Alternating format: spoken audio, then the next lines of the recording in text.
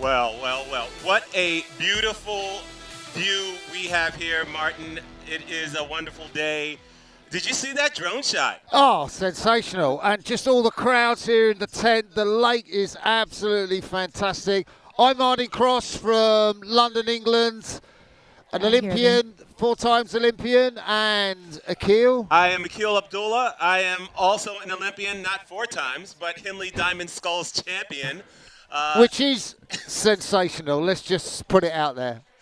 And we are here in High Point, North Carolina, and we are going to have some amazing racing today. But I think we're getting a little ahead of ourselves. We saw that wonderful footage just looking out here. We've got the duck behind us. We'll talk a little bit about the duck in a little bit. Yeah. What a sight.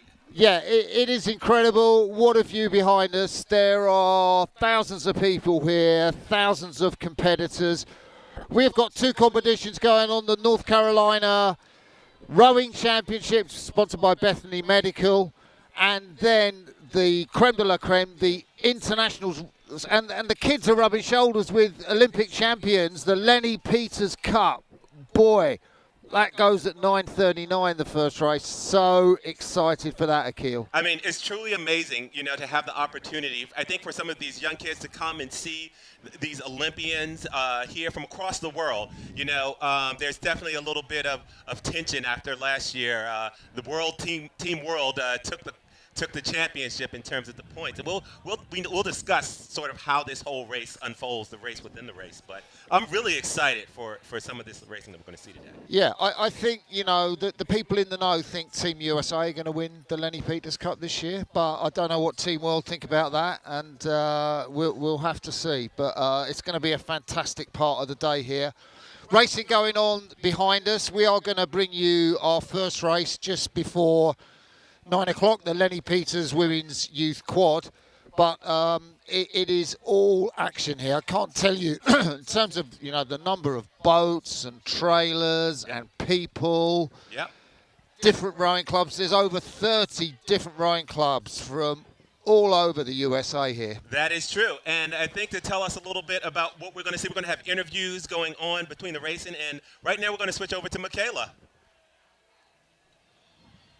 Good morning. My name is Michaela. I am here in beautiful High Point at Oak Hollow Festival Park. And if you're just tuning in, you're going to have a great day ahead of you. Right now, I am actually on the red carpet. So today I'll be doing many interviews with a lot of people here. And I hope you guys stay tuned to see a lot more coming in towards your way. We actually do have a very fun little dog competition today as well. So make sure you stay tuned into that. And I look forward to seeing all of you later on. Thank you, guys.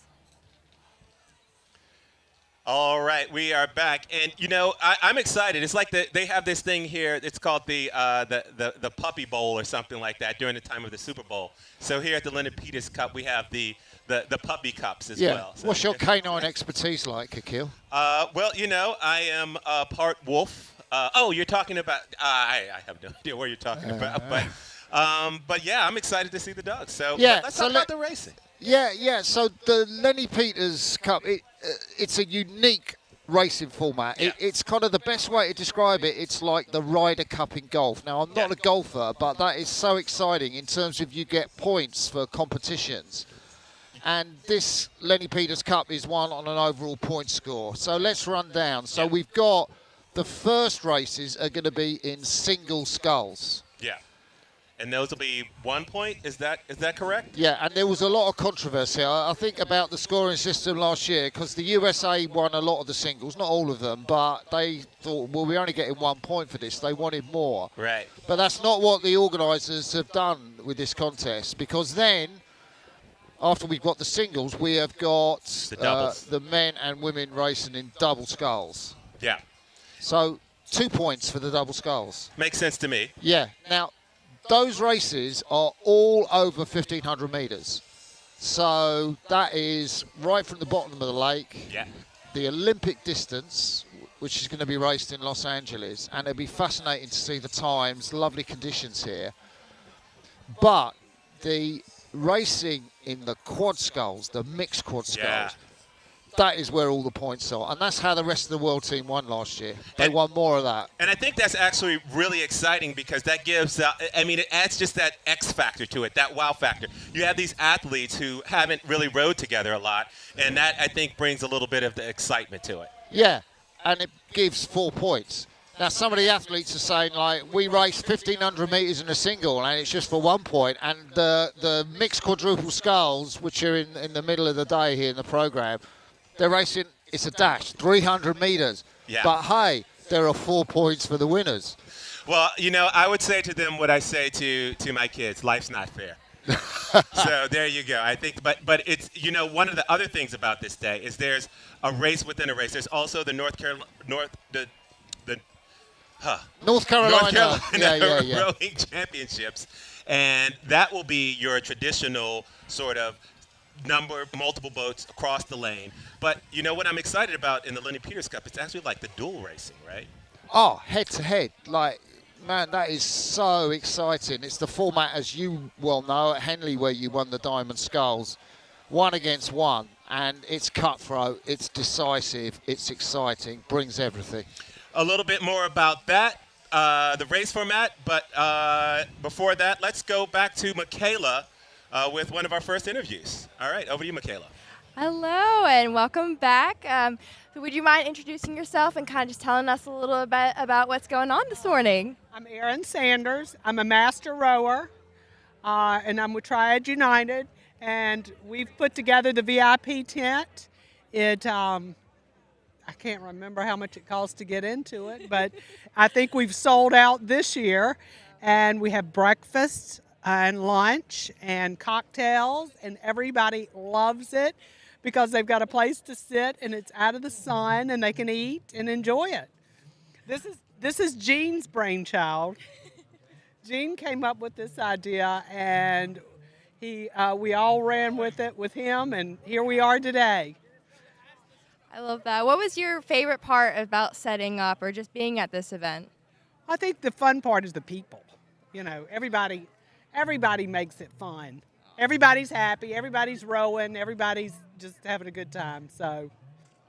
And I will say we love Erin so much. It's just such a joy to see her beautiful smile each time I come out here. She's somebody I look forward to definitely seeing. So thank you, Erin, for everything that you do, and we appreciate it. Thank you. Thank you, guys. Thank you, Michaela and Erin, and it is such a fantastic atmosphere. We're only just a few feet from that lovely, beautiful hospitality tent.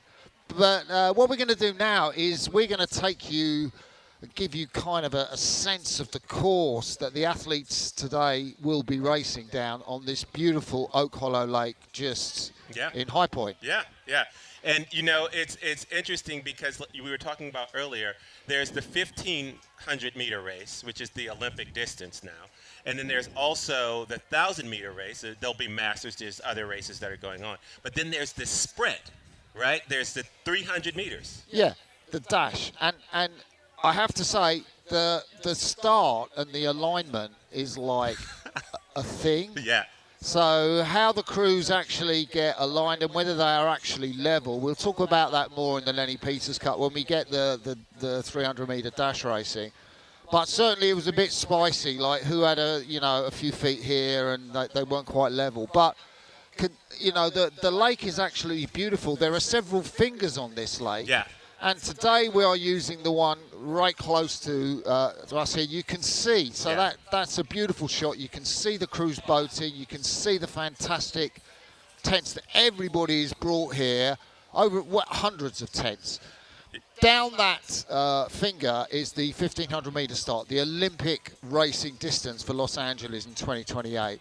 And that is going to be the distance that most of these races are rowed under. And down that left-hand sort of bend of the course, that's where racing happens here in the fall regatta in October, Akil. Yeah, that's right. In October there, you'll see there's sort of like that coming down through that chute there. We actually go out and around, and we end here at the finish. So that's sort of like the head style of racing when we're doing the longer distance racing. Yeah, so time racing. But today, right down at the start, and we've got cameras that are going to take you into the heart of the action. You can see our fabulous drone shot there.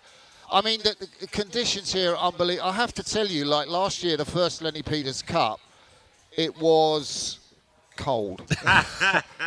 Today, it's absolutely beautiful. I think we've got an expected high in the top 80s or something. Yeah, yeah, and you know, I think apropos we are in, I think our fine leisure wear here to you know to really Yeah. So our position here is pretty much by the finish of this course, and over on the far side we kind of got the links of the golf club, Yeah. which is absolutely beautiful.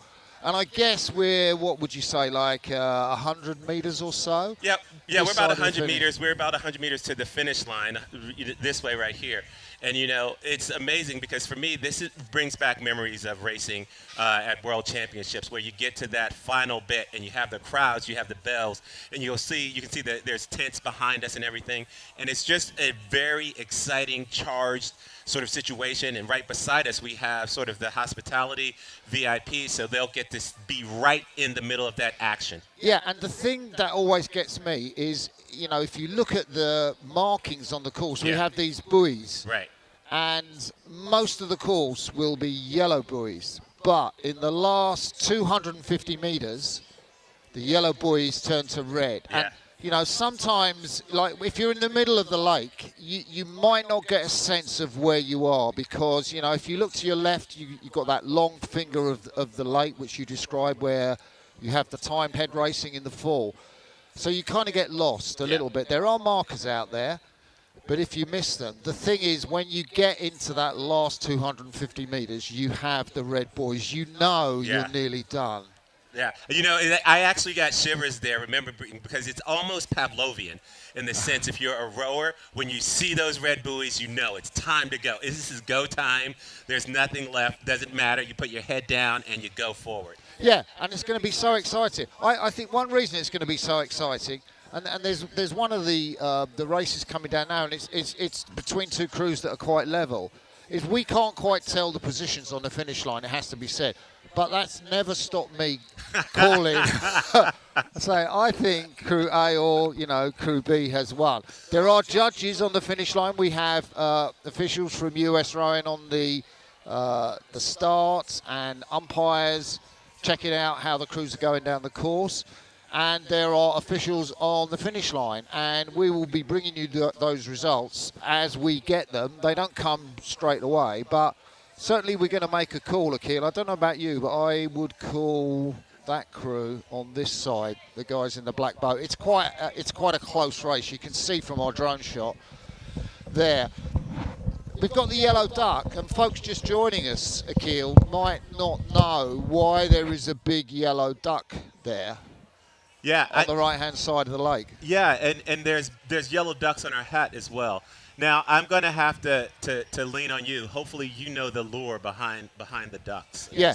The thing about the ducks, so the organiser of this regatta, Gene Kinnemouth, who's an incredible guy, he thought people come from long distance and they're weary and they're tired and, you know, they want to have something to put a smile on their face. What better, Gene thought, than a massive yellow inflatable big duck? And they're so cool to have here. They're markers that the crews in the full regatta race around. Got it. Yes, 100%. And also, Gene has put together a children's storybook about yellow duck, big duck racing. It's called Henley, actually, which is a name that you would know after the famous regatta in the UK. And he's put together this children's storybook about Henley, yellow duck, racing at the Lenny Peters Cup. So there's a whole thing about a yellow duck, and I expect to see them appearing on the course in the LA Olympics somewhere. Like, they're getting that famous now, Akil. We'll have to figure out how to get those in there. You know, but as to you calling races, you reminded me of a race that we did last year at Henley, where it came down to the wire. Do you remember that? I think it was a quad or something like that. Yeah. And we were there, and we were giving our opinions. I think you got that. You might have got that one right. So nothing's ever stopped you from calling a race. No. You got to call it, and then if you're wrong, you're wrong. But I think sometimes producers and directors prefer me not to call it. This is true. We hear them in our ears, but you know, so.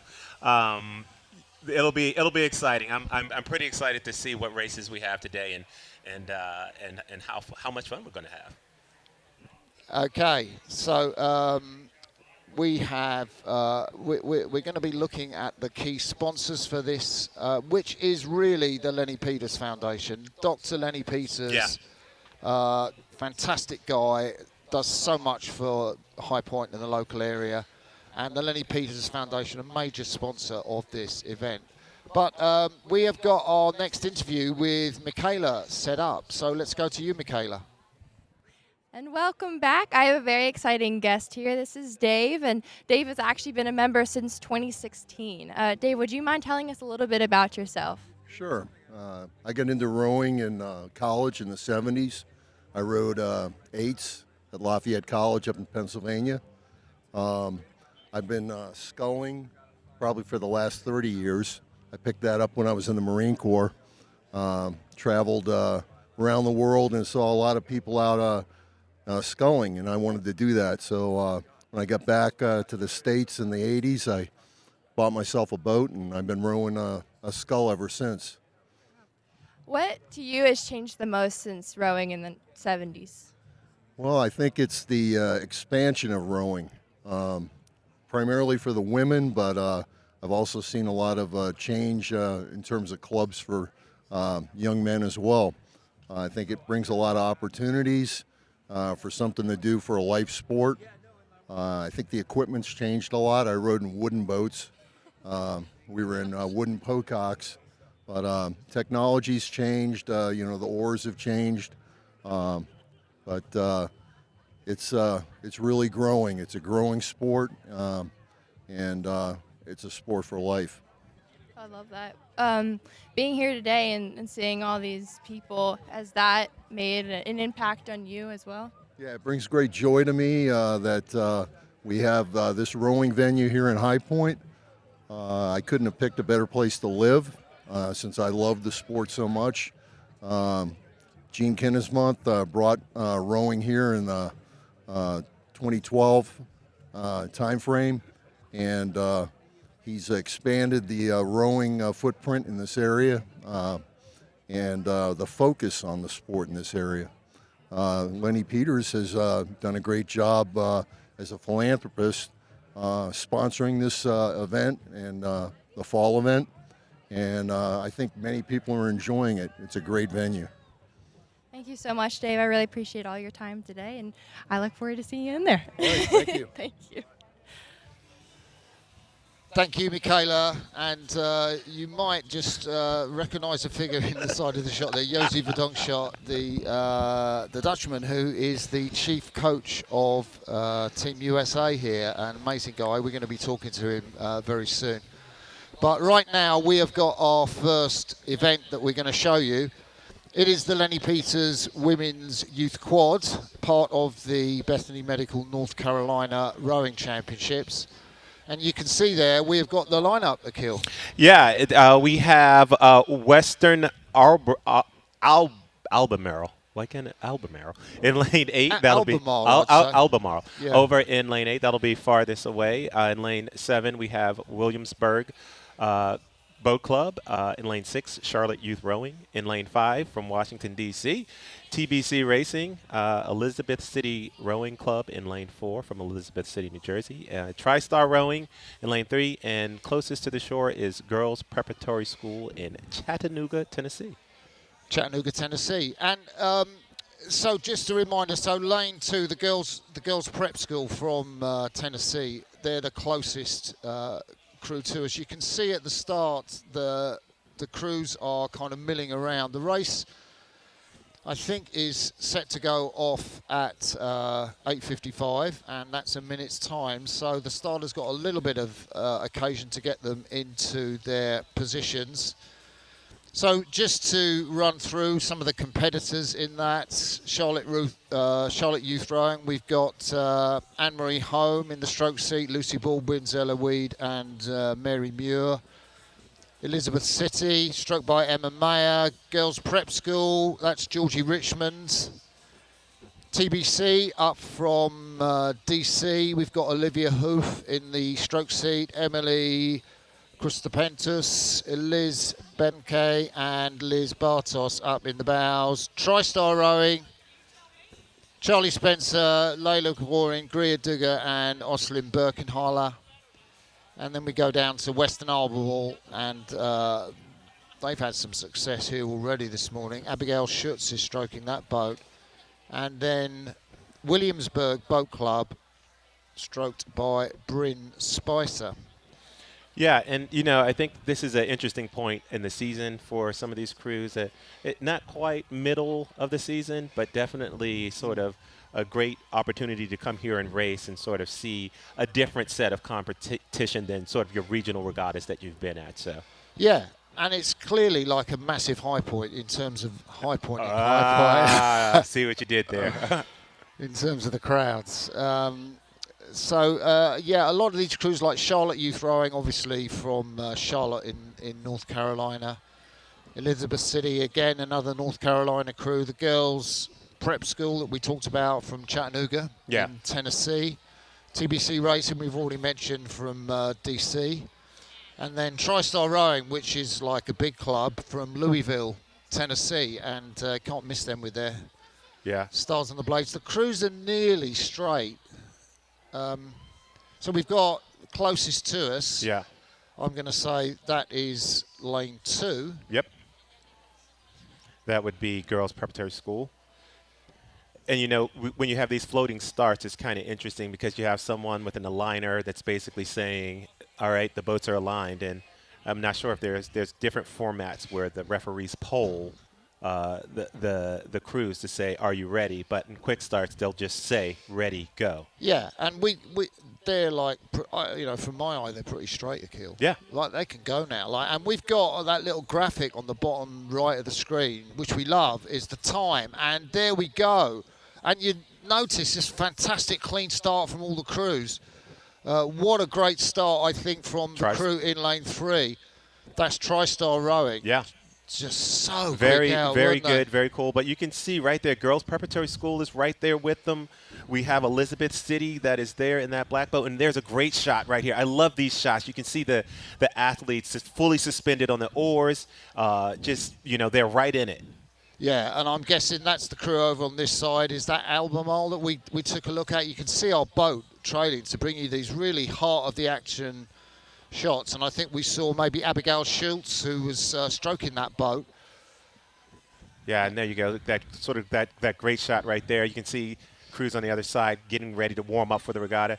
And right here, they're well into the race right now. And so the question is, as a team, in these quads that take such precision, sort of what's going through these athletes' minds at this point, Martin? Well, to me, they've really burnt off all that oxygen in the start. They're so intense. The rating, the number of strokes per minute that they're doing is very high. And at this point, they're transitioning down into a different kind of rhythm. And you can see there, that's kind of quite relaxed. I think that's would be Williamsburg Boat Club, I'm guessing.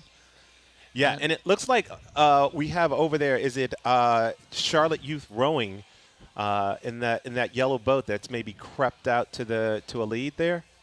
A small lead. Charlotte Youth Rowing, stroked by Anne-Marie Horn, and we'll be getting you a shot of them. But to me, they really look, you can see, we've got our camera, which is, I guess, around 500 metres to go, and we can pick crews up from that camera, the 750 metre mark. So that's the Western Albemarle crew, I think, over there in lane 8. Yeah, so Abigail Schultz in the stroke seat of that crew. Yeah, and right here, so we can look over, we can see, actually, that's Elizabeth City, pardon me, I think, in that yellow boat over there. We just had that shot there. Here we go. This is a great shot here.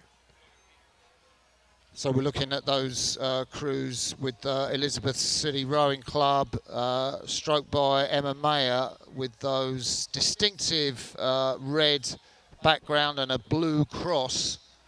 Elizabeth City Rowing Club, who based in Elizabeth City, New North Jersey. Carolina. Yeah. So you can see those bubbles there, which is very interesting. What's going on with those? Well, that is the hydro dam, I think, here. Okay. And they put a line of bubbles out. And, that can be very difficult for the competitors if their blade catches one of those bubbles. Right. that you could maybe lose your blade, and you've got to be very, very careful when you go through those bubbles. But I think that's the last of them there. Yeah, adds a different, a sort of different level of difficulty there. And here we go right now. You can see these crews. I think that's over in lane 3. That's TriStar right there. You can see just the 3 stars on their blade. That was a great shot. Hey, what a race this is as they come through the bubbles. 3 crews just going head to head. And you can see that that number 6. That is, yeah, Charlotte Youth Rowing right here has been working hard throughout this whole race to sort of just establish a nice steady platform. They look very relaxed here. Nice, just shoulders, just nice and relaxed. Yeah, why is that important, Nikhil? Just tell us why it's important to have the shoulders relaxed in this. Well, if your shoulders are too tense, then when you go to take the catch, you don't have that elasticity, and you can't really accelerate the boat, and it just really has sort of a shock to it. But right now we can see that right there, that looks like we over here in, was that lane 8? Is that Western Albemarle? Oh, so right here, back to Charlotte Youth Rowing right there. You can see just some really good rowing right here. Yeah, so in lane 4, we've got a great surge towards the finish in the Lenny Peters Cup from Elizabeth City. And they are coming up right behind us. They're into the red buoys, and Elizabeth City have surged through, for my money, in that black boat to take a lead. What a great bit of rowing. Yeah, throughout the whole race, there was really those top 3 boats that were really in contention for the win. And now it looks as though Elizabeth City is really taking the rate up, and right now they're charging hard towards the finish line. I love their technique. It's beautiful. They're really poised. They've got a lot of time as they recover forward. Very direct, very snappy on the front end. And it is Emma Mayer, Elizabeth Brown, Kieran Rogers, and Ella McFadden who are going to come up to the finish line. And here's a charge, a late charge right here to trying to get that second place spot from TriStar.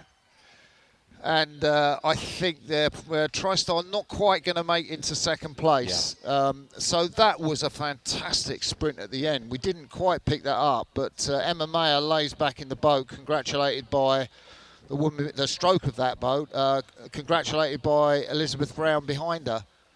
Yeah, some really fine rowing. Great way to sort of start the day there. Just seeing that, and as we spoke about some of the conditions, one of the challenging things, there are the bubbles, going through them, making sure that that your boat stays on top of the water, really getting those oars in cleanly, and you don't really expect that on sprint courses. No, you don't. And I think it was. I think for me, what was so cool was to see the poise that crew had, even when they were sprinting for the finish at the back end of the race, when they were kind of under the most pressure. That's really what made it count. And what I really liked about it is that we talk about when you go to a race and you see that there's not a huge drop off, right? Like throughout that race, the start, all of the boats were there, they were all in contention, and then sort of at some point there were those lead boats that started to establish themselves, and they were just right there. Yeah. Okay. That was a fantastic race. And if we have excitement throughout the day like that, those young women, after that 1,500 metres of racing, they take their breath back at the end of the course just behind us. And, well, congratulations. And their lungs are burning, their legs are aching. It's really sort of quite tricky in the conditions here, because if you get too hot and sweaty, it's the handles that these guys have to hold. You can lose your grip on those blade handles. Yeah, this is why I was a big fan of the. We can get into grips, but the Stanley grips. They're good for those sort of for those wet conditions where you start to get moist on the handles. Yeah. But, every athlete has a different preference with that. So it's kind of, you'll see some people have the Concept 2. There's all different types of grip technology that's out there. Yeah, so the crew's just making their way behind us. You can see that's TriStar Rowing Club just coming up. And they come up behind us into the area where the landing stages are, where they will take their boats off the water. And So just a reminder, I mean, I think we ought to say, Akil, that the kind of results we give are sort of unofficial. That's true. So, You spoke about this earlier, like the referees and the production teams don't like when we call race, but I think it was we pretty clearly saw, I think, who, unless there's some type of, part of the reason for that is because there might be some type of penalty or flags that the referees happen during the race. Yeah, absolutely. That was our first televised race, looking at the girls' quads. We're going to be looking at the boys' quad, the youth quad, which is our next televised race. And this is, of course, the Bethany Medical North Carolina Rowing Championships, which is kind of underscoring this fantastic event where the youngsters mix, and masters, it has to be said, there are masters here, mix shoulders with Olympic champions and the like in the Lenny Peters Cup. Right. And we are kind of like 30 minutes away from the first race in the Lenny Peters Cup. We are. And I think, though, before we do that, we're going to have a chance to hear an interview with Michaela, and she's going to, she thinks she stole our interview. And welcome back to the red carpet. I have the honor of actually interviewing the head coach, of Team USA. Would you mind introducing yourself? Yeah, because it's way easier if I pronounce my name. It's Josie Verdonschot, and I'm head coach of our Olympic rowing team, and basically happy to be back in High Point. And actually, before this interview, he was going over what sculling and sweeping was, because I'm unfamiliar with the sport. But he also introduced a new event. It was called beach sprints. Would you mind telling us a little bit more about that? Sure, no problem. Well, lots of people don't have a river or a lake to row on, and basically it totally makes sense also to use the ocean to row. And it's pretty spectacular. So at the LA Olympics, it will be the first time that beach sprints will be an element. And beach sprints, what do? You start off the beach, you run to your boat, you do a slalom out about 250 meters, you turn around, you go back in a straight line, and then you have to dash for the finish line and hit the red button. And it's spectacular because when they do the finals, it's like race after race after race. It's one by one, so it's duels. And quarterfinal, semifinal, finals, all within 1 hour. So to watch, it's spectacular, and to do, it's fun because you're rowing on the ocean. You can get to run, and the ocean is not as easy and flat and whatever. I mean, there's lots of things and skills that come into that make it really good to watch. That's really neat. This year, how are you going about training your team members so far for the season? Well, this is kind of a nice intermezzo for us, being in High Point. In 2 weeks, we'll have our national selection regatta, and everybody's supposed to row in small boats, which means in a single, on your own, or in a pair with 2 people. And then based upon those results, we define a little bit more our team to go to Europe. We have got 2 international races. We go to Bulgaria and we go to Switzerland.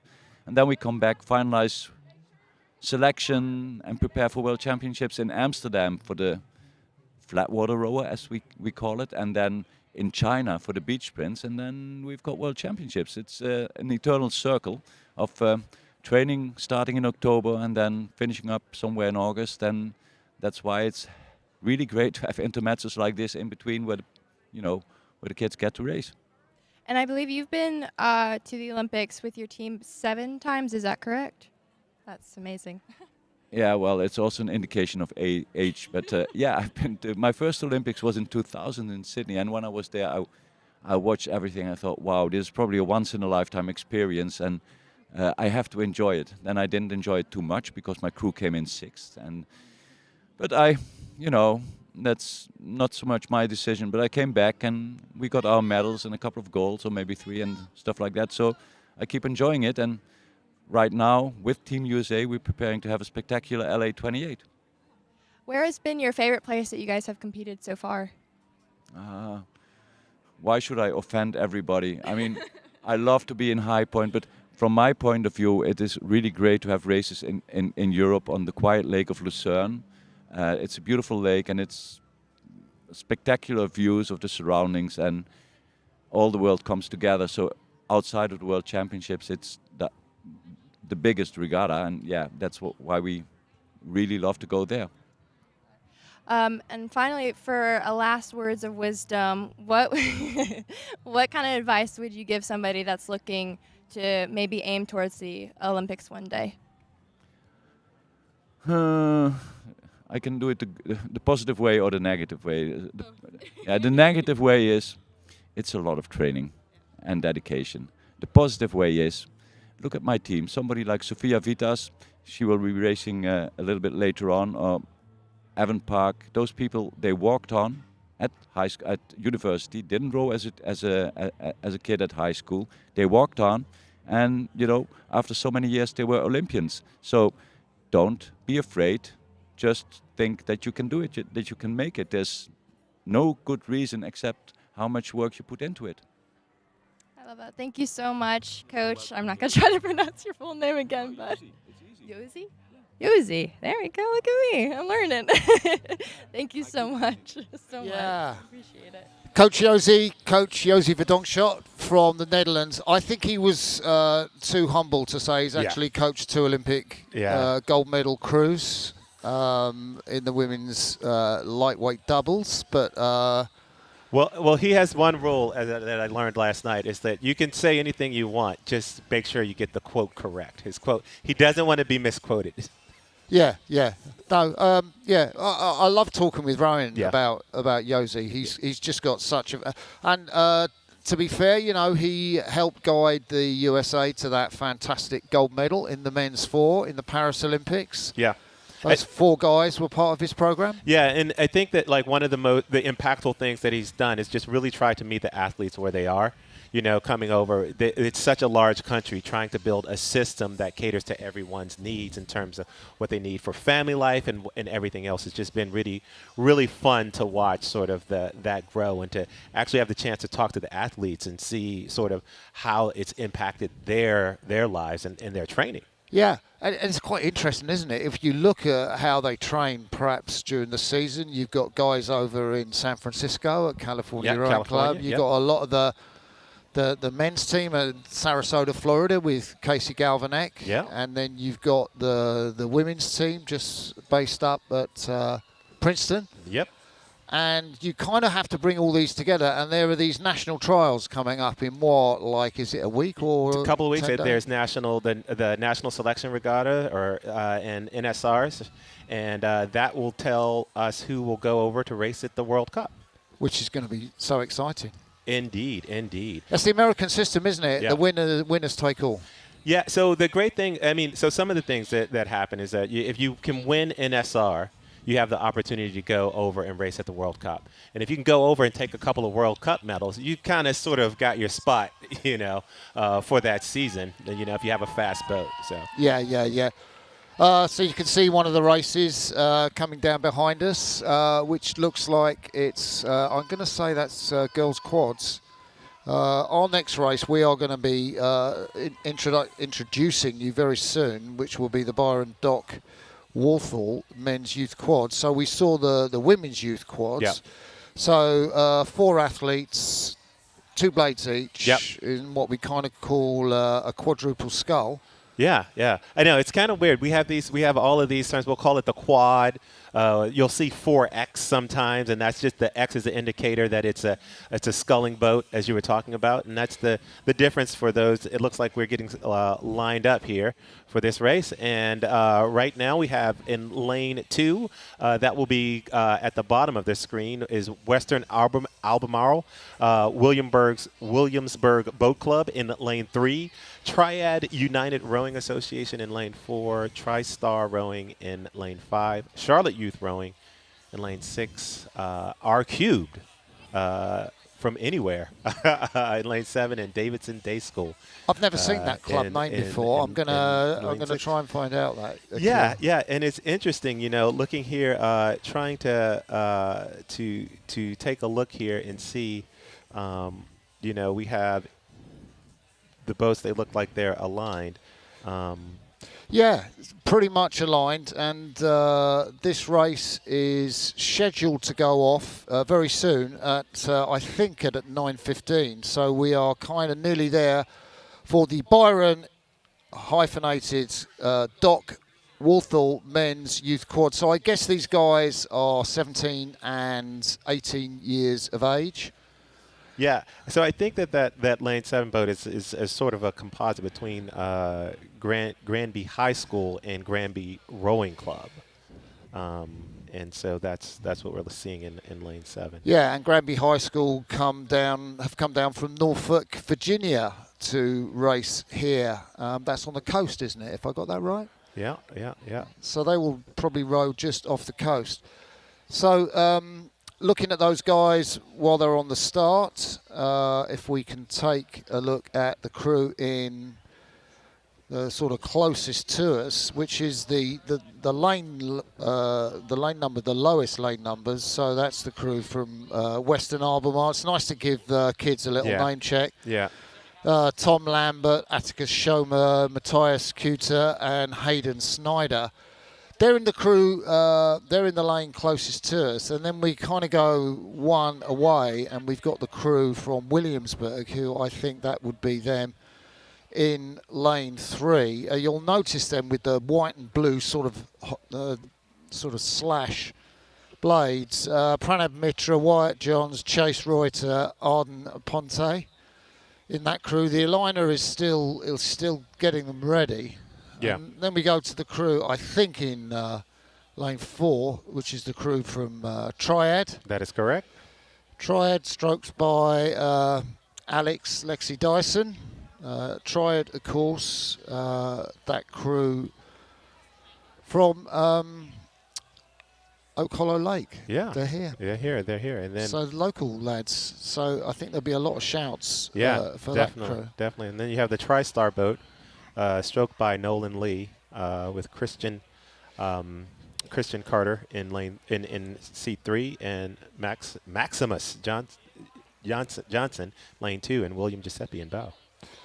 Yeah, they're all kind of aligned, and we're very close to the start. Things are really running well at this regatta. All the races are almost on time. You normally expect regattas to sort of, get further and further behind. But there's the boys go off, I think, 2, 3, 4, 5. So I'm TriStar looks like they've gotten out to a little bit of a lead. Oh, look up top. There's going to be an incident up there. Oh, wow. We're going to have some oars clashing right there, and it's kind of tough in these sculling boats when you have to both race for these young athletes as well as steer the boat. So that's the crews from RQ from Granby and Davidson Day School. From Davidson Day School, and that was such an incident from Davidson, North Carolina.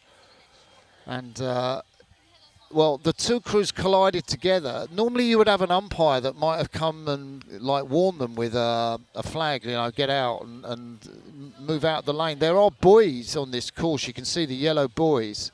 Yeah, it's kind of tough, though, when you have that sort of start. So right now we're looking up, and it looks like that is Charlotte Youth Rowing right there.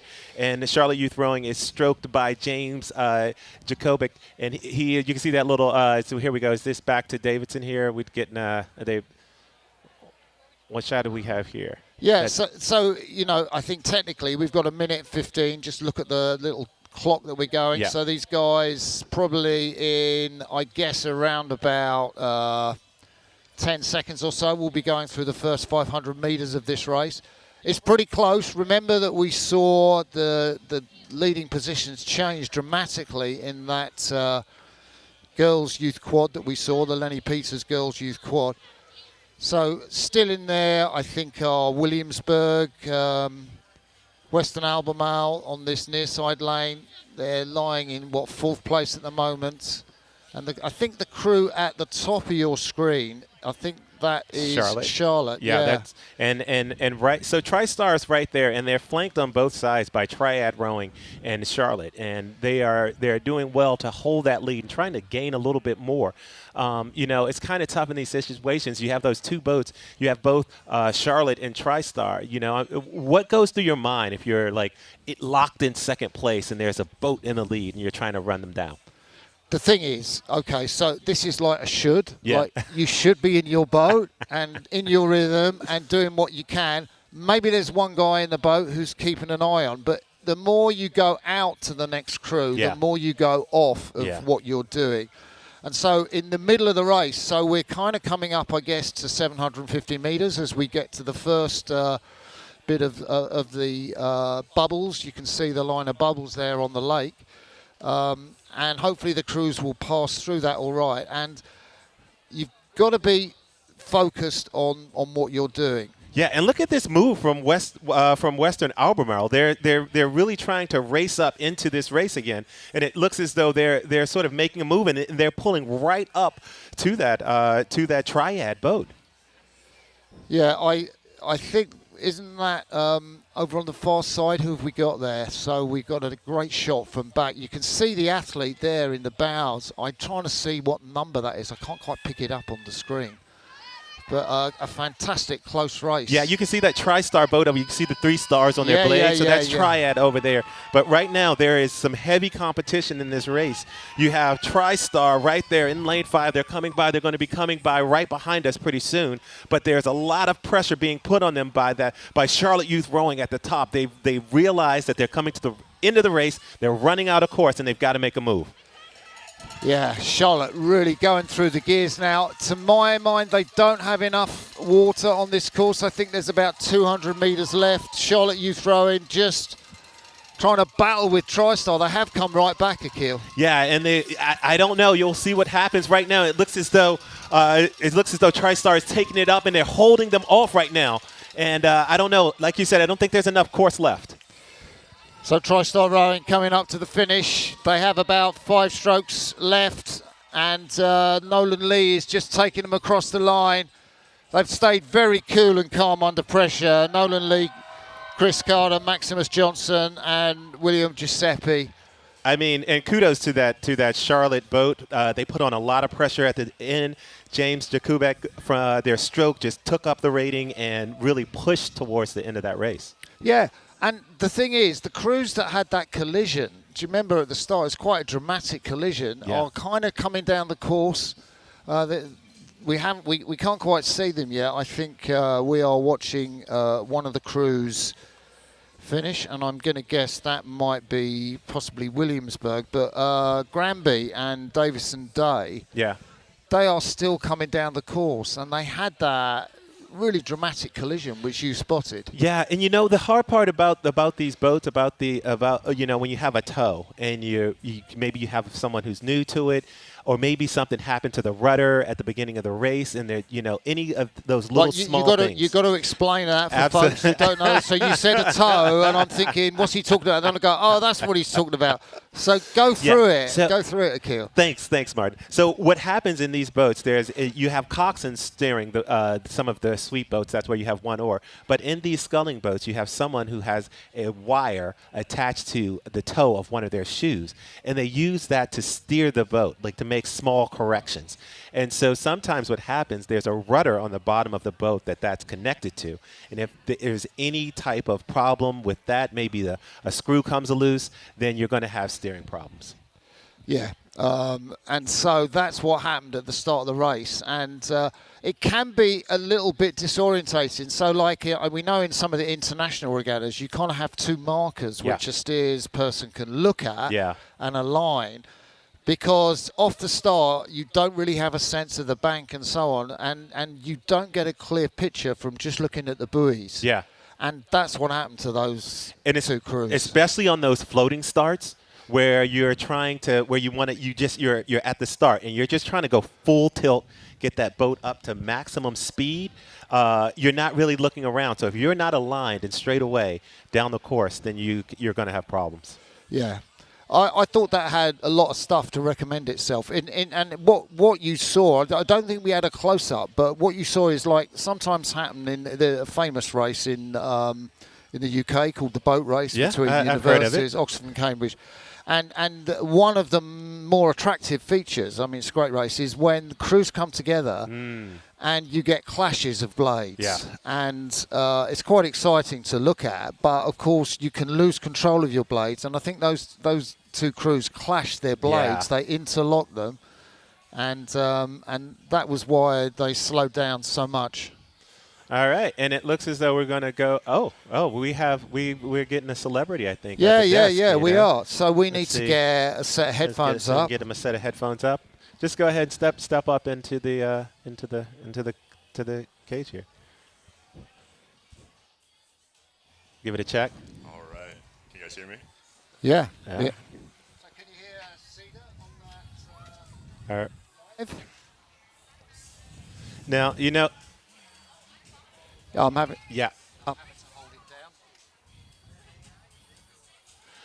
down? All right, Cedar. Hey. How you doing? You know, it's always interesting. In regular life for me, I feel kind of tall, and it's I rather than short man's complex, I have tall man's complex because I hung out with all of these rowers for most of my life. But it's always great to be back and reminded that I'm actually not. I'm a short tall, not a tall. But anyway, why don't you introduce yourself? Yeah, hi, my name's Cedar Cunningham. I'm a U.S. national team rower. I was in the 2025 quad. That was my first year on the team, and I'm here again at the Lenny Peters Cup. This is my second go of it. Absolutely excited to be here, and thank you for both having me up on the stage. I appreciate it. Yeah, well, I'd say it's our pleasure as well because we go back to the days when we were once great rowers, and it's always nice to be here and reminded of the new generation that's out there. So, what is sort of your favorite thing about the Lenny Peters Cup? Yeah, I would say first off, it's a great opportunity to meet international competitors in a setting that's not like the World Champs where we want to be a little more cutthroat and absolutely dominate the competition, but we actually get a chance to have fun with them, hang out with them, enjoy dinners with them, and get to know everybody in the sport, which is amazing. Yeah, that's one thing that I noticed last night, and it really was cool, the energy in the room at the dinner. We were there, we had Team Brazil, we had Team USA, and you really just got to see the athletes interact, and you only get a glimpse of that at World Championships. So you're right, that's just a lot of fun. So tell us a little bit, how has the training been going this year? Sort of what are you most excited about this year? Yeah, absolutely. The training's been going phenomenal. I've trained down in Sarasota with Casey, the men's head coach, and a lot of the other men's national team athletes there. And it's great just to mix it up, get into different boats with each other, learn how to really mesh well with each other. We did a brief trip to Colorado at the high altitude camp. Are you familiar? I am indeed. I tell you, there's nothing like a VO2 max test at altitude. If you want to know real pain. Oh my gosh! But I've got a slightly rowing adjacent question. So Sarasota, you said you were down there training. Have you spotted any alligators? Oh my gosh! Of course. Yeah, we're rowing past alligators all the time. And in fact, Casey, our coach, as I was traveling up here, he sent us a picture of an alligator that had just been wrangled out of the water right near the finish line tower. Oh my gosh! Yeah. So, sort of, what goes through your head? Like I mentioned, what goes through your head when you're rowing, or you're in the middle of a practice? Maybe you're doing some steady state, or maybe you're doing like 250s, racing 250 meters, and you just sort of hear like, do you ever hear like a thunk, or do you ever see just like right behind you some eyes come up, and you're there, sort of like, is there any type of? I just learned not to flip. I've just learned to fear flipping, and I absolutely avoid it at all costs. I'm throwing myself to the other side of the boat if I catch a crab. Yeah, I just came up with a new sort of training regime where you take new scullers down and you put them in singles, and there's alligators all around. I think that we've got a new training method. So, well, that's great. That's great. We're so grateful to have the athletes here. Have you been able to interact with any of the crowd, any of the younger athletes? Have you seen any of them yet? Yeah, absolutely. Funny enough, yesterday, myself and Jacob Pleahall, who's 2 inches taller than I am, a couple kids came over and asked for. Thank you, Martin. A couple of kids asked if we could help them get their Cox quad off the trailer. Oh, that's great. Yeah, we helped them out, and they didn't have to bring out their ladders and ramps and stuff. So it's been fun being here and seeing all the fans of rowing, especially in High Point, North Carolina. Yeah, and that's really is one of the things I love about this regatta. I know sort of as a young rower, for me, having the opportunity to see national team guys and sort of get that bug and that inspiration of like, oh, well, maybe I can do this was really important. So I think that, it's tremendous to have you out here interact with sort of the younger athletes, maybe the generation after you. You sort of never know what's going to happen. Maybe there's a kid that's like, man, I saw Cedar, and years from then you'll be talking to him. Hopefully, yeah, it's wonderful. But yeah, thank you guys so much. Thank you for joining us here. Yeah, absolutely.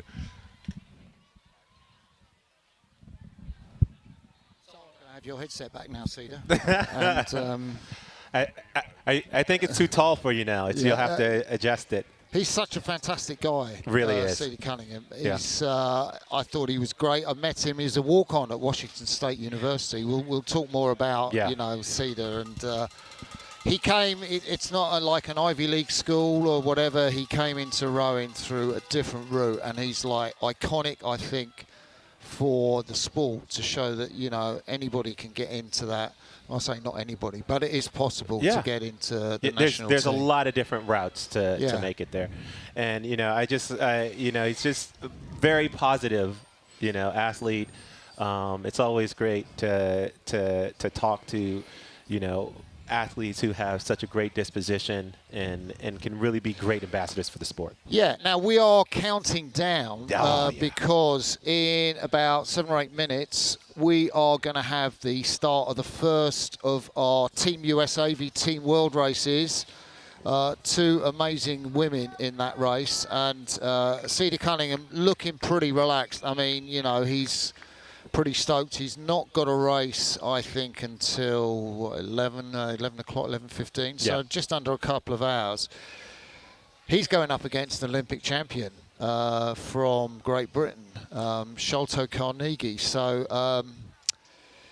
but, I think my sense, I don't know what your sense is, like, I look at the teams, both have got incredible athletes, but I just think over the consistency of Team USA, they would be my favourites to reverse that last verdict. year's the close verdict from last year. The close verdict. So and Cedar was part of that team, and I think he was in one of the men's single sculls. That I think he might have won his race in the men's single sculls, but. When he got to the bigger boats with all those points, they just couldn't manage to hold off the Team World. Yeah, and I think, I alluded to this earlier, but that's really the challenge, and I think that, and it actually sort of provides that X factor because, as individual athletes, we can do great, but unless we can come together, these teams, that's what I like about the Lenny Peters Cup is that you have to come together and figure out how to row together to actually get those big points. You've got this, like in the big boats that are going to come down towards the middle of the day, we call them quadruple sculls, 4 athletes, 2 blades each. They've had 1 or 2 outings. And for the big boats, it's a dash. And the thing is, like, it's okay. Like, we'll go out for an outing, like, on beautiful lake on High Point. We'll just have a nice paddle, 18 strokes a minute or something, no problem. Sun's out, it looks great. But you're in a dash and you're going like 45, 50 strokes a minute off the start. It's like, and people behind you, if the stroke person is doing that, people behind are like, what am I doing? How can I keep up? And you kind of lose sync, and accidents can happen, and they can happen. We saw it happen with the kids in the boys' youth quad. Yeah. It can happen with the internationals. It can happen as well, and I think that. But like I said, it's like it's for me. It's sort of like the joy of watching NASCAR. Sometimes there's going to be some type of carnage, and as you said, even when you're watching the boat race, that's why I love these dual races. Is that there's going to be some excitement that happens, and you don't want anyone to get hurt, obviously, but it does just sort of bring an extra level of tension to it. But as an athlete, you have to be that much more focused on your craft. You know, you get in the boat behind someone. It has to be simple. You can't get it all into the feel of like this, right? You have to get to the simple mechanics of rowing. Yeah, and one thing that struck me just as you were talking there, Akil, from last year, in Team World, we had this kind of Estonian guy. He's like 48 years of age. Yeah. Tano Hendrickson, Yeah. like sensational. He's like probably like an inch taller than Cedar that we just had on there. Yeah. And he's like legendary as like, you know, sits in the stroke seat, sets the rhythm for the quadruple sculls. And the guys behind him were saying, whoa, this is so different because the Estonians, don't have any Estonians here today, but they set a style, it's very upright and very quick. Yeah. And they just loved, because, you know, each national team tends to have their own, like, style. Yeah. They loved saying, oh, wow, this is so cool what they're doing. And I think today we'll see, and certainly in that Team World, you know, one of the quads, we got 2 Serbian guys, Nick Pimenov and Martin Makovic. They are world silver medalists in the doubles. Nick Pimenov's one of the strongest rowers in the world. And the people behind him, the 2 women, are going to be saying, wow, this is different to anything we've experienced before. Yeah, and we are getting ready for that race you were talking about there, the first Lenny Peters Cup race here. This is that dual style. We have Beatriz Tavares for Team World in lane 5 from Brazil, and Grace Joyce, Team USA, in lane 4. Yeah, and they're really interesting athletes. Beatriz Tavares is, she's relatively petite as an athlete. She's kind of like 140 pounds or so. She raced lightweight, which is now not a category in the Olympics, so she's now kind of trying to put muscle bulk on. She raced open weight in the Paris Olympics, the 30-year-old Brazilian. Grace Jones does race open weight. Yeah. She's 28 years of age. She, like B. Tavares, was in the Paris Olympics. Grace is 5'9", so some of the women here 5'10", 6 foot. So she's not the tallest, but boy, does she pack a punch. Yeah, you know, it is, and right now you can see them lining up. Down at the bottom of your screen is in the darker boat is Beatriz Tavares, and Grace is in that white boat. I think the U.S. rows in Felipe shells. Is it Felipe or Felipe? Felipe. Yeah, I say it's Felipe. Now, okay. I kind of want to say, I kind of want to question what you just said. Please do. So, I think B is rowing in a Felipe. Oh, okay. At least that's what she told me. So we'll get a closer look and just confirm which station is in which boat. Okay. But that might be Grace Jones closest to us. Certainly that. Yeah. I think Grace. Well, thanks for keeping me honest, Martin. I appreciate it. That's my job. That is. It's a tough job too. Yeah. No, someone's got to do it, Akil. So Grace Jones. There you go. You're right there. There's Beatriz Tavares right there. Yeah, she's rowing in a Felipe boat, which is the Italian boat manufacturer, so beloved of Team USA. Yep. Who've got an arrangement with them, so there's loads of Felipe boats. She likes to race in an Empacher when she goes to Europe and races in World Cups. There's Grace Jones. Now, I learned fun fact about Grace Jones. Yeah. She works in metalwork. Okay. And specifically, she designs her own jewellery. Oh, that's so wonderful. If you want a piece of jewellery, you need to go to Grace Jones. Yeah, and she will do the business from you. She's from Northfield, Illinois. University of Wisconsin. Well, I know how you love your fun facts. It looks as though we we may be getting close here. You've got a fun fact about Tavares, have you? I do, and that's because I heard you talking about fun facts yesterday, and I knew I had to get at least one fun fact in. But you know, looks as though they are getting aligned We don't let fun facts get in the way of racing. So both athletes got their blades squared and ready. First of all, Lenny Peters Cup races. Great start from Grace Jones in the black belt. I love the squeeze she did. Yeah, that was great. But you know what? I think one of the things is being a lightweight, Beatrice, they have that quick start. They can get that boat up to speed really quick. So. Oh, look, see, Tavares is going ahead now. Tavares was... She finished, I think, in the C final in sort of 14th to 15th in the Olympics. Grace was in the women's quads and came in 9th place, which was the last place in that. I think these are two really well-matched athletes, and you can see Grace Jones got a slight lead there in the black boat, the sculler who did do so much sculling at the Crosby Rowing Centre up with the Drysackers in Vermont in the north of USA. And yeah, we'll see right now. You spoke about it a little bit earlier. Like, where does that power come into play right now? You know, I think we'll see as they start to even out and level out. We're out of that start sequence right now. You can just see that huge power as Grace gets on that oar right there. And it's so dynamic. And what I love about that shot, Akil, is you can see how crucial the leg power is in row. A lot of people think rowers do it all with their arms and hands. And you can see Grace there, so dynamic. She's got half a length. She's nearly going to go to clear water over Beatrice Tavares. Yeah. And Grace Jones, to my money, she is still sprinting. She hasn't come down into that kind of lower rate of striking, the sort of race pace that you would normally expect to see scullers. They're not at 500 metres yet. World's best time for 500 metres was around about 1:44. And what are they, 1:36 now. So they're close to 500, but they're not quite there. And that is a significant clear water lead. Yeah. Grace has really just opened it up. And you're right. It doesn't look as though she's settled yet. You know, we talk about the start. You really need to be explosive, get the boat, from standstill up to speed. And Grace just seems to keep moving. Yeah, you can see, look at the breath she's got in her eyes, those shades. She needs those today, but you can see she's still pushing for more. Yeah. She's not satisfied with just a little clear water lead. She wants to absolutely put her foot on Beatrice's neck, so to speak. Yeah, and she's moving away every stroke, Akil. Yeah, you can see just, and I think that this is important. We were talking earlier about, Grace has just such experience, she's been in the quad. She's a 7-time national team member.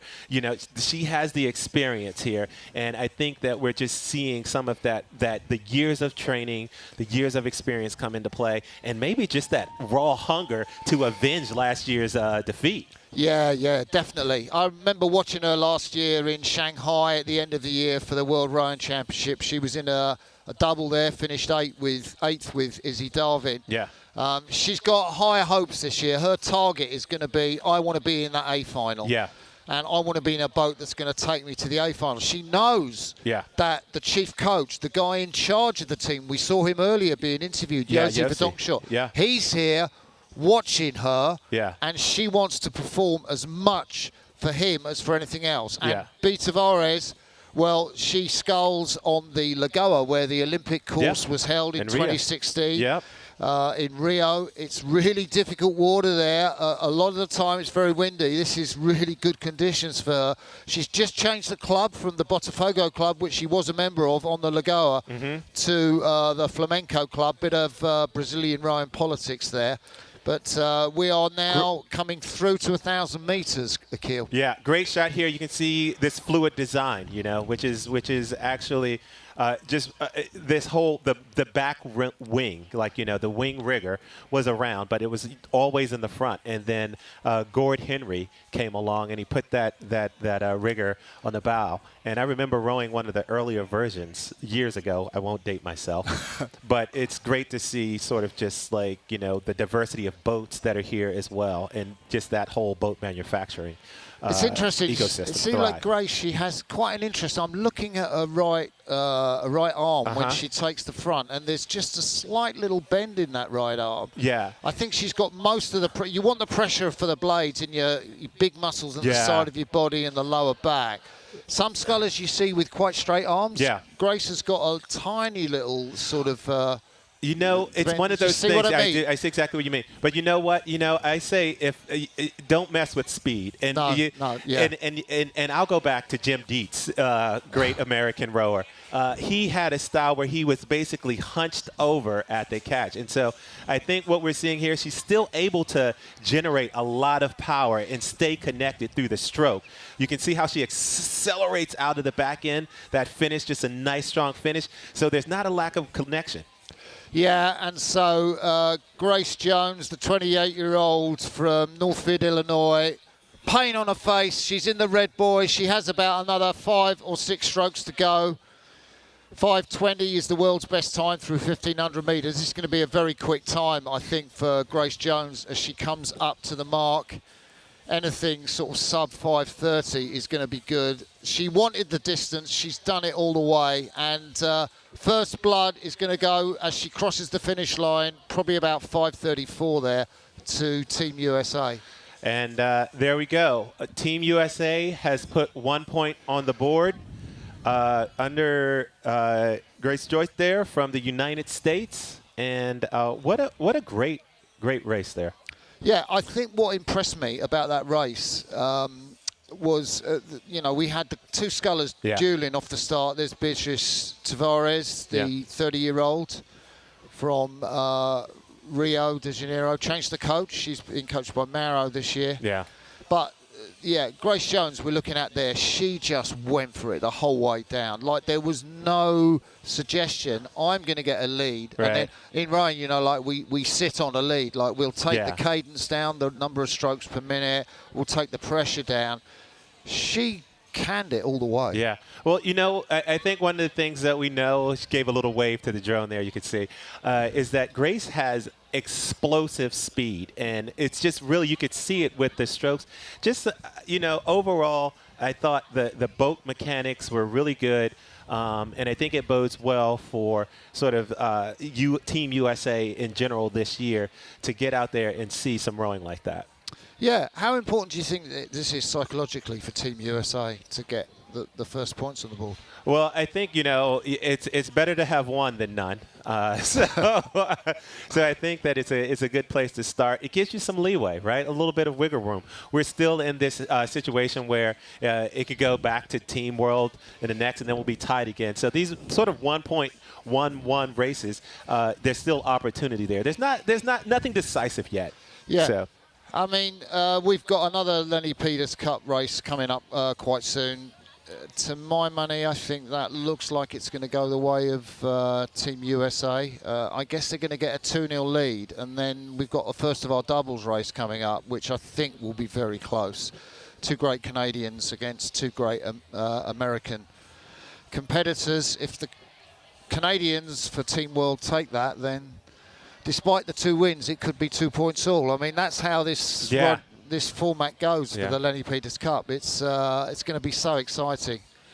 But I love that race. And if all of Team USA are going to, like, absolutely keep their foot right to the floor for all the race, it's going to be so exciting. Well, there is the question of will they expend too much energy, and then we get to those big point races, and that could be a difference. So we'll have to see. Fitness and training are going to come into play. Yeah. So Grace Joyce isn't racing again till 1 o'clock. Okay. When we get the mixed quad dash. Yeah. And she's, I say only. I mean, you know, 300 metres can be really hard. She's only got 300 metres, so she could afford to, you know, go full gas for that race. That's right.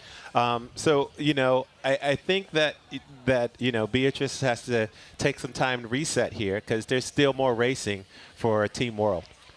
Yeah, she does have to take time to reset. I kind of think, you know, she's not at her quickest now. Yeah. I mean, she had a great result in Shanghai at the World Championships. Beatrice made the last 12. Yeah. She made the B final, which is no mean achievement, I think, particularly for an athlete of her stature. Yeah. Finished 12th in that. So she has got some real speed. Yeah. I just think she was undone by that dynamic display by Grace Jones. Yeah, and it's really one of those things, though. You know, it's funny that in the single, in the small boats in general, you can see quick moves happen and you can see comebacks, and you can see people move out forward. I've seen people sprint through, and so there's a lot that can happen in these small boats, and it's really tough as an athlete to keep the mindset, to keep that focus, execute your plan. And a lot of times when people get that huge lead, you have to stay within yourself. Yeah, totally, completely. Yeah. So behind us you can see conditions haven't really changed. The wind is still very light. One of the scullers, I think, out for I think that was one of the North Carolina Rowing Championships race that are happening. All the while we've covered 2 of those races for you. We're going to cover more through the day. Obviously our key focus is in the Lenny Peters Cup, and we've got another really fantastic race, 2 incredible athletes coming up for you in less now than just 10 minutes or so. Yeah, I think going by us, the women's U17 races in the single. So that's what we were just seeing coming through. Yeah, and it was interesting. One of our interviewees that Michaela spoke to, I mean, when she asked him what it was the change of rowing in the 70s, and, you know, it gave the same answer as I would, like the number of women now in our sport, and particularly here young women, because, you know, it's the youth championships here. Yeah. It's just phenomenal, and it's so heartening to see. Yeah, you know, it's happening everywhere. Really excited to see some of the changes over at Henley World Regatta. Oh, just in tell us about that, increase. Akil. Well, we've added some more women's events, and so that just gives. We're trying to reach parity, and you know, it just gives an opportunity for these young female athletes to participate at some of the highest levels of our sport. And so I'm really excited about that. And as you said, I'm really excited to be here and just see the growth of our sport and just that greater sense of inclusion and an opportunity for these athletes to really just raise their game. Yeah. And I think it's interesting how the International Olympic Committee has been leading the way. Yeah. Gender equity is so important, I think, in that competition. So you mentioned it at Henley, which has got its own traditions. And, of course, in the world of world rowing, we now have complete gender equity. Yeah. And even to the extent that you can have female coxes of male crews or male coxes of female crews, which some people are kind of a little bit confused by, but, you know, it works well within the sport. Well, I think that it's interesting because there's so few, like the coxswain position, there's just a small universe, the people who will get to race at that level. And I think that what makes teams go fast, whether it's a female coxswain or a male coxswain, like, you know, it's just what does the team want, you know? And so it's interesting to see that within our sport. I think what other sports are there in the Olympics that you can compete where men and women compete? Curling? Maybe that's the winner. Yeah, of the Olympics. we just kind of saw that, didn't we, in the Winter Olympics? Yeah. I think they have, you know, triathlon. They have a mixed team. And coming up is the mixed eight. That's going to be so exciting. Yeah, at the Olympics. Yeah, nothing scheduled for mixed gender events for rowing. Actually, no, that's not true. Beach sprint. Oh, beach sprints, you're right. Beach sprint, we have a mixed gender crew. Yeah. Team USA with Chris Back, who won the individuals. He was racing with his partner. She was in the US team for Shanghai. I can't quite remember her name, but they got the silver medal. Sarah Moon? Or Christine Cavallo? No, it wasn't Christine. Okay. It wasn't. It was one of the women who was in the Shanghai. They got together quite late, and I think it was the Lithuanians. Such a strong crew. They took the world title in Turkey back, I think, in October. So USA on sort of point, really challenged for certainly the gold medal in the men's Open. Chris Back is the top athlete in the world right now, and certainly challenging for a medal in the mixed. Yeah, it's going to be exciting stuff to see sort of how the whole sort of beach sprints is just sort of a new part of our sport. Yeah, and it's been great to see it just sort of, provide opportunities for people to just enjoy the excitement of our sport. Yeah, I love it. And, I mean, we don't have beach sprint racing here at, North Carolina at Oak Hollow Lake in High Point today. But I'm just saying, you could do a format. There's enough distance here. You could race off the side of the course, and kids could get into beach sprint, learn the skills. Yeah, 100%. And you don't need like you said, you don't need the flat water. People can just get into a sport, and it might be maybe you do flat water at some point, but it really opens up the sport for a larger population, I think. Yeah.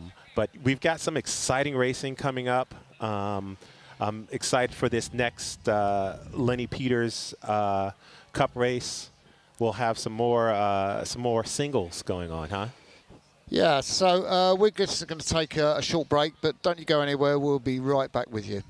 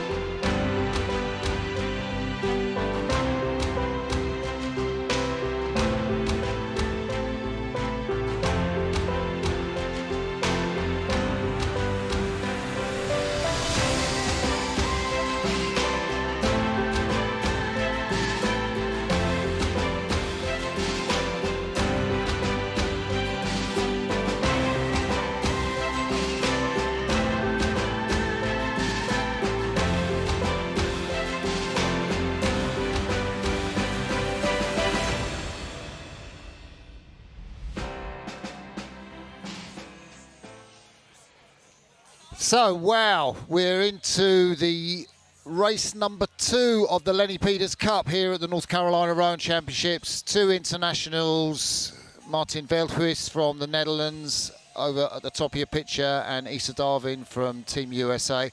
Veldhuis from the Netherlands is, of course, representing Team World here.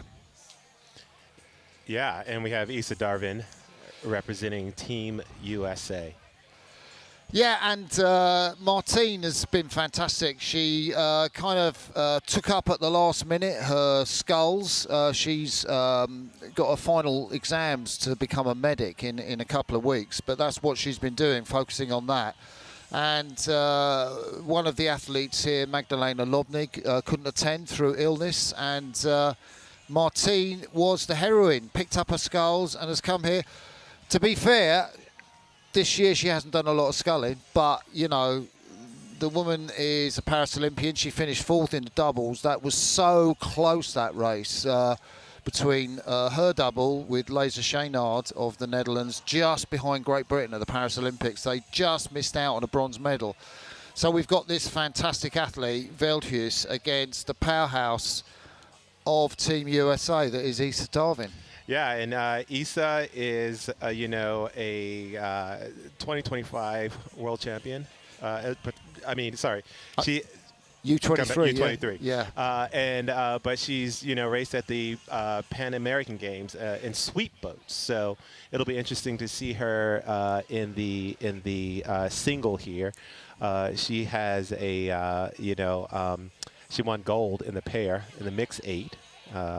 And at the Pan American Games, she won a silver in the pair and 4 at the 2023 Pan American Games And Akil, if you want to get on the right side of Issa Darwin, what you've got to say to her is, you know, Issa, should we go for a chicken fillet? And like, that's it. She just loves chicken fillet. And so Issa Darwin closest to us. The race is off. You can see the timer has just started. Great start by Veldhuis there. Yeah. What is Veldhuis doing? She's getting out fast, and you know that's psychologically in the single. That is a very nice place to be able to look up. You can see the look back there. Yeah, Issa's looking over her left shoulder like, what is Veldhuis doing? Because she knows that Veldhuis hasn't trained so much. Yeah. Veldhuis with the white cap on, the orange, distinctive orange of the Netherlands. And wow, what a start from the 29-year-old Dutch woman. Yeah, and here we go. It looks as though Issa's got herself together now. Is managing to pull back right now, using that just like raw, powerful stroke. She's well into it. It looks as though, you know, in terms of stroke rating, she's stroking a little bit higher than Martine.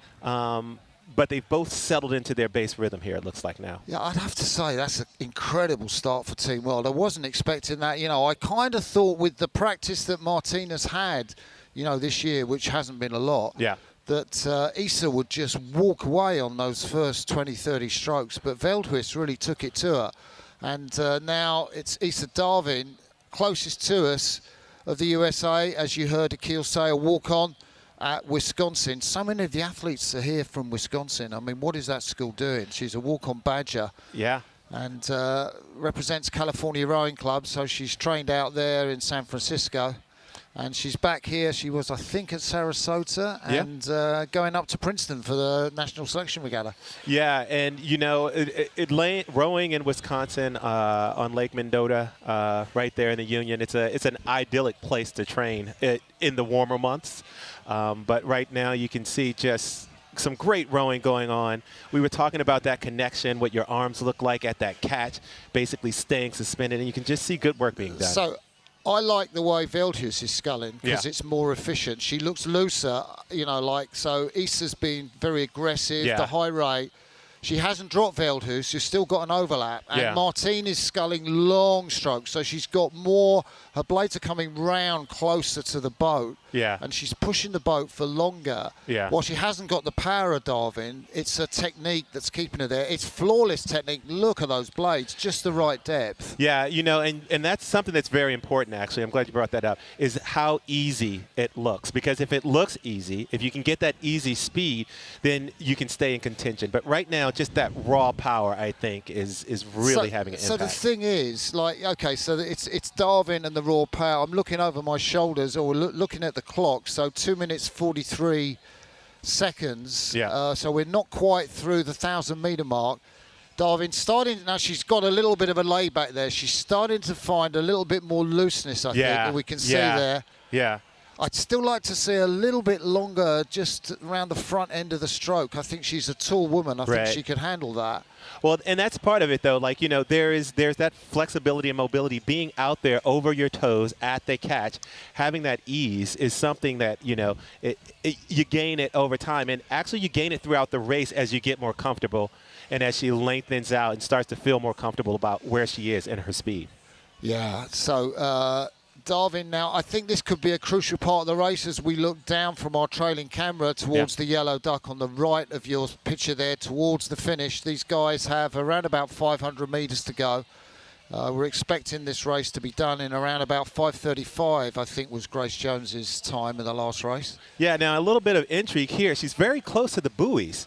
Normally when you're doing this sort of type of dual race, you want to be over to the other side, closer to your competitor if you're lead. Not being unsportsmanlike, but just giving them a little bit of wash, not making it easy for them. Yeah, I think what Issa's done really well here is just got that, clear water. She's got one length of clear water lead, so I guess she's about 4 to maybe 5 seconds ahead of Martine. If Martine, with that great long stroke she's got, could have stayed a little closer to Issa, then maybe Martine could have taken a look over the right shoulder, come to the red buoys, and just throw in a sprint there. But I'm looking over my shoulder now, and the guys have got, less than 500 metres to go, around about a minute in this race. Team USA, Issa Darwin from Wisconsin is leading this race, and and it looks as though she's relaxed a little bit more, even as she comes into this finish. We'll see if she winds it up for a sprint,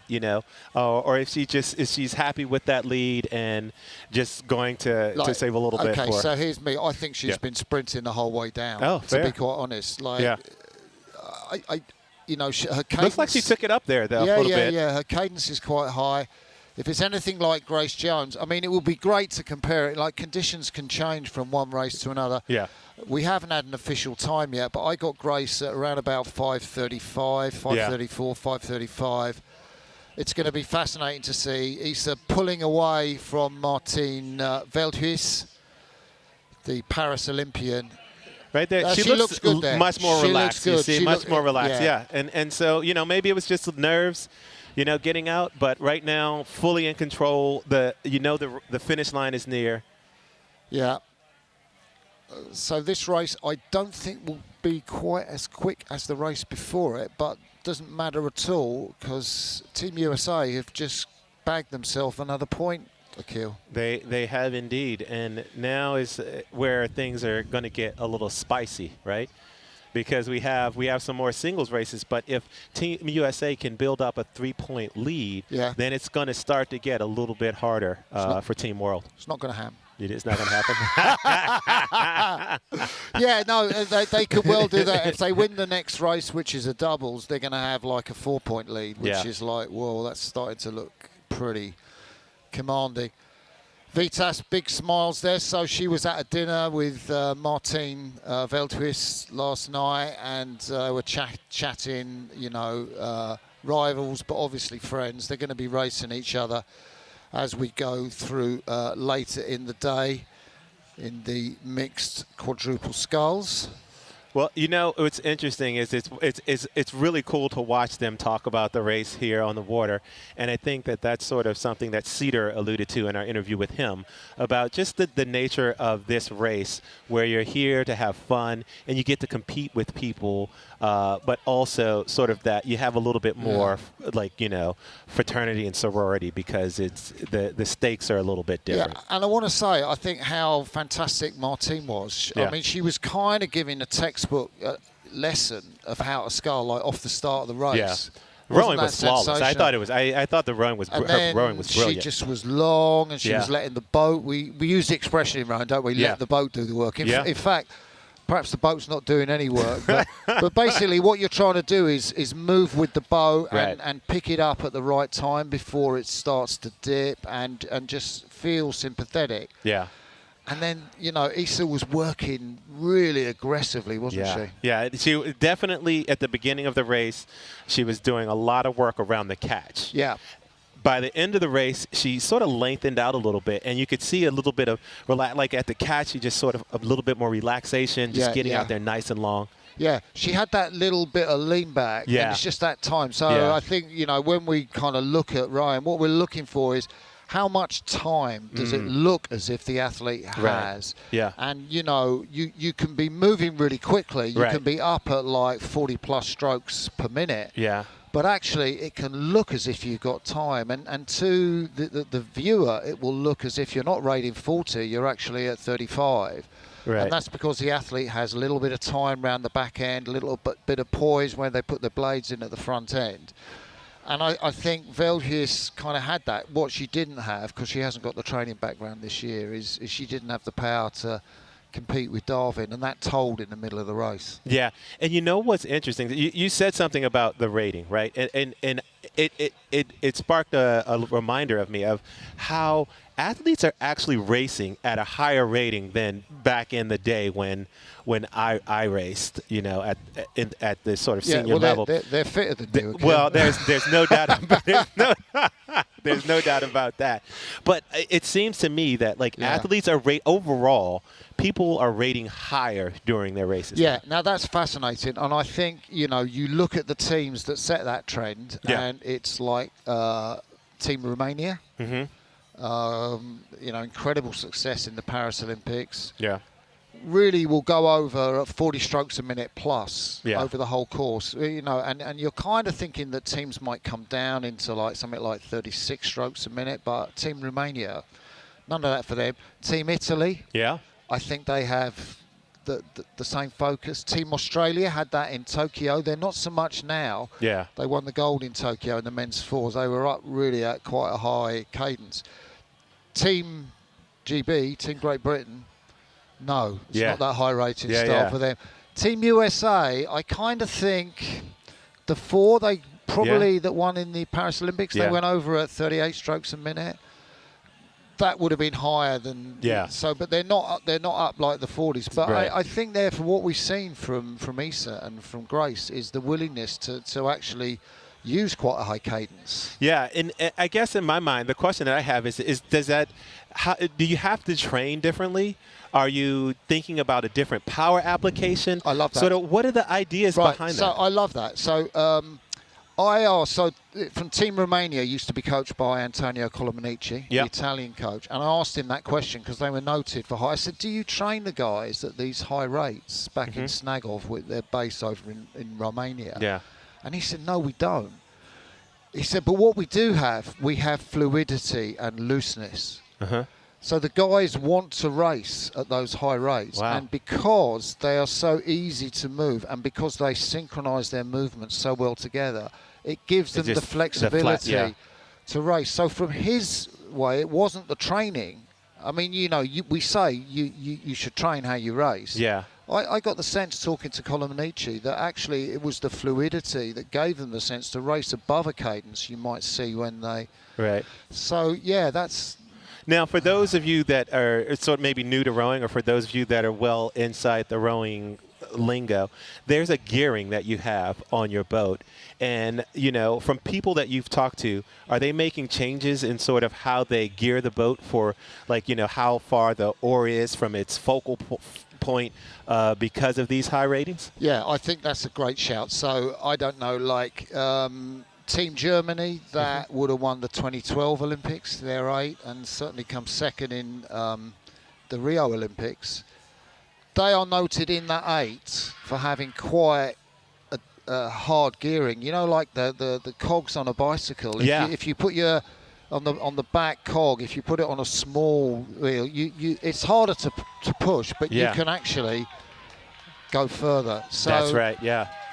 Team Germany had that, and it meant that they were moving further per stroke, but they were so well together that they could maintain it. So I think, you know, you've got to have synchronicity.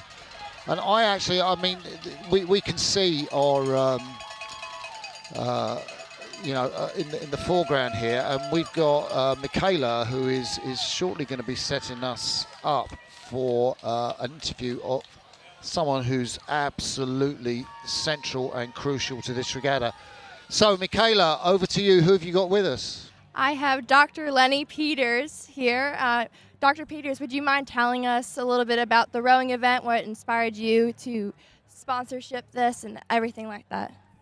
We are excited to sponsor this amazing event, which brings many talented athletes in rowing from all over the world. We have world champions here. We have about 9 countries represented. And we had over 2,300 rooms booked last night, hotel rooms. There's a big economic impact, over $2 million to the triad. And we're also putting triad in the map of international sports. And we are so happy to be part of it. Bethany Medical, of course, promotes health and also wellness and fitness. And that is part of our purpose. And we are happy to sponsor this event to promote healthy living among young people. What does it mean to see all these Olympians out here in High Point? We are having this event for a long time, and this event has grown to at a level where now it is internationally known. Thank you, Dr. Peters, for everything that you do, and we look forward to hearing more about you. All right, we are back to the commentary booth. Just a reminder, my name is Akil Abdullah, and I am here with the one and only Martin Cross. Yeah. And we've got some more racing coming up. We have got some more racing coming up, and to me, this is going to be a crucial race in the whole format of the Lenny Peters Cup. It was great to see Dr. Lenny Peters there doing that interview with Michaela. I mean, what a start. So grateful for all of the resources that he puts into bringing the athletes over and just making this a world-class event. Unbelievable. But basically, the thing about this next event, which we have got coming up in 5 minutes, only 5 minutes, is it's double sculls. Now, there are 2 points on offer, Akil. Now, score is Team USA 2, Team World 0. Right. So these 2 women who in Team World from Canada who have got, well, no less than Olympic champion in the stroke seat and Olympic silver. She's got 2 Olympic medals. Avalon Wasney's. Katie Clark is one of the bright young hopes for the future of Canadian rowing, and they're so powerful, but they're up against this American double with this young, keen, hungry powerhouse, Evan Park from Team USA in the stroke seat with such an experience of the 33-year-old Sofia Vitas. Yeah. Vitas, you know, she's got world medals in the double. This is her boat. And, you know, I think looking at it, I can't pick a winner. It's going to be close. I can't pick a winner. And I'm so excited to see this race come down shortly, because if Team World win, then we're back to level. You're back all square. Yeah. And now I now see why you told me that there couldn't be 3 points in the next race. But yeah, I think you're absolutely right. It'll be. There's a lot at play here in terms of, you know, I think the experience on both sides, but then sort of what you have in the Team USA boat with Evan Park coming on and just really making her first appearance at the Lenny Peters Cup, and just sort of, you know, all of that things that go around the psychology of being at a new thing. Yeah. So we'll see if that has any impact. He's a seasoned rower. I don't suspect any of that will have an impact. But it's still, when something is quite new, there's always a chance for something to go wrong. Totally. You're absolutely right. It's going to be fascinating to see. I kind of want to talk about all these fun facts about these athletes, but I'm not going to do it till we can see them and we've kind of got them in the eyes on the start. To my way of thinking, this regatta is working so well. I mean, it's keeping to time.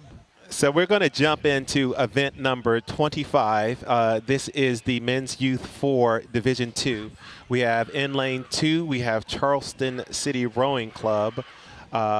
In lane 3, TriStar Rowing. In lane 4, we have Ellen in Steam Academy Rowing. And they are off to the races right away. And you can see out at the top, you have Triangle Rowing Club and getting into an early start. But down here in lane 3, we have TriStar as well, right there with Ellen M STEM in lane 4, all there. And then you have out in lane 7, you have TBC Racing. And we have sort of a separation already, Martin. Yeah. Triangle out in front in that yellow boat. So the lower numbers are closer to this side. You can see some different standards of rowing. That boat at the back, I'm just trying to see what number they are. So that is lane 5. That's Williamsburg Boat Club.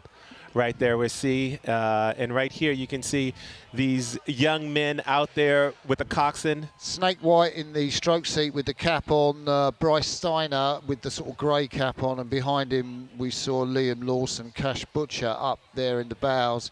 Still leading this race out in front, which we should talk about. It's the youth 4s, but this is a rowing race, and folks might think, these crews look a little different because there's kind of like less oars and blades going on. Yeah, and there's a person sitting around that just seems like they're not doing much. Yeah. Like what are you going to tell us, Akil? Well, there's the coxswain in this race, and the coxswain is a motivator. It steers the boat as well. But in these forts, these young men have been training, so they probably do a pretty good job of keeping the boat going straight here. You can see a great shot down the course there. And right now you can see that Triangle has managed to continue to stay in the lead, but there's been some pressure applied by TBC Racing. Yeah, there has been some pressure. So I think, what have Triangle got really? James Maguire, the Cox, urging his crew on. Tom Lannon in the stroke seat. There we've got one of the trailing crews. You can see the cadence of that. We saw that crew earlier, I think, from Williamsburg, and they're kind of keeping their blades in together, but the racing is all over the top end. And what a fantastic move through the middle of the course. Yeah, TBC Racing has really applied the pressure. Their coxswain Ethan Brooks has called them to task. We have Philip Boris in the stroke seat really pushing his crew along with all of his teammates there pushing hard to follow him. Yeah, TBC Racing up from or down from DC, should I say, rowed there on the Potomac, and one of your old crewmates. Exactly, led by Matt Russell, one of my teammates from university, at George Washington University. He's done an excellent job of growing this program and really in growing rowing in the greater District Maryland Virginia region. Wow, what a move! And you can see the crew from TBC has now edged through into the lead as they kind of come halfway. So 3 minutes 20, that's kind of about 1,000 meters on the course, around 500 meters to go. So I think for me the question is that a definite move, or can Triangle produce anything to hold them off? Yeah, at this point in the race, we'll see if they can hold on. I think one of the tough things right there, you're getting that shot of Charleston Youth rowing right there in lane 2. One of the tough things at this point in the race is if someone has made a move. Now you can see the coxswain looking over. So can the coxswain actually call triangle back to task like, hey, we've got this. We've been in the lead. Look at that. They're coming back. Yeah. That is not over yet, this race. Have they moved too soon? Did TBC go too soon? No, I think that when I took a look there, I saw the coxswain look over, and I think they're taking a move. And right now, you can see TBC is starting to counter. Right now, we're getting into it. You can see that look that's right over there. What's going to happen next? Right. So TBC are favourites to win this, but if these guys from Triangle can put something together. Dramatic sprint, but I just think TBC have maybe got too much, but it's so close. There's in the red boys, Akil. Can they do it? Yeah, and the momentum is definitely shifted here. TBC is starting to take it up right now into that final sprint.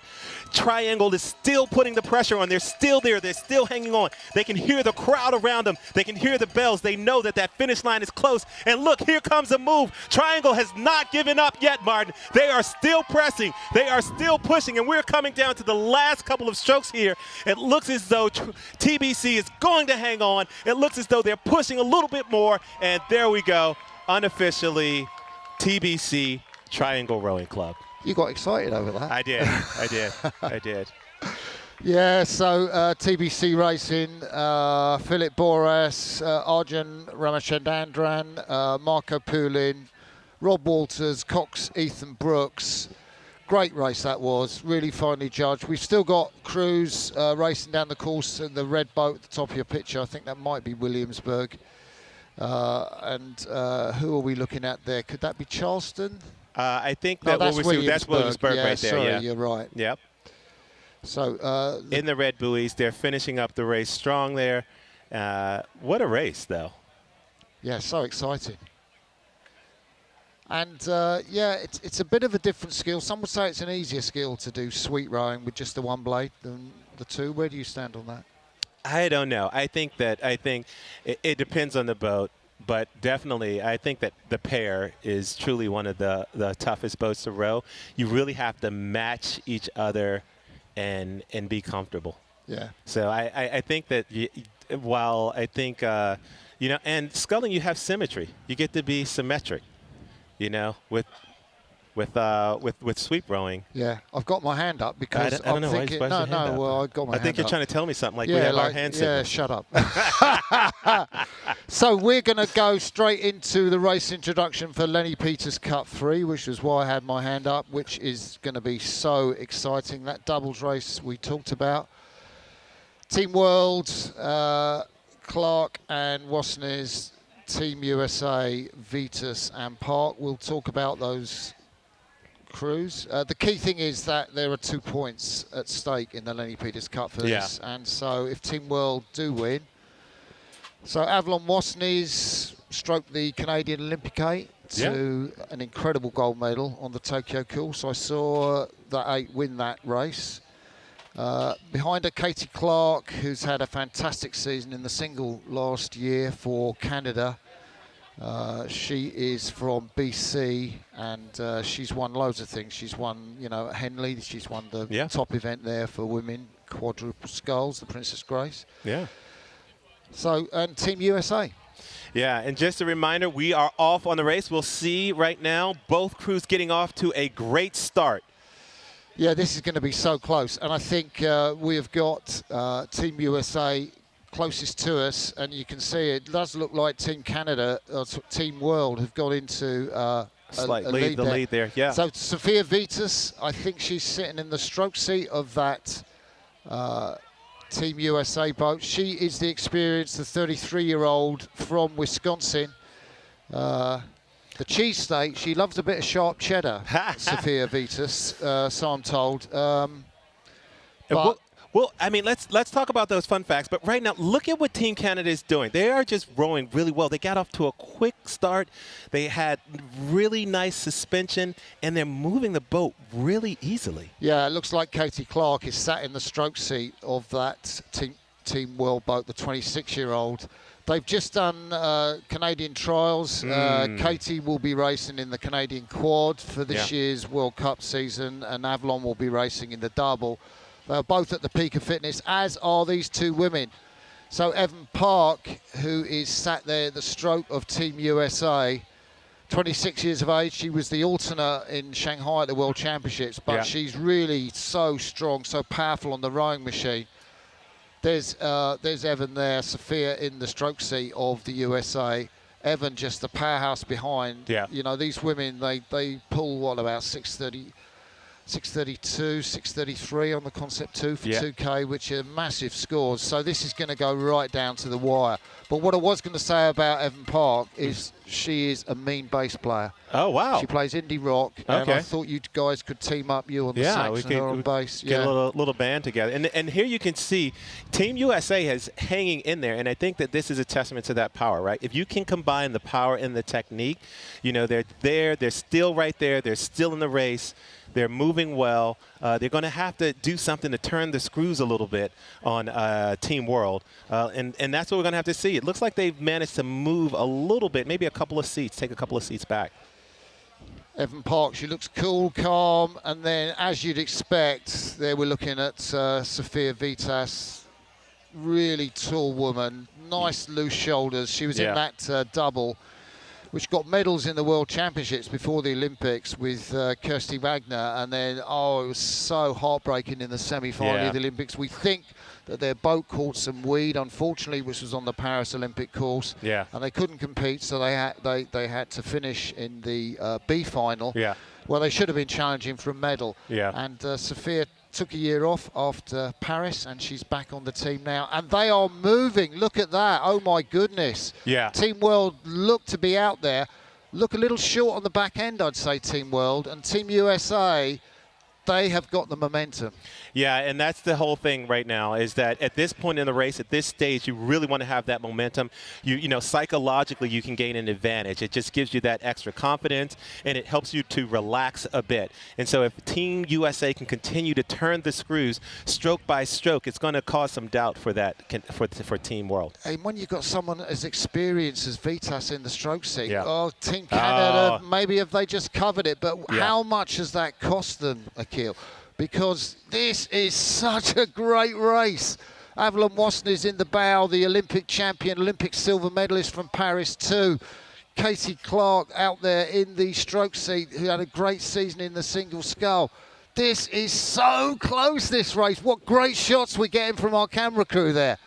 Yeah, and as we look down the lane here, you can see that great shot right here. The question is, can Team USA turn the screws again and turn up the heat? Well, Team World need this 2 points. If they don't get this 2 points, they're down 4-0. And look how close it is. Team USA are coming back through Team World. And this is where the pressure starts right now. We can see they're going to be coming into this last 250 meters very soon. Both teams know what's on the line. This is for 2 points right here. This is absolutely massive. Who's your money on? We've got Olympic champions in that boat on the far side. There's the youngster, Evan Park, so highly rated, so powerful.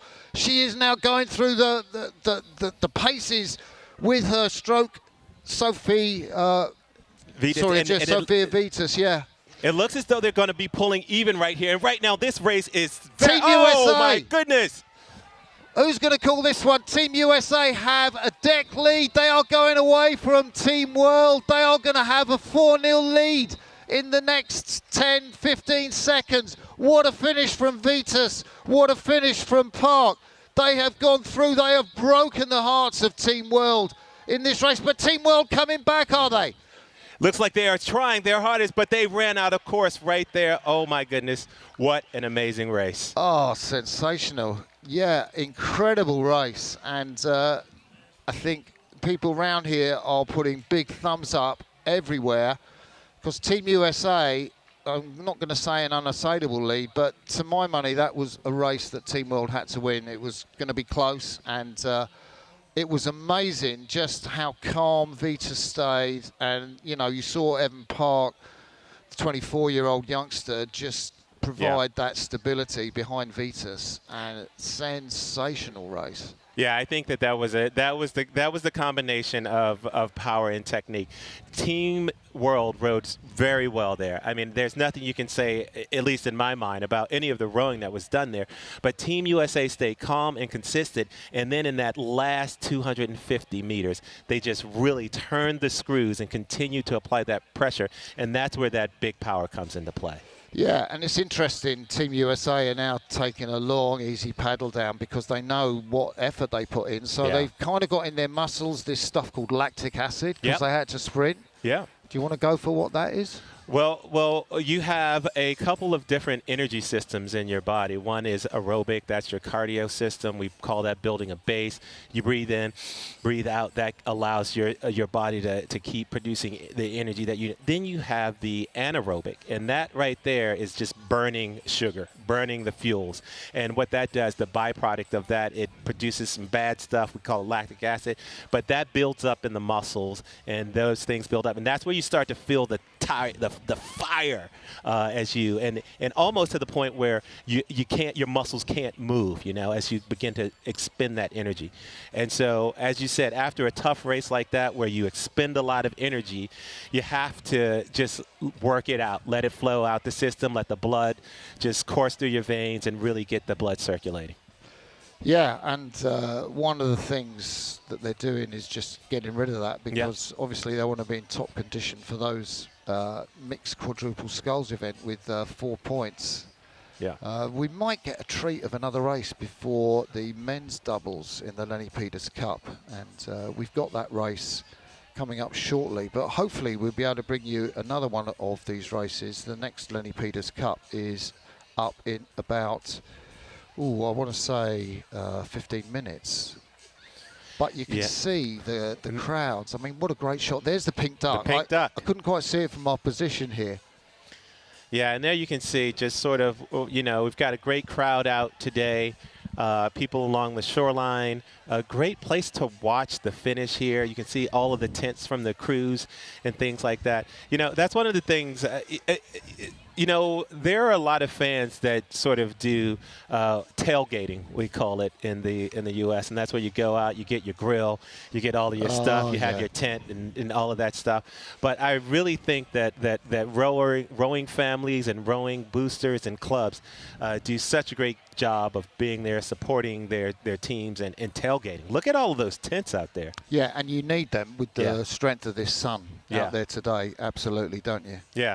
So if you are here, remember to apply some sunscreen. If you have some, drink some water. Find a cool spot if you find yourself overheating. Yeah, totally.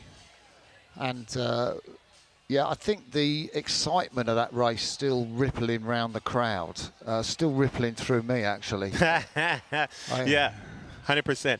I think that, we have, we've talked about the camaraderie of these teams, but there is definitely something on the line here, and they want to win. And I think that we're just watching Team USA sort of accelerate and come back in that last 250 was just so exciting.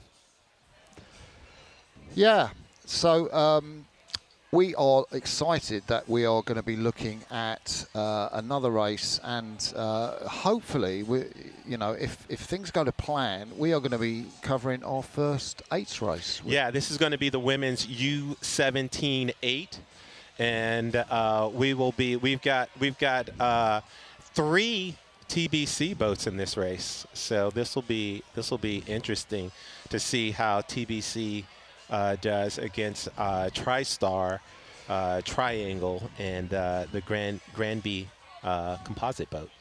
Yeah, and I think it's going to be so exciting to see the 8. So on this near side, we've got TBC B crew, Granby High in lane 3. So just a reminder, if you're just tuning in, the lower number lanes are on this side of your camera, and on the top of your picture is the higher numbers. So Triangle Rowing Club A crew, lane 4, TBC Racing, their top crew. Look out for number 5 on them, the DC crew that I guess might be favourites to win. TriStar Rowing, the women from Louisville, Tennessee, trying to get into that picture.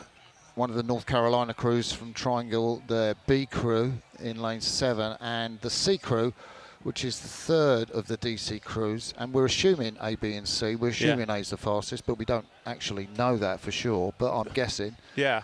So, well, it'll be interesting. I mean, that's one of the things for coaches maybe if we talk to Matt Russell, we can ask him a little bit about this later, is at this point in the season, if you have your top boats, do you send them out if you know the seating, or do you take an event like this to sort of make even boats and have them race? Like, what I want to say is, like, this is the first time we've got to look at an 8, and an 8 is just so much fun to run. I love it. Yeah.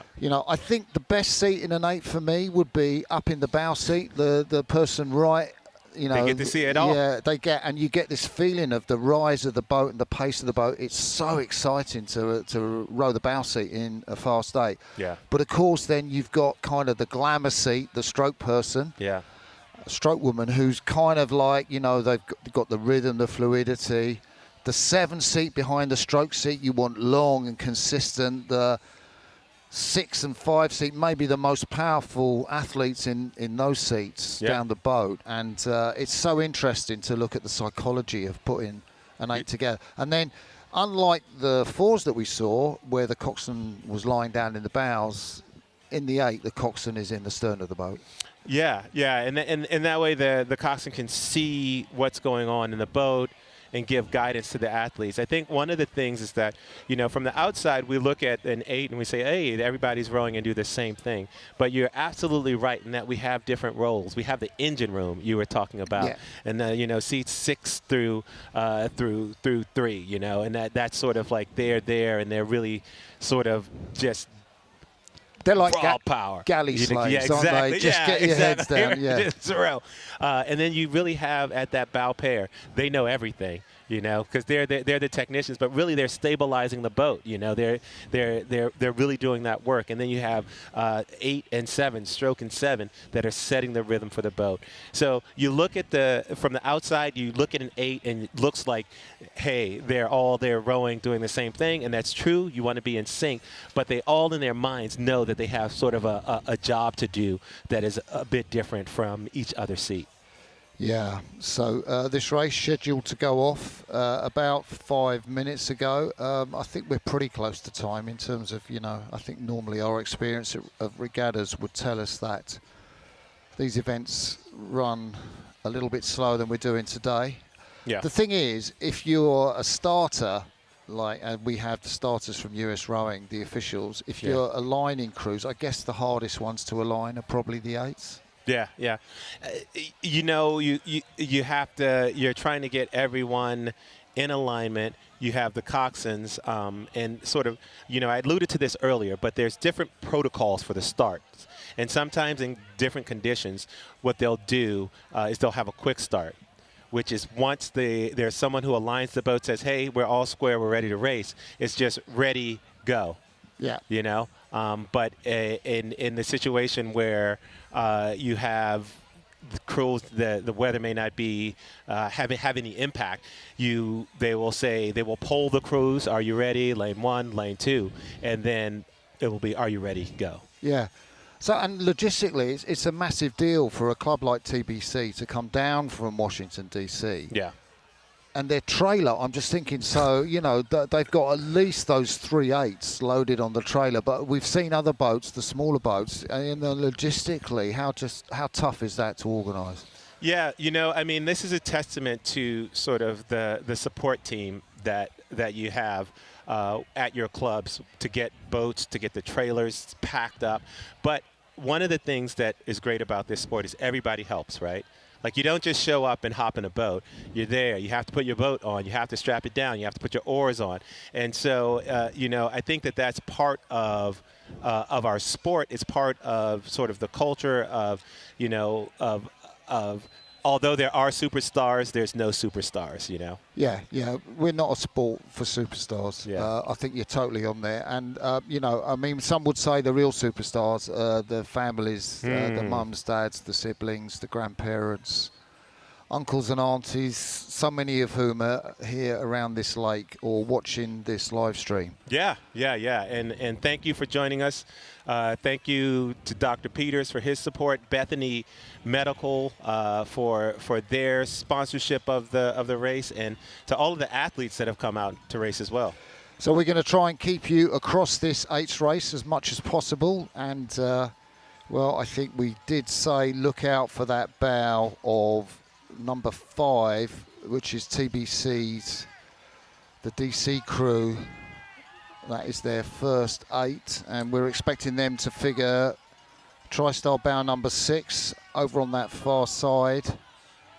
And triangle A. So in lane 4, so lanes 4, 5 and 6, we're expecting the opposition or the competition to be in those. And our camera at the top of the screen there, you can see the 8s just sitting ready, waiting for the starter to give the attention go. Yeah, and we'll see what's going on. We have, in that boat you were talking about, in that TBC A boat, we have Emma Fitzpatrick stroking that boat, and so we'll sort of see how they come off. Yeah, what sort of job. So a reminder, these women are U17, which is, I guess, well, it's you can see women of this age get into like the international team for the World Junior Championships, which is effectively a U19 Championships. So U17, kind of the stage before that. And I think it's just so tremendous to give these young women the sense of rowing in together in a big boat like this. I mean, it's like nothing else. I mean, you get the fun of being out away from the bank, floating on the river. Yeah. In a smaller boat, but in an 8, it's something else. Yeah, and this is sort of, this to me is the height of, or I guess one of the best examples of when we talk about the crew. Because you really do have 9 people together working to achieve the goal of crossing the finish line first. Yeah, totally. And the thing is, I always think, so the 8's on aligned yet, you can see that is the crew in lane 2, which is R-Cubed Granby, the Granby crew, who are looking to maybe come up a little bit. And the starter has nearly got them aligned. Yeah, they're looking close, really close here. And when you have these floating starts, that looks, it's sort of good enough. And the interesting thing you'll see sometimes in the floating starts, you'll have a coxswain that'll give just like a little bit of tappy tap to get a little bit of just like, but. Yeah, but I think that comes from the bow pair. You know, like if it was me, I'd just be like, well, just trying to get a little bit, maybe a few inches of advantage. And it looks interesting right now because it looks as though the boat in lane 5, that TBC boat, is not quite straight yet. And so we remember that collision that we had in that quad race.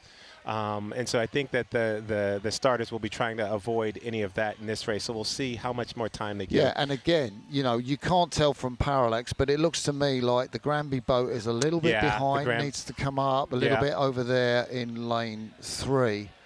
So as a referee, what do? Do you continue to let them float down and have less race, or like do you have boats back up? It looks as though they're continuing to float down a little bit more. And right now they're back into sort of. I think the referee has probably asked them to sort of back up and get and come back. Yeah, again, it depends on the experience. Like, I think the referee's got to make a call on how experienced, like the coxes and the crews are. I think ideally, if you were close, you'd let them drift down, and you wouldn't be so fussed of them starting exactly at the 1,500 metre mark. What it seems to me there is the referee has taken a view. Okay, you guys have got to align yourselves again and come back towards the 1,500 metre mark. And I always do think that, if you're waiting for an 8's race, it is so frustrating because it is challenging to align these crews. Yeah. And you can see the referee there with the blue shirt and the white hat on. Yeah, and as an athlete, I think that it's sort of you get there, you're ready, and then all of a sudden that mindset that you get into. What I'm wondering, how many times were these young women have actually lined up in the start of an eights race? So will they have done much racing up to this point, Akil? I think they've had I'd say, like I said, I think we're probably around mid to sort of, almost mid-season. We have championships starting the end of May, June. Yeah. So they've had some time to race, and so right now it looks as though so the Granby crew is Norfolk, Virginia. Yeah. Is still trying to sort things out. So do you think that's just the experience of the crew, the experience of the coxswain? I mean, in some cases there, the referees kind of got to take over the job of coxing. Yeah, I mean, I think that you make a good point there. Sometimes it is just a young coxswain figuring things out, and that may be the case here. But so let's just give a name check for that Granby crew coxie, Lev Yankovic. Yeah. And it looks like Lev is getting a real dose of experience in terms of aligning. The crews are nearly there, and we are shortly going to be off. I think the referee's going to start it. There you go, and they're off. And so here you have an interesting case. You have TBC racing down here in lane 2. Wasn't quite straight, but their coxswain did an excellent job of getting them back into it, back to a straight point. And right now you have that sort of chaotic scene of the start where you look across and you can still see all eights. Yeah, I love that scene. And we are looking down the boat at that TBC crew on this side. That is the TBC B crew that we saw really close look at. Yeah. But over there is that TBC, that Triangle A out in the lead. That is indeed Triangle A right there. You can see with the orange and white and black there on their unisuits, really moving well. You can see the coxswain look over there at lane 5 to give a little check on TBC. Sometimes they say they're trying to get bow ball. That's what they see. So at the end of the boat, they have a bow ball. They say, the coxswains will motivate their crews by saying, give me stroke, give me bow ball. Yeah, I liked when we had the shot, Caitlin Pralaska. She was really fluid with her hands around the back turn. They were quite smooth, but they were also quite quick. Yeah. Really leading that boat out beautifully. So Triangle out to a quick lead. That looks like Triangle A, and that is stroked by Kathleen Prilesk. Penelope Johnson is the coxswain there, calling her crew to task, saying, give me more, not relenting yet, trying to establish that lead on TBC A, stroked by Emma Fitzpatrick in 8. Margaret Bartos backing her up, just really trying to stay in contact. What do you do if you're in that position right there of just being off of the stern of a boat in the lead there, Martin? Yeah, well, hopefully you don't look round. You've got to keep your head in the boat and just listen and trust to your coxswain. But the crew from Raleigh, North Carolina, rowing so well right out there. And we are taking a look there at one of the TBC crews. I think is that TBC A. Yep. Who are looking to be in second place at the moment. Not quite the cohesion of that Triangle crew. Yeah. No, you can see Emma Fitzpatrick just out there looking at her oar a little bit. You want to be focused and in the boat within yourself. And if right now it looks as though there's going to be some pressure on them from that TriStar rowing boat right now, pulling up on TBC. I think that might. Or did I? Is that Triangle B coming on the top of your picture? Oh, that's so TriStar. Right now, so we're looking at TriStar. TriStar right there in lane 6 with those 3 TriStars on their oars, on the blades there. Yeah, the TriStar crew doing what a great job in the middle of this race. It's going to be difficult for them to get through into the lead. Austin Baghalter in the stroke seat of that TriStar crew. You've got a great shot there. You could see the stars on the blades, but yes, right there you can see the wow, what an amazing job being done there. Triangle Rowing has really put their stamp on this race early on, and they're rowing really well there. Yeah, they are rowing really well. I like what they're doing at the front end. Very direct, very cohesive in terms of they're synced up. Yeah. Back ends out clean. There's nothing to disturb the run of the boat. So little look back from the triangle coxswain. I'm not sure if Hannah Kick could quite believe how much lead that she's got at that point in the race. But they're just moving away every single stroke. Yeah, and for me, if I look at the difference, you talked a little bit earlier about how much time it appears you're spending on the recovery during the stroke. What's the ratio? And if we look at that TBC boat, there just seems to be a little bit more hurry. There's not as much relaxation. No, and it's interesting. I think the head breeze, they're rowing into a gentle head breeze. It's just making them hold the back end of the stroke, hold the finishes. It just gives them that stability. They're well into the red buoys now. And it is them over the women from TriStar. And you know, one of the things that we don't know, though, we spoke about this a little bit earlier. I'm wondering if this is TBC's fastest boat, or if they sort of put together even-ish boats. Yeah, you never know what the coach is doing. They sometimes do that, don't they? Yeah. But that TriStar boat there looking good, crossing the finish line soon. We have a couple of athletes looking over to sort of see where that finish line is. Maybe 1 or 2 more strokes.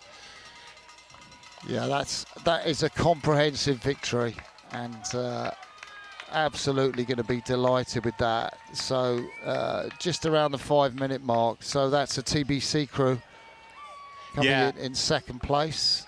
Yeah, a little bit of pressure being put on them right there at the end by that TriStar boat. Yeah, TBCA we think that was, that finished back in that position.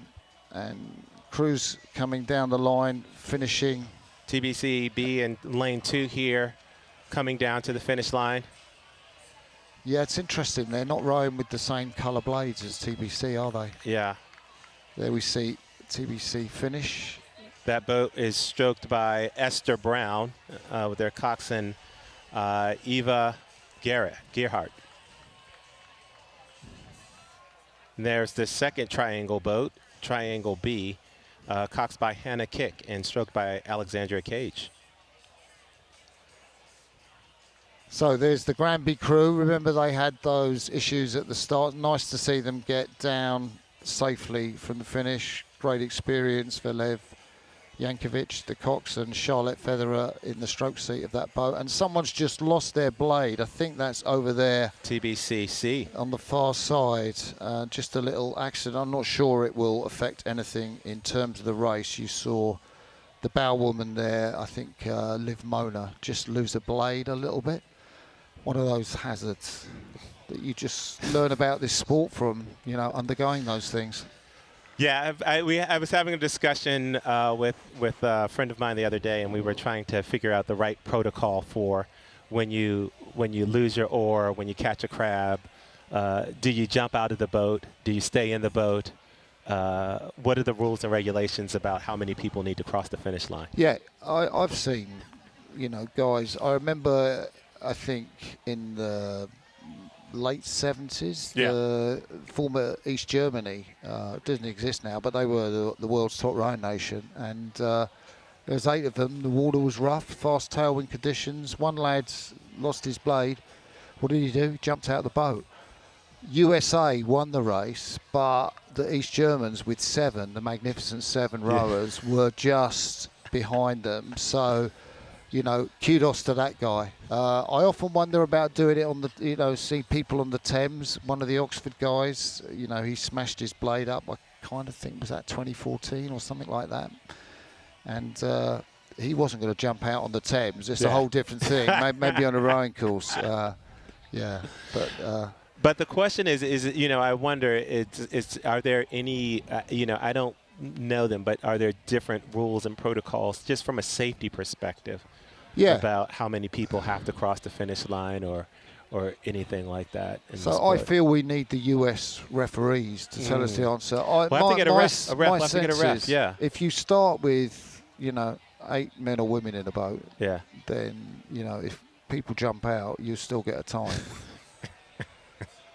Although they're very strict now. The Team Netherlands. Oh, I think we might have someone to talk to. Oh, wonderful, wonderful. Yeah, Team Netherlands, Uh-huh. you know, basically the university students came down to support the initiatives. They would just dive in at the finish and support. We are going to have a chat with one of our Team World athletes here, Beatrice Tavares, who we have seen race earlier. Yeah. And she speaks English beautifully, but we're going to go very gentle. So, Beatrice, how was your race?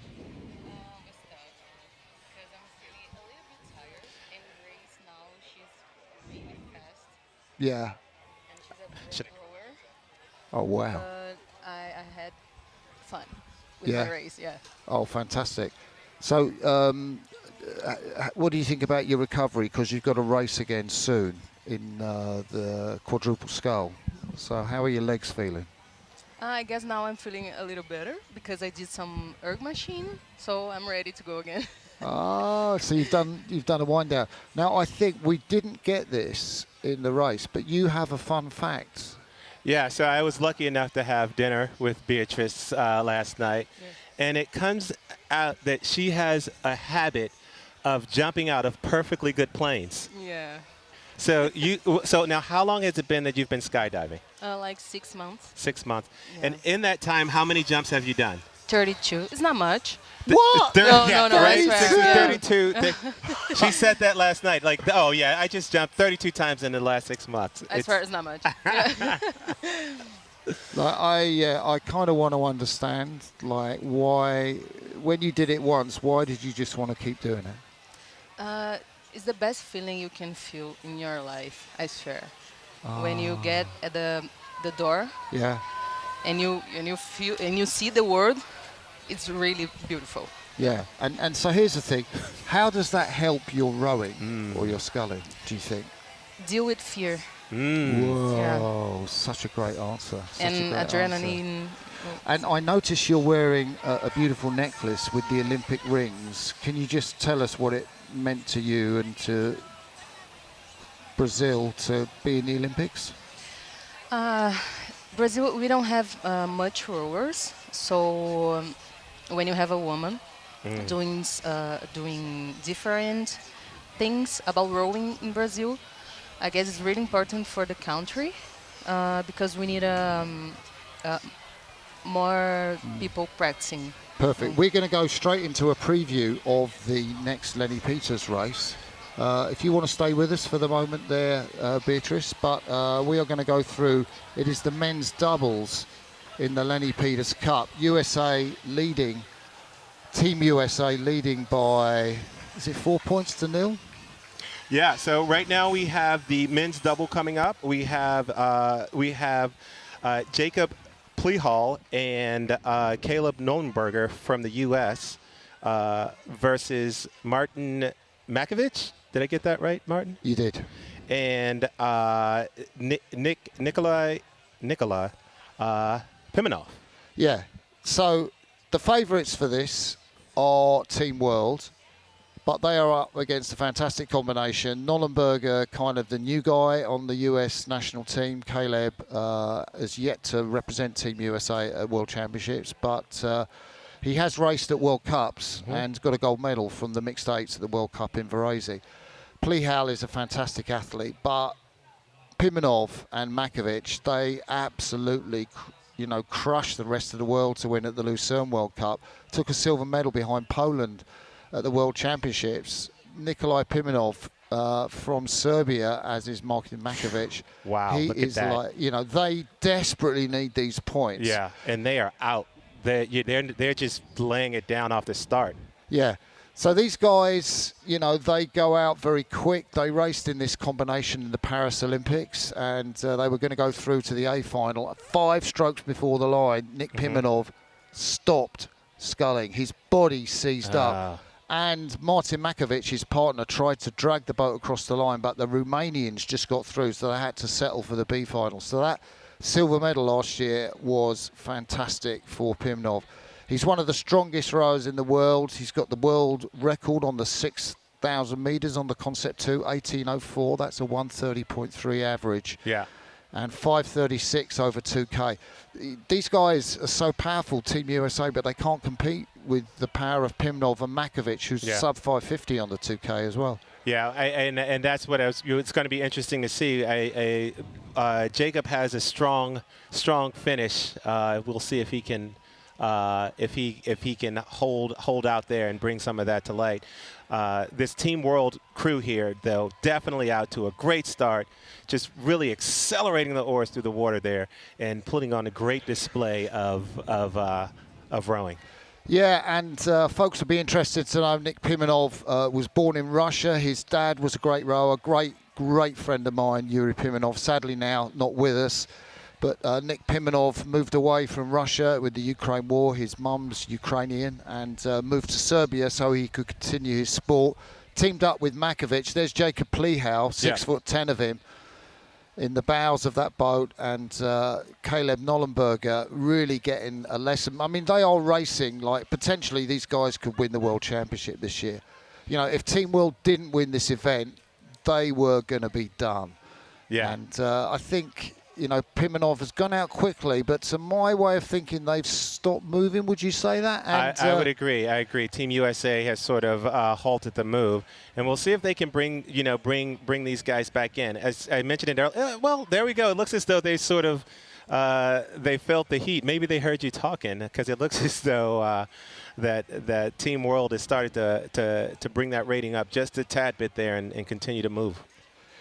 Wow, so look at that power that's coming down from Team World there. They're synced up. They were out. They did a long training session yesterday, because these guys are getting on a plane, flying straight to Italy to race in the Pierluca Regatta at the weekend. And they've raced in Greece in singles and had a great result there. And you can just see the distance there.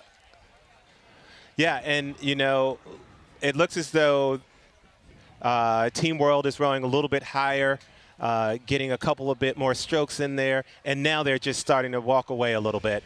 Yeah, and great experience, I think, for someone like Caleb Nollenberger, originally from the University of Minnesota, does so much of his sculling up at Craftsbury in Vermont.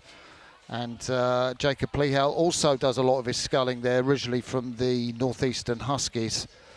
Yeah. He's so strong on the rowing machine. 5:41 is his best time on the 2K. He's got a lot of horsepower there, but just not quite as much as these two guys. And the Serbians look to have smoothed out now.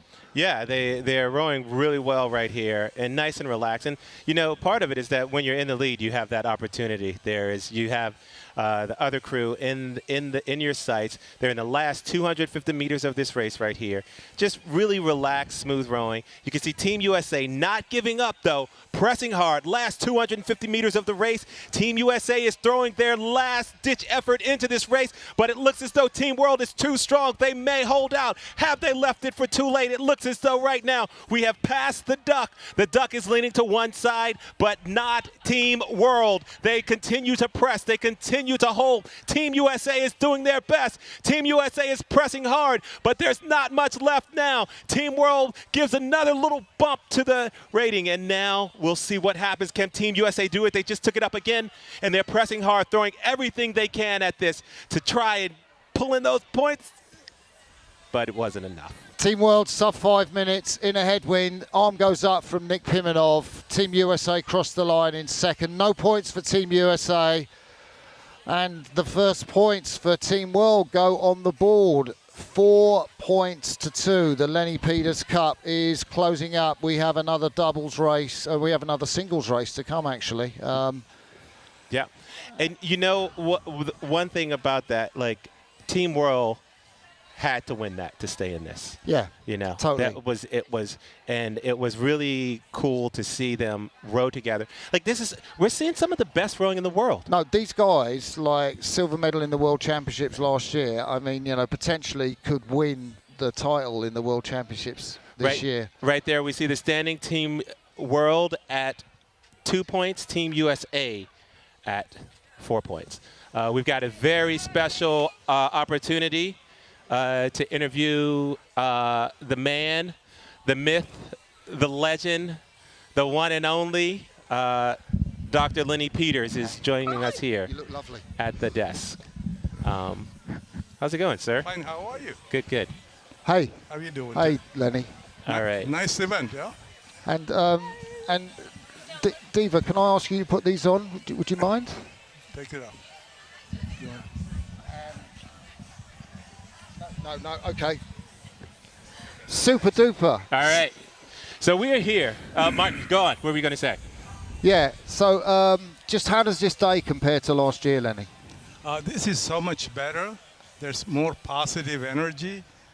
There are more people participating. I'm told there's 500 teams and 500 boats participating. And this is an event that has been being built up over the last few years. And we're so happy. Good Lord has been good and we have good weather. And in terms of the Lenny Peters Cup, I don't know if you've been able to keep across the score in the racing, but you know, Team USA in the lead now, 4 points to 2. Okay, that's good. Hope they will win. Yeah, I think it's interesting to see. You know, last year was such a squeaker for Team World. I'm wondering, you know, looking at sort of how the race has grown, what is something that you're most proud of? Our ability to bring so many people from different walks of life. You know, the sport is good, and to inspire young people. And you know, my company Bethany Medical is about health. Yeah. And to see so many young people get involved in sports and their wellness and their health is inspiring for me. And I think that's what we want to see the next generation do well and get involved in healthy habits. That's and amazing. We are part of that. That's amazing. And I know you guys, you work out too. Yes. You both have personal trainers. Yes. Monday, Wednesday, Friday. Oh, so you haven't done a session today yet? I'm recovering from yesterday. Yeah. And just tell us, we haven't had a chance to get into the hospitality lounge. What's the buzz like there? What's the vibe in there? People from different walks of life, friends who are also people who love to help this community. They're all here from Raleigh, from Charlotte, and different cities, and they're here to show their support. I'm just so excited to see the effort they make to be here. For you, what is so special about High Point for you? Great question. Well, I'm an immigrant. I come from India. I'm a Christian from India. That's a big part of my life. So I came to Wake Forest University here in North Carolina, in Winston-Salem, about 45 years ago to do research, and I also do my training in gastroenterology. Then I fell in love with this area and started my businesses here, raised my family here. So I'm in healthcare, banking, real estate, and every part of the community that I'm involved in. And I'm just so happy that I'm here. North Carolina, I have a home in Manhattan, a home in Miami, but this is my favorite location. People are nice, the southern hospitality. And you know, for me to be able to help as an immigrant, you know, I love America. If it was not a better place, I wouldn't come here. Oh, that's a fantastic. That's amazing. answer. I've got a question for you. So when Gene approached you about this whole idea, how much did you know about rowing? I didn't know a lot about rowing as a sport. So I knew that we have a beautiful lake.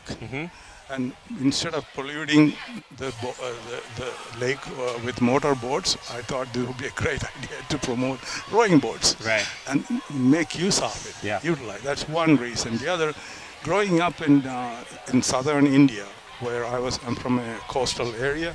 So as young people, we all get in the small wooden boats and we row. The boats roll over and we get back in. Some of us have drowned. Some of us. It was a part of daily routine, you know, fisherman community. Yeah. So we just get in the boat, and so I have done that a lot growing up, but I haven't done a professional. And when I saw that, it sort of connected me to my childhood and my roots. And I thought I'll help. But most importantly, to help this area, you know, we need to put this. Last night when we both were there, they were international sport champions in the sport. Yeah. And they all come, many of them came and said, I came to Yale University or came to the other university. I'm so happy that I'm back in the United States for a few days. Yeah. So that's inspiring. Yeah, and they're in High Point. And Lenny and Diva, I just wonder, the Olympics are going to be in Los Angeles in a couple of years. What plans have you got to watch? We are planning as a family, we will go. Oh, wow. Yeah, so soccer is a big part of our family. I took my son for the last 6 World Cups. Oh, wow. When we was like 6 years old, and we go for the South Africa, Brazil. We go as a family. So we will do it again this year. Yeah. It's part of our family. That's tradition. So before we go, I want to extend to you invitation to come over to Henley Royal Regatta. We have a stewards enclosure. You can see what it's like. Maybe get some ideas for next year of the different enclosures, and we can come back and see. Yeah, that'll be good. We will keep that in mind. So that's fantastic. Diva and Dr. Lenny Peters, thank you so much for taking the time to come and chat with us. Thank you, Diva. Thank you, Diva. Thank you, Dr. Peters. It is a pleasure to talk 2 days in a row. Yeah.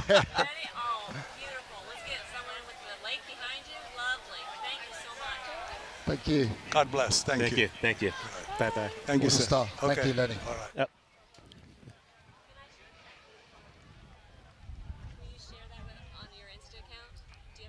I do. Yeah, I do. Yeah. Sure. Yeah. Yep. So, we are looking at the lake there, and what a beautiful body of water. And that was so great to hear from Dr. Peters about his rowing when he was a lad in southern India, and in those boats that they kind of moved along or fell out of and got back in, and his love for the sport here and his support for this beautiful body of water.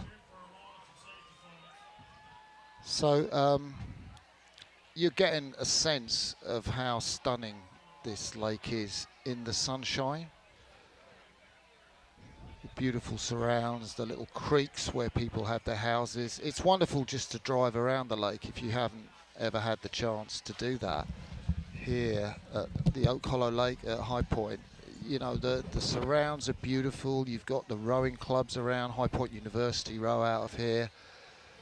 You've got the local rowing clubs at the side of the lake. You've got lovely houses. And yeah. So we are now going up to the next Lenny Peters Cup race, which is between Team World Sholto Carnegie, just the one Olympic gold medal to his palmares, and the man who we talked about and interviewed, Cedar Cunningham. What a top guy he is, Cedar Cunningham. From 24 years of age, Carnegie 31. I wonder what difference that will make. Team World grabbed that much needed couple of points. 4-2 is the score now. Sholto Carnegie rode bow in that British Olympic 8 at Paris. They took the gold medal ahead of the Netherlands and Team USA in that Paris Olympics. Sholto, very much a friend of the USA. He was at school at Yale, and that great legendary coach Steve Gladstone did so much to help Sholto in his career. And he then got into that British Olympic 8, and he now runs a business called Crew Connection, which is helping young guys from the UK or wherever else look for places in schools in the US. Oh, wow. All right. I'll have to talk to him. Maybe we can have a sister-brother organization over here. Yeah, and the thing is, Sholto's mainly known as a rower, like sweep, but to be fair, he started off his career as a sculler. He was a sculler in the Junior World Championships. Yeah. He's won 2 of the premier events at Henley, the Fawley Challenge Cup for junior boys and the Prince of Wales Challenge Cup. which is kind of the next, the intermediate stage, So, as you know. I mean, let's talk about that a little bit, because I feel like here in the United States, we are sort of, we don't do as much in the small boats, and so sort of this with sculling, I think it's changing now. Yeah, it is, and I think Josie Verdonschot, who we saw earlier, he has got a lot to do with that change, and I think mostly the guys are rowing in small boats through the winter, somewhere warm, like down in Sarasota or over California Rowing Club. And it does give you skills in the bigger boats, which can be really helpful to you. Yeah, I think really having that facility and even more, just it provides you with a level of comfort, I think, of being in a boat when you have that sort of small boat mastery or have spent that time out there. Just playing around in boats. Yeah, playing around in boats. Now, the thing is, Sholto, he did the Paris Olympics. He had some time off. Actually, he was due to race here last year, but he had some health issues. He couldn't race. He's sorted them out now. In terms of match fitness, like Cedar is like A1 match fitness. Sholto is like B1 match fitness. Okay. So, also, if I was Sholto, I would have been really hoping for a tailwind. Because if perhaps you haven't got the same amount of training under your belt as you did when you won the Olympic gold medal, you'd say, well, tailwind is a shorter race. This headwind, the waves are getting a little bit bigger at the start. You can see there. Yeah, the conditions have definitely changed, and they are off to a quick start here. We have the Lenny Peters Cup, race number 5. And they're coming together. And they're coming together. We'll see if there are some oars clashing. It looks as though they have gotten back on track. And they are starting to really establish. You can see that power from Cedar right there. You talked he about looks so A1 cool. fitness. I tell you what, compared to last year, I think he is now more loose, more fluid. He had to correct the start. Sholto Carnegie on the right of your picture, the British Olympic champion, in the 8, not in a single, but he is now getting into his race pace. But Cedar Cunningham, wow, what a machine. Yeah, and he's really sort of put a great start to this race.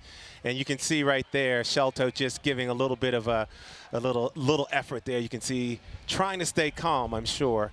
In these windy conditions, you mentioned the conditions have changed since earlier this morning, where we sort of had pretty flat water. That is top quality sculling from Cedar Cunningham there. Look at his face. It's kind of like so loose. You can see his shoulders, and he's got that enormous power in his legs. He's such a strong athlete, the 6'8". Yeah, and that's one of the things. It's really great to see. You saw it in athletes, like Mahi and Rob Waddell, those big scullers that are really able to just relax and row really well. You can see that great shot from the stern. You can see those things he's got wrapped around his calves. He's got a sock on one foot, but he doesn't want to have a sock on the other foot. But it's kind of he's stopping, because sometimes rowers get a little cuts on their calves. That's right, from the slides of the boat. So that's why he's wearing that, to kind of protect him. He's really settled into his race pace now. There's a nice little push he did there. He just locked on with the legs and just gently sort of connected with it, and he's won this race. Right, you can really look at the lats when he accelerates. He just makes that connection. You can see that one muscle just pop, and that's sort of that relaxation. It allows the flexibility to really accelerate that boat through the finish. Yeah, I'd love to see Cedar up against, with all due respect to Sholto Carnegie, like some of the world's top scullers, like Ollie Seidler. Stefanos Duskos, who's the 25 world champion, Simon van Dorp, who was here in the Lenny Peters Cup last year. The incredible Dutch sculler took a bronze in the Olympics, and it'd be lovely to see just how close Cedar can get. But he's such a versatile rower. He was rowing, sweeping in the USA in Lucerne.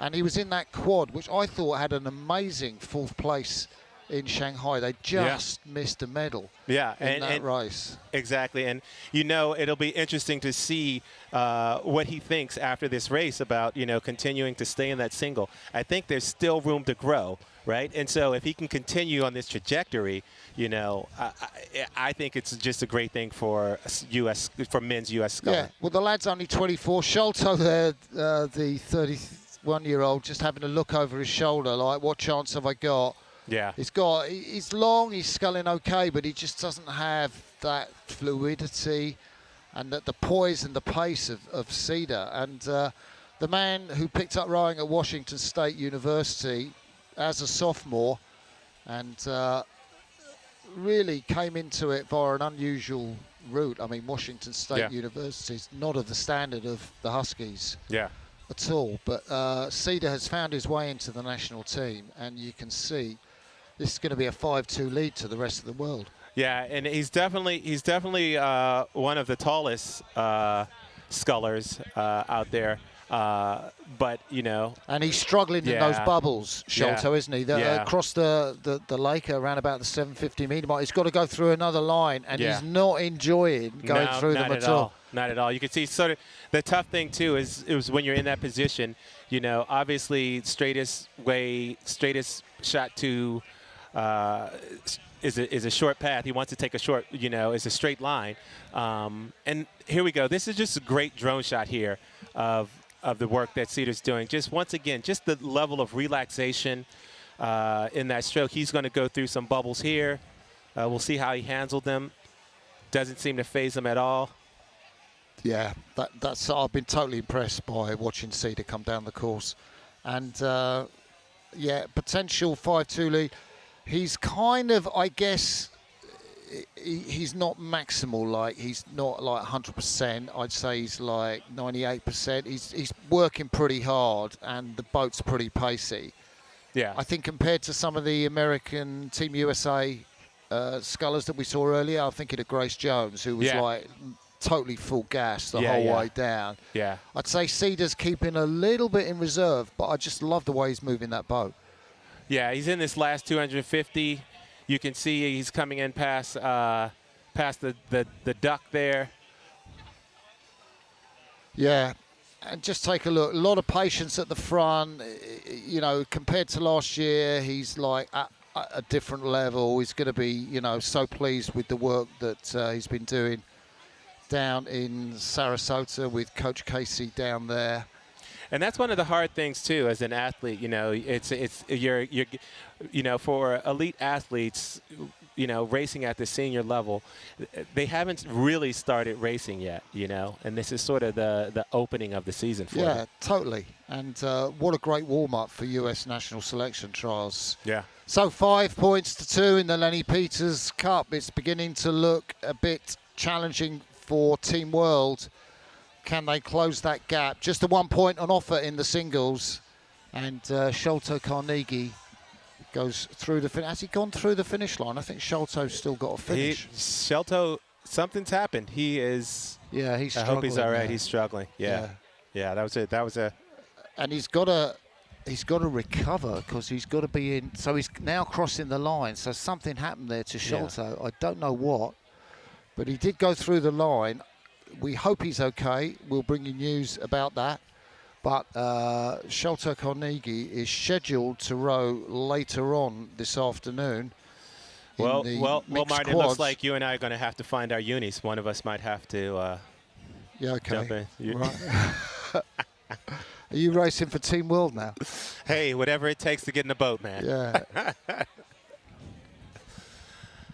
All right. Well, that was some great rowing there. We'll find out. Hopefully, Shelto's okay. We'll see if we can find out any information on that. But what a great display of rowing by Cedar Cunningham. And, just really talking about, we've said it, but this is world-class rowing at this event. And for the young athletes and the community here in High Point to be able to hang out in a lounge chair and watch some of this rowing. It's what I would have loved to have had as a young athlete. Yeah, totally. This is one of the best early season competitions where you don't have the pressure on, selection races to a certain extent has been done. Excuse me, I must just cough. Yeah. Yeah. And so, clearing it out. You good there, Martin? I don't want you to. Good to go. Yeah, good. So there we go. That is the 5th race in the Lenny Peters Cup.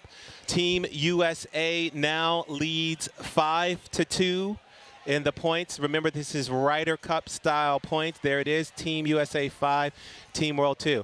I love the competition. So, like, I'm going to do something maybe and say I want Team World to win the next to one. win. Just stop the sentence there. No, not to win. I didn't say that. Yeah, but you want them to win, love right? I want, so we'll see what happens, But with that fire in their belly, from last year's defeat, I think Team USA is really gunning hard here. Okay, so we've got Michaela with another interview, which we're really looking forward to. Hi, Michaela. Hi, we are back at the red carpet. I am here with Martina. She is part of Team Netherlands, and I'm sorry if I got your name wrong. Would you mind telling us a little bit? I know that you were in the Paris Olympics. Congratulations. How was that? Did you like Paris? Yeah, it's a crazy time over there because it's so close to the Netherlands. So all my friends were coming to that place, and it was just a family gathering, and it was quite nice. Yeah. That's amazing. What was the lake out like that? What was the conditions? What did you kind of look for? The conditions were pretty good, and the weather was also great. So we had a great time over there.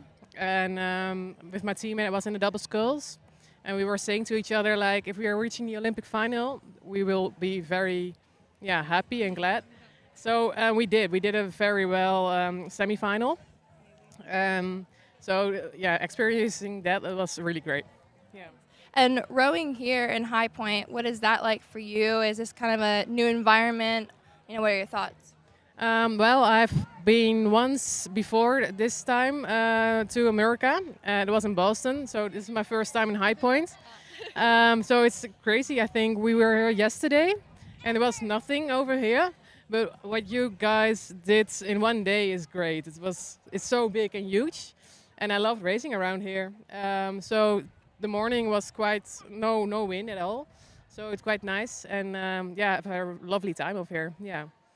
And we were actually speaking before earlier, and she mentioned something very exciting I wanted to share. She will be a doctor in about 2 weeks. Is that correct? Yeah, 2 weeks ago.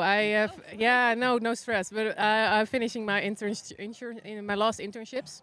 So 2 weeks ago, I'm becoming a doctor. So I now have free time. So it was a great opportunity to go to this place and experiencing high-level rowing on this course. So amazing. Look at this, an Olympian and a doctor all in one. Can't get much better than this. So thank you so much for sticking with me today, and good luck. I know you have your second race coming up, so good luck out there. Thank you. Yes. Thank you. All right. Thank you, Michaela, and lovely to hear from Martine Veldhuis. I thought she is such a brilliant ambassador for Team World, for the Netherlands, and for our sport.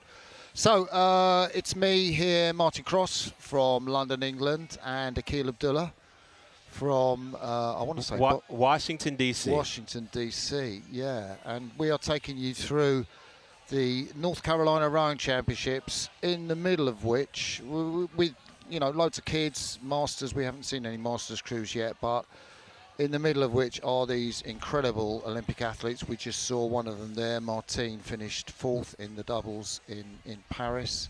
Sensational result for a woman of her stature. And we have got the Lenny Peters Cup running with these internationals through the morning and into the afternoon. Another race is coming up soon. I won't say it'll be a grudge match, but I'm going to give it that label. Like Sam Melvin, the Foxy lightweight. Yeah. Say lightweight because lightweights aren't a category now in the Olympics. But he would have been racing around about 72.5 kilos. Yeah. James Rudkin from the British 8. Yeah. Started off as a sculler, as a junior, but anchored the British 8 from the 7 seat, which is like one of the key seats in that 8.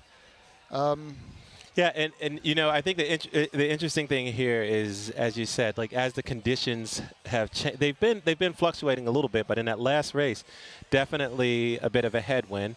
Calm down a little bit now, but we'll see if the conditions play any role. You do have Sam Melvin, as you said, like formally formerly a lightweight. Yeah.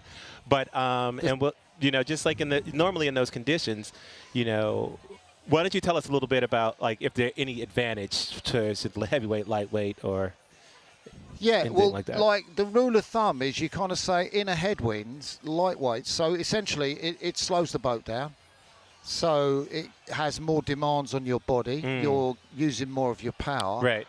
And traditionally, it's seen that the heavier athletes, one assumes that they've got more power. Say if they're on a rowing machine, they can put out more watts on that rowing machine than the lightweights. And therefore, the longer the race is, the more it's going to favour the heavier athlete. Right. Now, that's a big but, because Yeah. it depends a lot on technique. It depends on your racing ability. I've seen lightweights win races against open weights into a headwind. But generally, the rule of thumb is, so you'd say Rudkin would start with an advantage. I mean, Sam Melvin in this race coming out, he's so competitive. Yeah. Like, I think in the dash races last year in the Lenny Peters Cup, like he was in the quadruple sculls, and he was like, we want to start up. We don't want to. Yeah. If we, we definitely don't want to start down. But if we can get a couple of feet, and so we'll see Sam as a competitor. Right. That he wants to get that advantage. He's very fierce. He'll be really race fit. Rudkin, in that he's a lot fitter than Sholto, I think. Yeah. Oh, we have another Look at that. interview. Yeah, So we we do. have a total star. Yeah, we do. So we've got Nikolai Pimenov from Serbia, from Team World. Hey, look at that! Look at that! Feeling frisky after that race, huh? Yeah, it's a good feeling to wake up in a nice house, have a nice breakfast, then beat some Americans on the good Saturday morning. Life is perfect. Life is nice. Oh wow! So tell us about that race first of all. How tough was that? How much business as usual was it? I mean, probably Martin, it's my favorite condition. Strong headwind. You can use a lot of power here. So. Yeah. Now you guys what was your rating for the base of that race?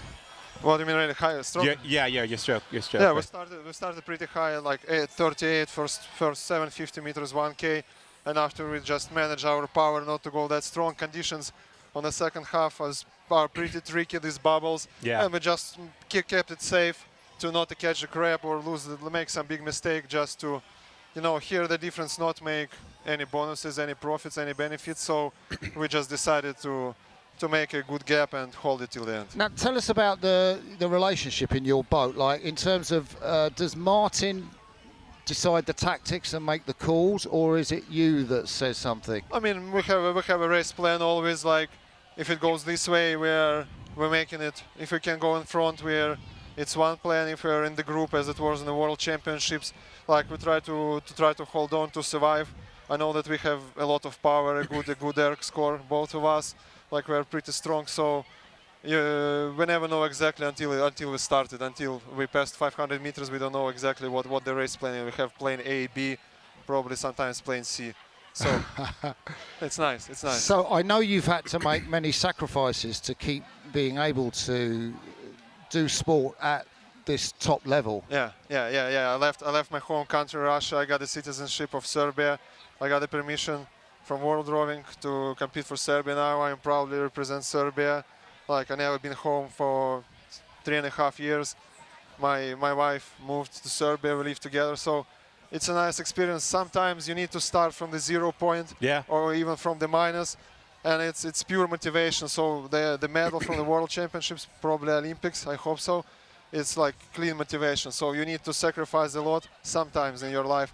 Like you need to start from the bottom. You need to start again. And one of the things, and I hope you don't mind me mentioning, is I did talk about in commentary your dad, Yuri. Yeah. And what an incredible guy he was, and what a fantastic dad for you. So, how important was Yuri in your life growing up? Yeah, rest in peace to my dad. He was a real example of real man, like honor.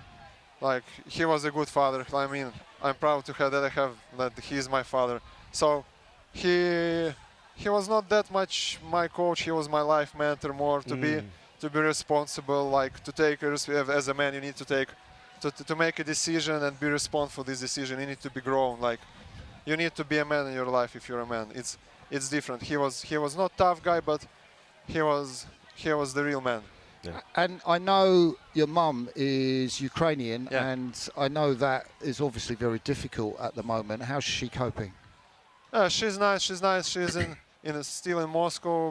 We built our family house, really nice house, and unfortunately I left. My sister got married and left the parents' house. Father died, and it makes me feel sad that she's alone with 2 dogs in the huge house. Like I need to make a kids, so she will have a grandkids. Like we need to fill the house with a new life. There you go. There you go. Yeah, definitely. It's a great thing to have. We were talking about just coaching and what it does when you have the experience of having kids, and so. But I know that you've been so focused. It really struck me how you talked about starting from zero, starting from less than zero. What have been some of the most important support structures in making that transition when you land and you said, all right, I have to start all over? Did you have friends in Serbia? Did you have what were the mechanisms that you used? I just came with a one bag to the training camp in Montenegro. It's close to Serbia. It's ex-Yugoslavian country. It's like they're neighbors. I show up there in training camp, made some trainings on the air, and they say, "Oh, that guy is strong. Like, let's make it. I mean, And I had no friends. I knew guys because the rowing world is pretty close, But we never been friends, buddies, and so on. Only my family support. We made a family meeting, like short family meeting. I had not that much time to think about it, like probably 2 days. Make this life-changing decision. They supported me. They saw how much effort I'm putting in this. In training and so on, and training hard, and sometimes I've been most of the time I've been unlucky. Like something happened, my partner got injured, some stupid doping cases, which they were not guilty, my doping partners after, and so on. So I had this really long black line of my career, and finally, I survived. I didn't surrender, so keep going, dream big, fight for it. Like. You're American, you need to know it.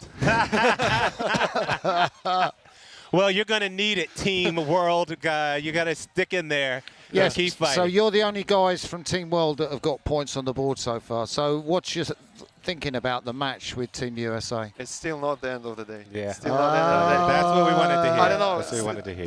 Do we still have mathematically chances to win? But anyway, we show the Serbian power, the Serbian will to the world. So you shouldn't mess up with the Serbs. We can't make job done and go home. I love it. I love it. Mate, and tell us, because you're not just racing here, but you got another race just in a few days' time in Europe. Yeah, in 5 days we go to Italy to the Piediluca regatta. It's solid regatta. You can follow it online also, all the rowing lovers. It will be a tough regatta. Olympic champion Stefanos and Tuskas, Olympic medalist from Belarus, Evgeny Zolotoy, me, Martin. You can cheer for us. Italians, world champions, world medalists, and so on. It will be fun to watch. You can watch it live. So it's little they didn't pay me, but follow it. All right. Well, thank you. Thanks so much. We're going to get on to the next race. Good luck. Thank you. So excited to be here. Thank you. Thank you both, guys. All right, we are moving on to the next race. We gave it, we talked about it a little bit. Such great energy there. I love that. I love that. We are moving on to the 6th race of the Lenny Peters Cup. We have the United States Sam Melvin, and we have James Rutkin from GB. Yeah, so James Rutkin's got his bows in front. So Sam Melvin, he will wait at the last minute, and if he can get like a foot or so. James, he will do. I think if Rudkin wins this race, it will be a real turn up. He's fit. He's kept at a high level. He's worked since the Paris Olympics. He used to work for JP Morgan, but now he's actually working as a coach at one of the clubs in England, Tideway Scullers. Yeah, I know Tideway. Yeah, on that River Thames by Chiswick Bridge, just at the finish of the boat race. He raced at Henley last year in a really high standard event. He might possibly do some more stuff with his international rowing career, certainly high level rowing career next year.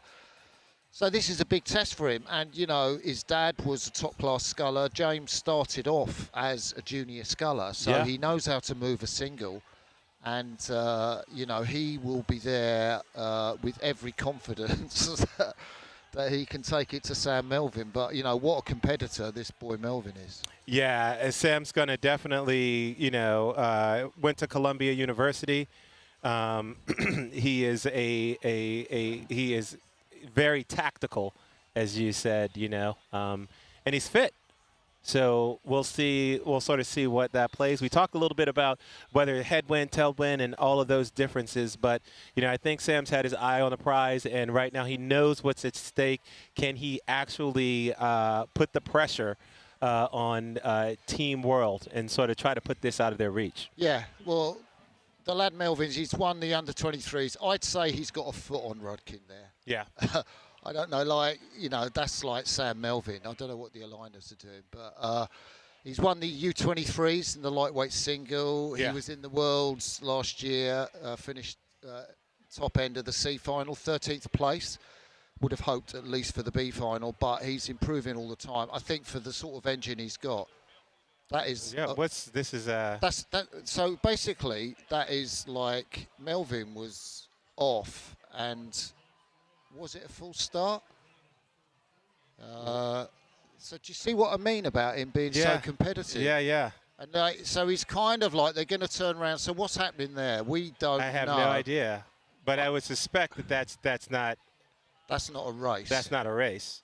So it depends. Like if the umpire waves the red flag, I mean, I've never seen that happen before. Normally, these two scullers will come back. James Rudkin doesn't know what's happened. No. We're looking at him from Team World, the British sculler.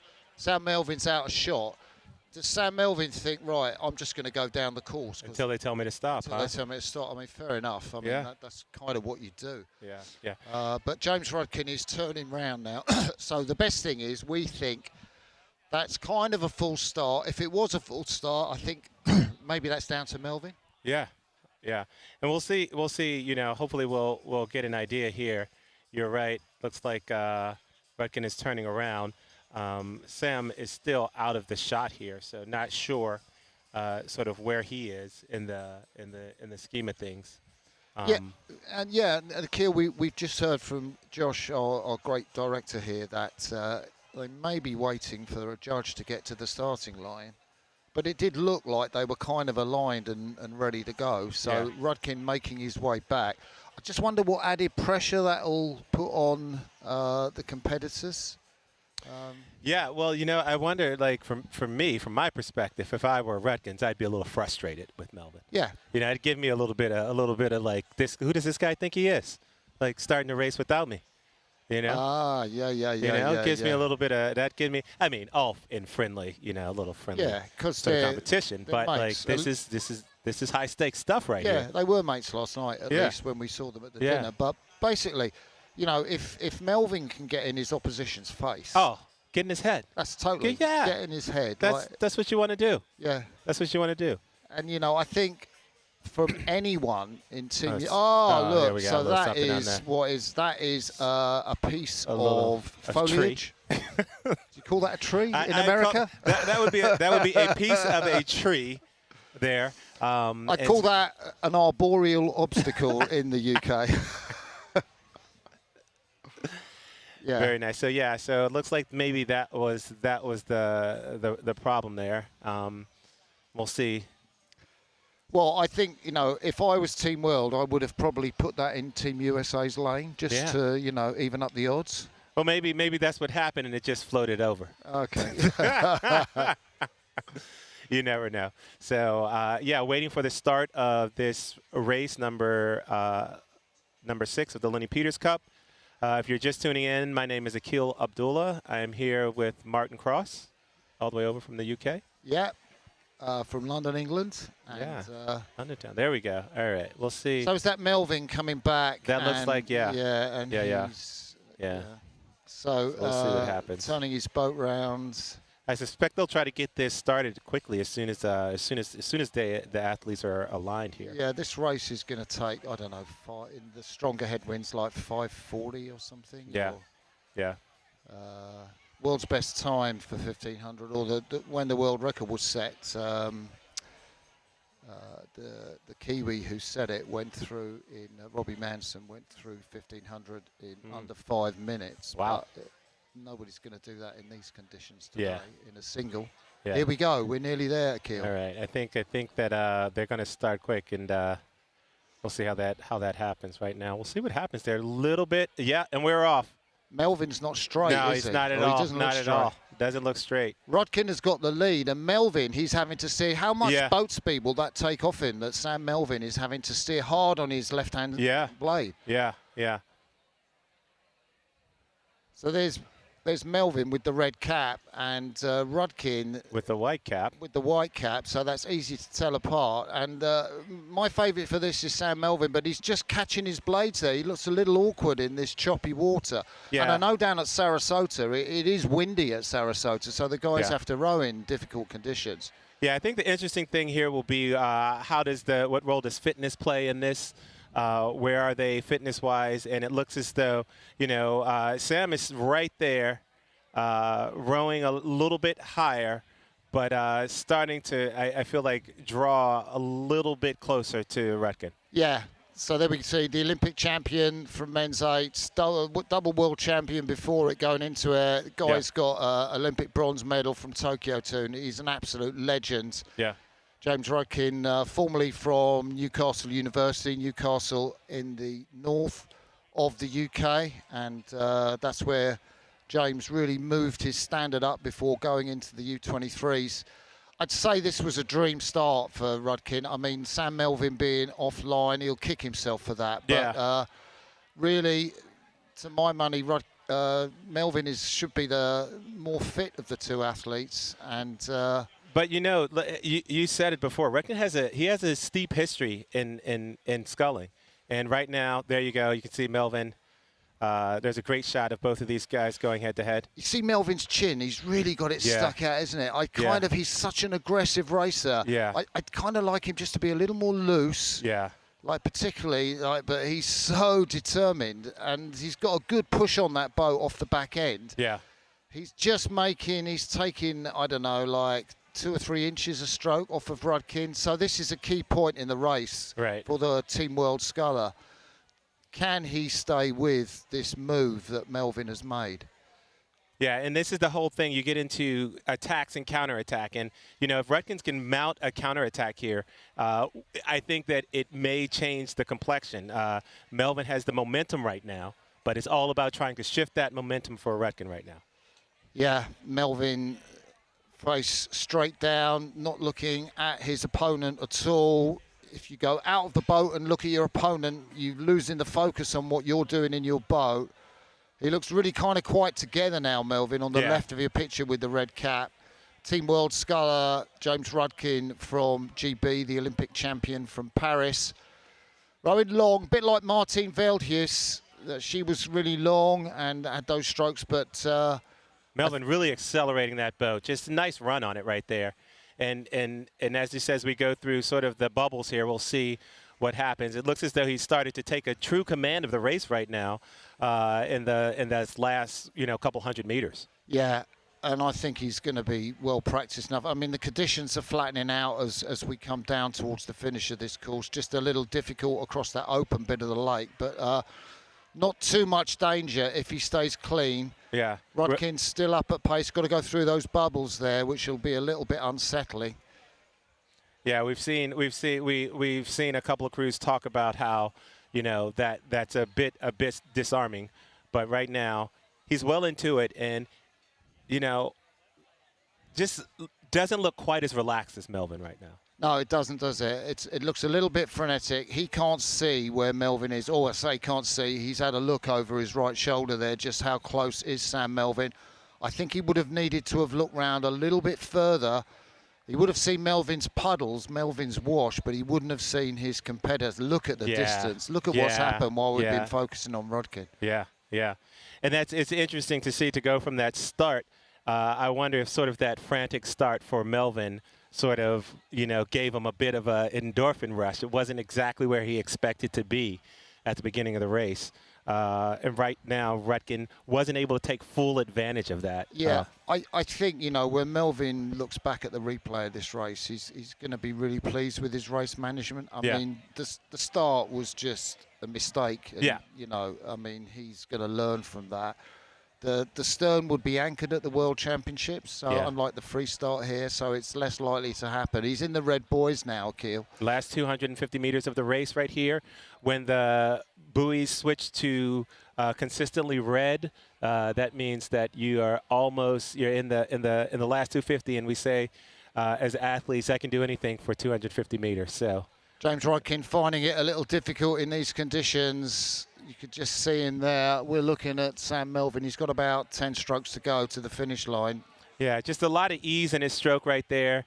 Really doing a great job of accelerating the boat. Great shot over top there. You can really see him pushing those puddles away at that finish. He's full gas as well, isn't he? Exactly. He's He not hasn't let taken off. that. He has not at all. And, you know, that doesn't seem like it's in his character. Not that Sam Melvin is counting 5:35, but that's going to be the biggest margin that Team USA has beaten Team World over. Yeah. And I'm sure when Sam Melvin has a little chat with his sort of Team USA compatriots, he's going to say, look, you know, who won by the biggest margin? And it's not going to happen in the quad, so I think Sam Melvin has look what it's done to Rudkin. Yeah. He presses the button on his pace coach. Yeah. Oh, looks as though he's got a little forearm cram there. He suffered in that. And that's in that headwind, you think? Yeah. You know. Oh, wow. So I kind of think that's a 6-2 lead. Yeah. If my maths is correct for Team USA. I believe your maths is correct. Or our maths correct, or is they correct? Yeah, I don't know. I'd say our maths is correct. So that really means that if Team World are going to have any chance in changing the verdict in this race, they are going to have to win the quads. And it is Rudkin and Carnegie who are up first in those kind of mixed quads with Wasnays, the Canadian, and Beatrice Tavares, who we saw here being interviewed, up against a really strong lineup with Blehal and Cunningham. It's like, you know, Issa Darvin in there too, Vitas. Those guys are going to be so tough to beat. All right. And looks like we have Michaela up for another interview. Hello, welcome back to the red carpet. We are getting a little shade underneath here. And I'm here with Elise Peters Carey. She is the CEO, is that correct? President of Bethany Medical. Would you mind telling us a little bit about yourself and then kind of what Bethany brings with the sponsorship? Sure. Thanks, Michaela. Well, I am a High Point native, so to see everyone out here in this amazing international but community event is so heartwarming for me. As president of Bethany Medical, we are very proud to be the largest independent provider of healthcare in the Triad. But what's part of our 40-year DNA is giving back to the community and being part of the community. And this event is amazing in what it brings to High Point, what it brings to North Carolina, what it brings to our athletes, and to a healthy community, which is very important to us at Bethany Medical as a provider of healthcare services. Thank you so much, Elise. And I understand Matt, this is Matt, he is Elise's husband. Would you mind telling us a little bit about yourself, kind of what your role in Bethany is? And I understand that you did have a little bit of rowing experience. Would you mind telling us a little bit about that? Sure. It's great to be here today. So my name is Matt Carey. I'm the president of Peters Development, which is an affiliate of Bethany Medical. And I was a collegiate rower at the University of Pennsylvania. And this is one of my favorite times of year. You know, the event is held twice a year, and every year it just keeps growing. Gene, the organizer, has done a tremendous job bringing people from all over the community and in the state, and really like Tennessee and Virginia and South Carolina as well. But then also international rowers. Elise was mentioning how big an event this has become. It's, a couple $1 million of money into the economy here in High Point and in the Triad. and also just an important part, I think, of the fabric of the community. You know, Ocala Lake is one of the greatest places I've ever seen to row. And until, you know, a handful of years ago, it wasn't being used at all. And now, not only do you have this event and the Triad Rowing Club, but you also have High Point University and so many other things happening with rowing in the community. It's a great way to be outside, enjoy the beautiful weather, and help promote, you know, this beautiful place that we all live. Thank you guys so much. I really appreciate you guys being here, and we loved having them here and seeing everybody. So I look forward to talking more to you guys later on. Thank you guys so much. Thank you. Right again. Check. Can you hear me? Okay, we are back here with the main man so far from Team USA, and I say that because we were looking at your sculling, and I was basically thinking, am I looking at Ollie Zeidler there, or is that Cedar Cunningham? Wait. You said, are you looking at Akil Abdullah? Let's not, come on, seriously. No, thank you so much for saying that, because as I was going down the line, part of my thoughts were just like, make it look good so Martin Cross says it looks good. You know, I know. Well, you know, it's wild. I was pointing out to Martin. I mean, it was like, man, it was a joy to watch. So like, whatever you're doing, keep doing it. I thought that you just looked so relaxed. Really getting the aura in the water well and accelerating the boat. So what have you been trained? Like, what has been the focal of your training to try to improve your rowing? Yeah, absolutely. I mean, I think the first off, comfortability in the boat, you know, especially on a day like this where, you know, the water is a little bit choppier. The headwind started picking up throughout the race, and it's just like, hey, can I be relaxed in my shoulders, be relaxed in my arms, get the blade in, and then also just making sure I can hang on and continue the drive throughout the entirety of the stroke, you know. So there's no doubt for me. I mean, I'm not sure we had fantastic pictures for your race. I'm not sure quite that we had the same quality of pictures last year, but you are, to my way of thinking, sculling better than you were in April 2025. I believe that as well. I think you know, my coach Casey will say the same thing. And yeah, I mean, it's been sculling all year since the World Champs, since last April, since the World Champs. Been staying the single all fall, all winter, all spring. So been really focusing on it. So just take us into the competitive world of US sculling. Jacob Plehal, who's one of your teammates on Team USA here, you know, sculled in the Paris Olympics for Team USA. You're going to be racing, Jacob, I guess, in the selection trials at Princeton. Yep.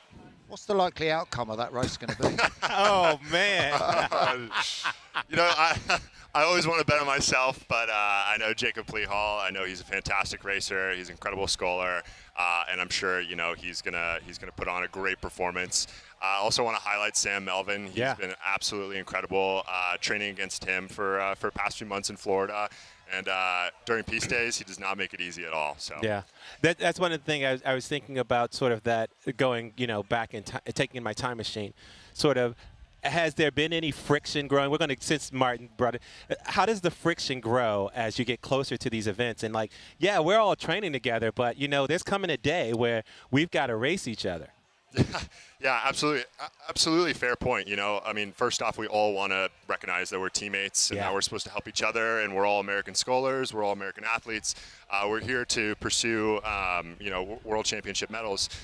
But that like little bit of competition in between us, you know, it helps us continue to grow, helps us continue to get faster. It elevates all of us, and I think that that's a testament to, you know, what we've seen over the past few years of American sculling. So just we're going to preview the next event. So we say thank you for your interview. Just to say, on terms of interview skills, you are level with Nikolai Pimenov from Team World. Oh, yeah. So we'll have to see. Yeah. Who, Oh, that's another race. That's another race. That's the race within the race, you know? Yeah, so we're going to go. So thank you, Cedar. So we're going to preview the next race, which is the, if I've got that right, Mixed. that's the William White Cup for Youth Women's Eights.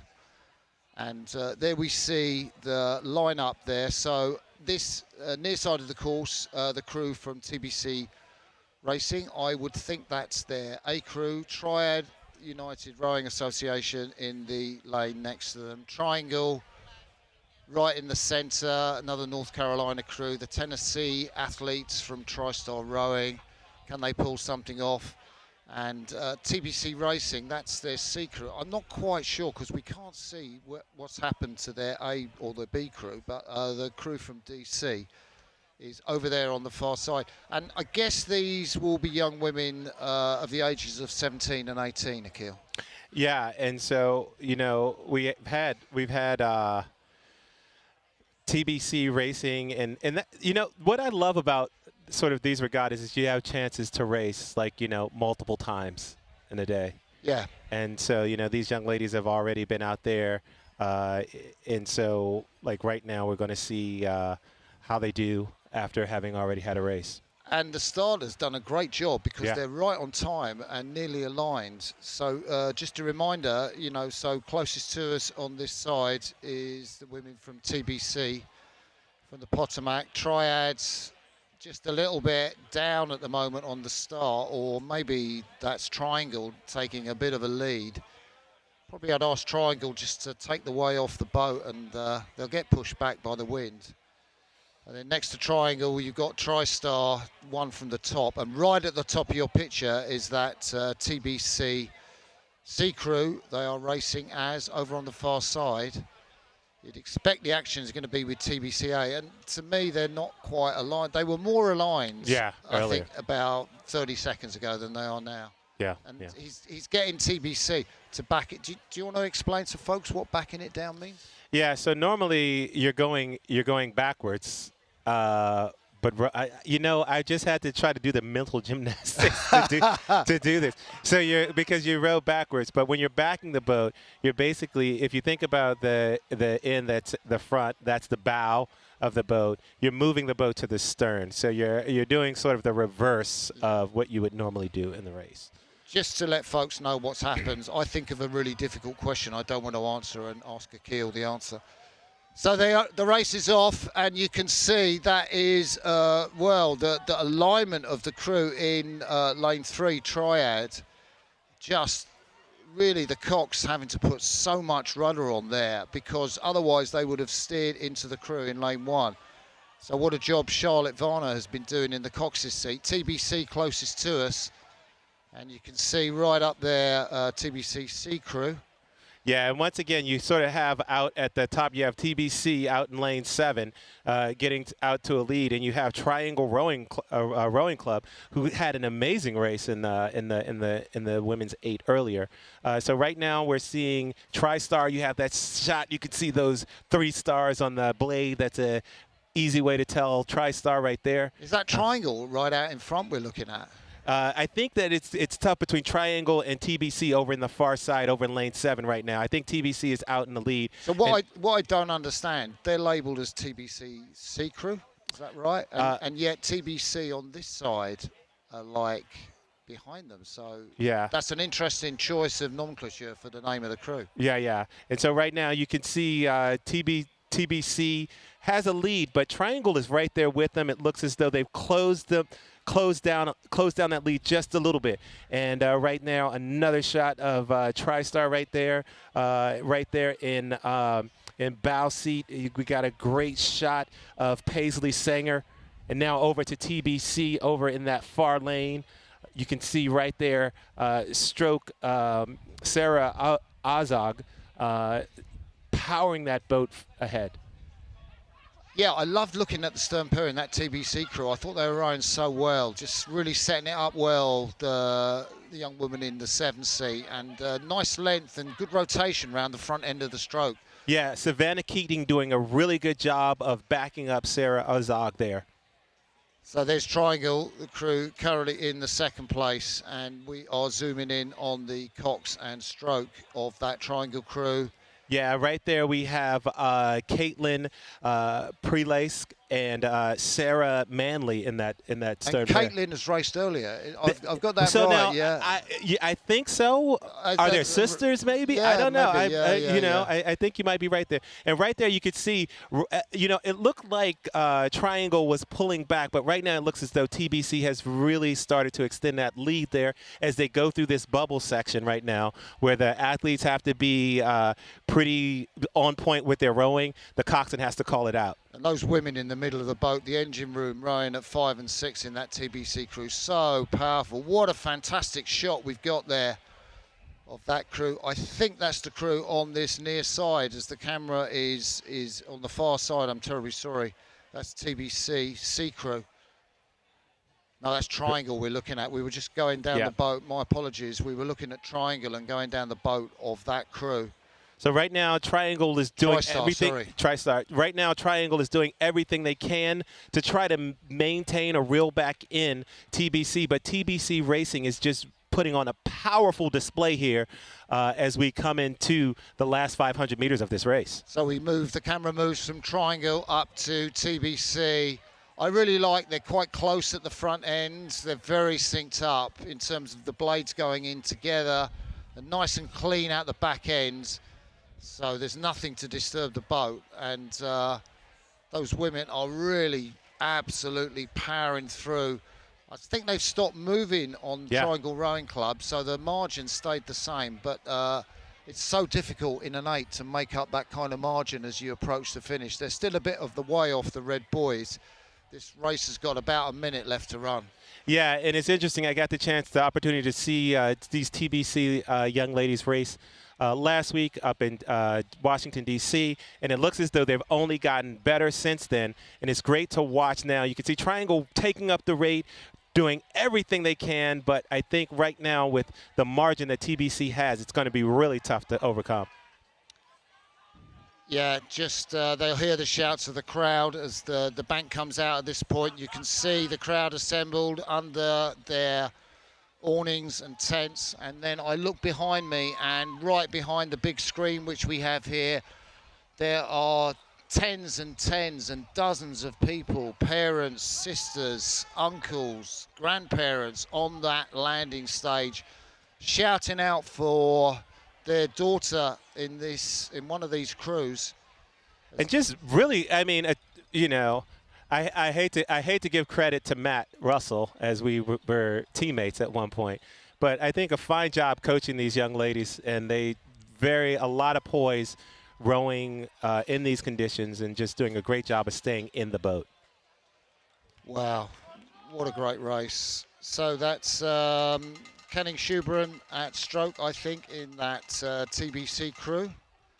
Don't quite have the team names on Regatta Central. That's Triangle in second place. I think it is going to be TriStar in third. Is that right?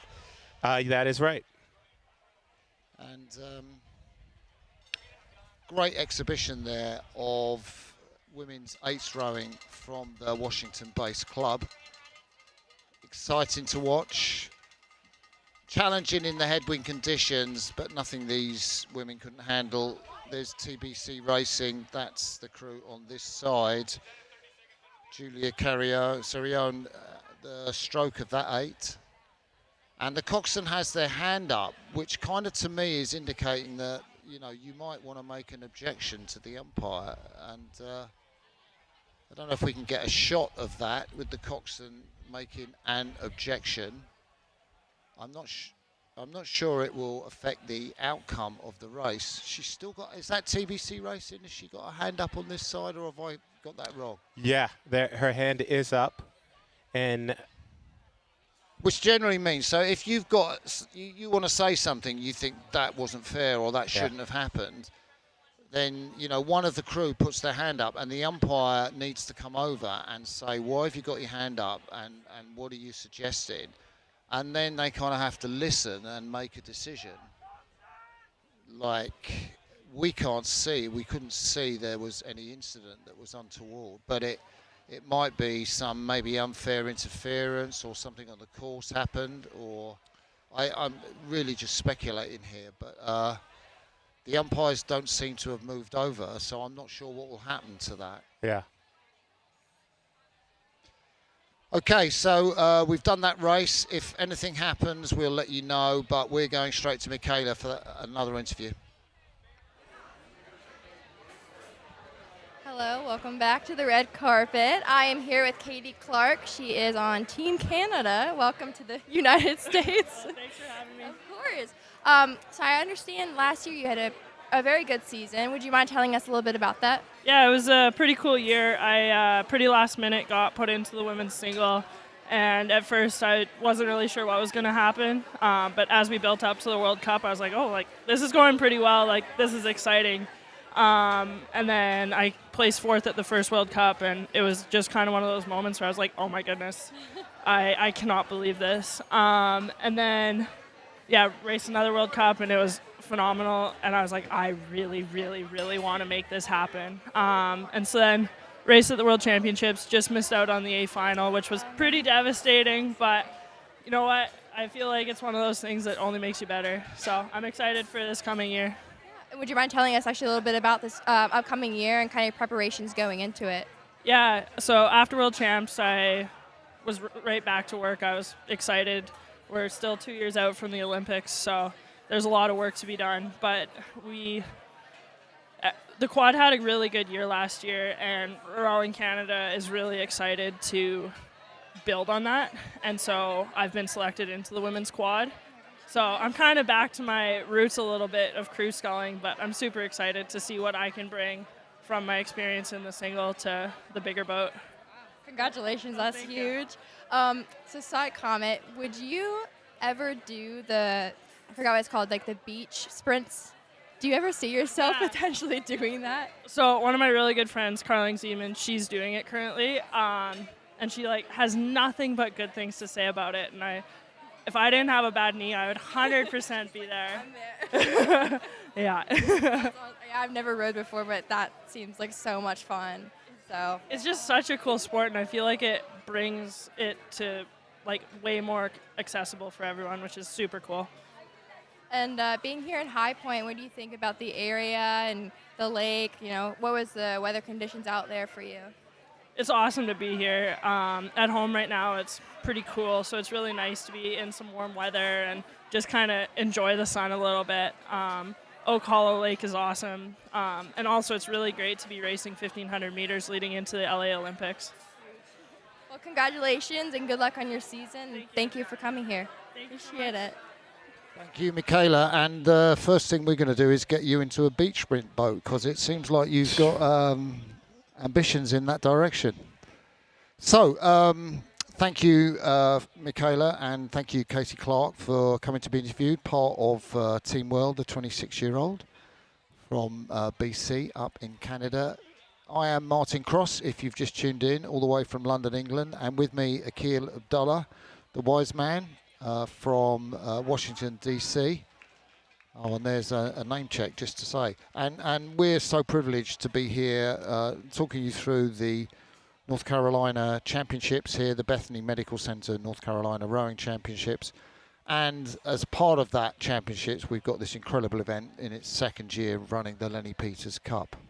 Yeah, it's really an amazing event, and I'm happy to be a part of it. I just get to take a quick flight and see some great rowing, so I'm pretty excited about that. You know, this is a lovely course, and I think what we're going to do actually is give you an opportunity to just get some wonderful shots, just take in some of the scenic view, and maybe meditate for a minute and reflect on coming out to the Lenny Peters Cup next time.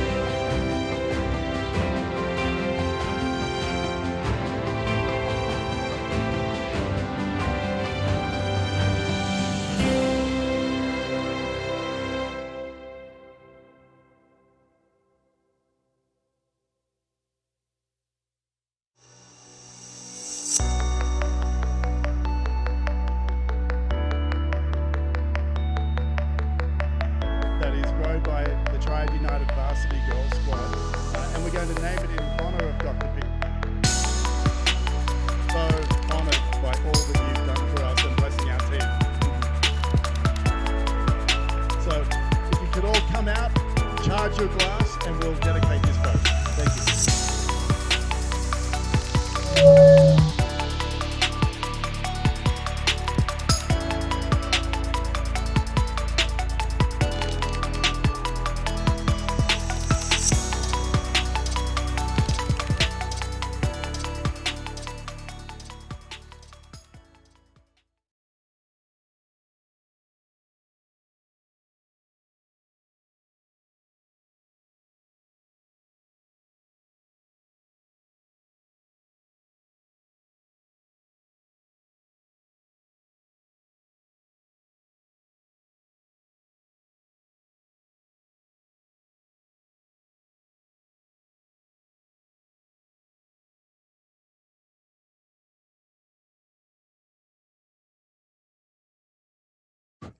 Testing. Okay.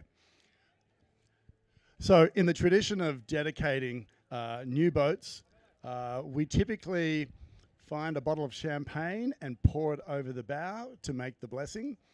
But I'd just like to begin by, again, saying thank you, Dr. Peters, and all your family for supporting the City of High Point and the City of High Point's Rowing Club, Triad United. So thank you so much. This boat we dedicate to you for all that you've done for the team. And we've got a bottle of champagne here. And you hold this for a moment.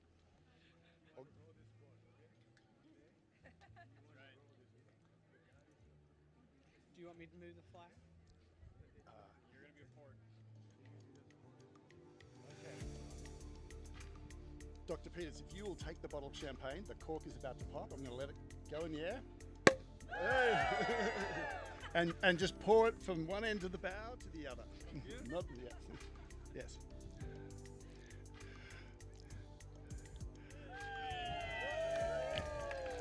We bless this boat, Dr. Lenny Peters. May God bless her and all who row her. Thank you. Or him, really.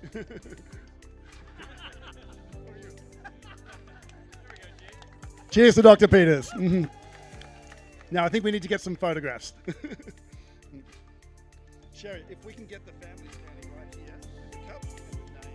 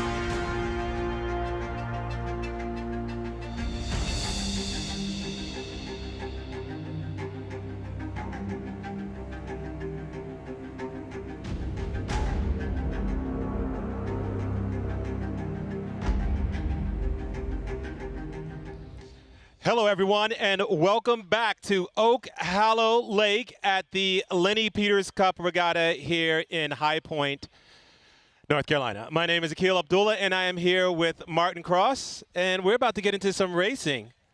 Yeah, it's great. So excited. We've got this top quality international race with gold medal Olympians going on the Lenny Peters Cup, but also it's the Bethany Medical North Carolina Rowing Championships. We're going to cover one of the races there. Almost all the races here are from youth men and women, and this is the youth under 17 men's Cox 4, which is underway already. And let's give you a rundown from this side of the course.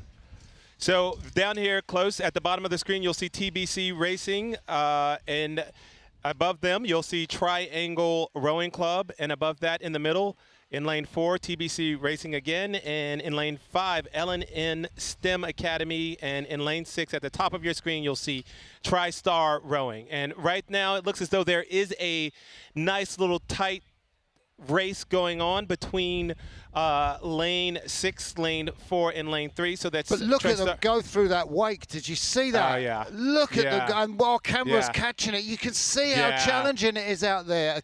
The conditions have really changed since this morning, where we had some nice, calm, a little bit of a breeze. But right now, these athletes are battling some tougher conditions right now, and it looks as though there's still that three-way tie. Yeah, so at the top of your picture, you can see the crew from TriStar. TriStar. Yeah, yep. and that TriStar crew is being stroked really ably by Garrison Madeira.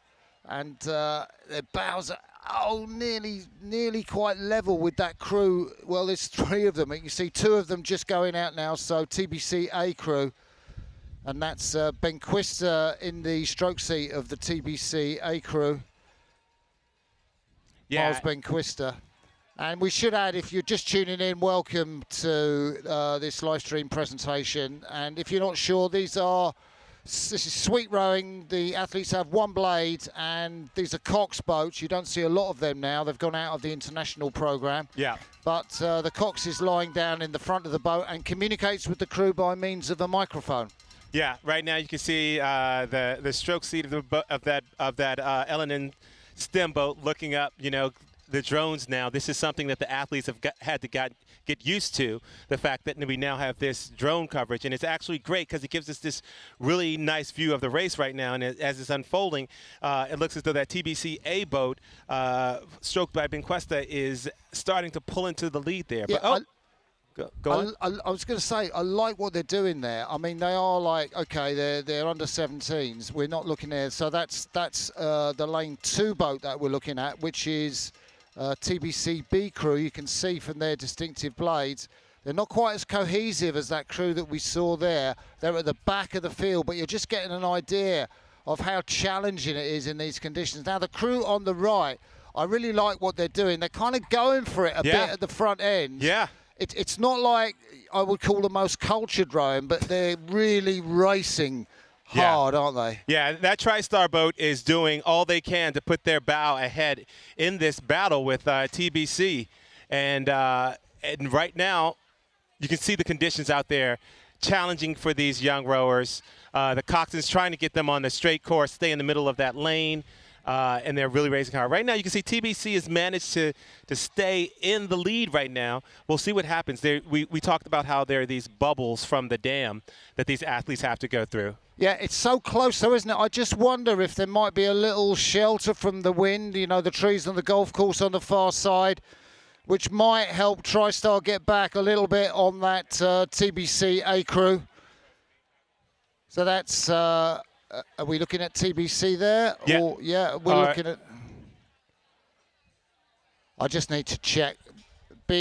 My excuse is being from London, England. I need to get more familiar with the blades. So, yeah, but right now you can see that TriStar boat there, stroked by Garrison Madeira, Lucas Hamby in 3, Gabriel Al Gaha in 2, and Braxton Kohlhauer in bow. Yeah, you could do with practicing those again. I could do with practicing those names. But let's go. You should see this is going to be so close. I just wonder if the TriStar crew have got a little bit of shelter. TBC. As we come into that little coverage there. Yeah, they still hold the lead of, I would say, a foot. Yeah, yeah. It's And it gonna does seem as though TriStar is starting to close down that lead just a little bit. It's kind of tough to tell with the angles, but both boats moving really well right now. Yeah, see how it got. So TBC on the left of your picture, TriStar on the right of your picture. TriStar just have the lead at the moment. They've been so aggressive through the race. And TBC, they're going through their sprint phase. We look behind us, they're coming into the red buoys. It's still TriStar. The water still looks pretty difficult there. I don't think they've got an advantage. But TBC hold on to that. It's like mesmeric to watch, isn't it? Yeah, yeah. And so we're in this last 250 meters of the race. We have TBC and TriStar battling out to take that first position. It looks as though TBC has now started to move, and they are starting to move away from TriStar. Can they put anything on? Can TriStar do anything to halt this move? They're running quickly out of course. Yeah, coming up to the finish, and that's now a decisive move that TBC have made. Fantastic stroking from the young lad in the stroke seat, Benquista, and really just lengthening out. Beautiful to watch as they come through to the finish. Last few strokes, and wow, you can see the celebrations, traditional rowing celebrations. It's hard to know what to do except slap the water, isn't it? Or throw it up in the air, right? Like those are the two things you see. Yeah, TriStar in second and Triangle Rowing Club in third, stroked by Reese Christea. Give him a shout out there at the finish. But what a great race to open our program here for the afternoon here at the North Carolina Rowing Championship, sponsored by Bethany Medical. And as part of that, this incredible international event, the Lenny Peters Cup. Ellen and STEM Academy just finishing their race. The crew from Knoxville, Tennessee. Yeah, and to keep the racing going, we have the puppy parade competition about to happen in about 5 minutes. How did you know that? I'm just very in tune with my canine self. The wolf in me, the wolf. Yeah, the wolf. Yeah, okay. So we'll see how who comes out on top. Who comes out on top this year? Yeah, top pup. Yeah. The Lenny Peters puppy parade. I don't know. I'm not sure it's called the Lenny Peters Puppy Parade, but that's a good name for it. Yeah, anyway. I'd like to try to get some alliteration in there. Yeah, so one of the things we're really excited about is this Lenny Peters Cup, the 2 international races coming up. They're dashes, they're just 300 meters. We've been watching the crews race down, over about 5 minutes or so. This will be less than a minute, really.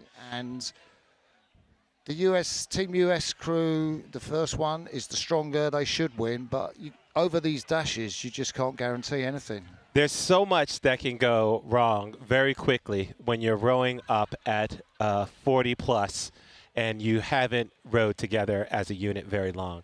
So I think that this is, as I spoke, this is the wild card scenario right here. Yeah. Where there's opportunity for Team World to really just get out ahead and stay ahead. And they got to believe, haven't they? Yeah, they got to believe. I mean, okay, in the singles, like Rudkin and Carnegie, the 2 gold medalists from the Paris Olympic Games in the 8s, they were better by, athletes that were fitter than them and stronger. Yeah. But this in the quad sculler crew boat, you get much more level playing field, don't you? Yeah, yeah. And, I believe it was one of my first races that I had with Igor Grinko. And I like to say, like, the sprints are, he gave me the advice. He said, okay, get ahead, move ahead. Behind, move ahead. And I think that when it comes to these dashes, get ahead and stay there is part of is a great game plan to have. Yeah, definitely. And so we're really excited about that. Through the afternoon, there will be these races going on for these youth races mainly. Some of the Masters races coming down too, but we'll be taking you through some of those races that we get a chance to cover. We'll also be taking you through some interviews of the top internationals. I think a lot of them are out on the water now, so we're not going to get them right now. But Michaela, our colleague, who's been doing some great interviews, will be taking you through to Michaela to look at the interesting people, really interesting people that are here, parents, supporters, sponsors, organisers, and the like of this fantastic event. And that's one of the things that, I love about this sport is it takes so many people to make these types of events happen. And, you know, it's really important to let everybody know who those people are, who those faces are that are out there working to make the events happen. Yeah, totally. I think I probably, as an athlete, I think I might have underestimated just how significant people were, you know, to my progress in the sport. And I think athletes these days have got better in just realizing how much support systems are needed. Yeah, it's funny because as I said this when I was elected as a steward to Henley World Regatta, I said as an athlete I thought that the regatta was about me. But as a sort of caretaker for the event, as someone who is responsible for the longevity and life of the event, I realized that the regatta is about the athletes.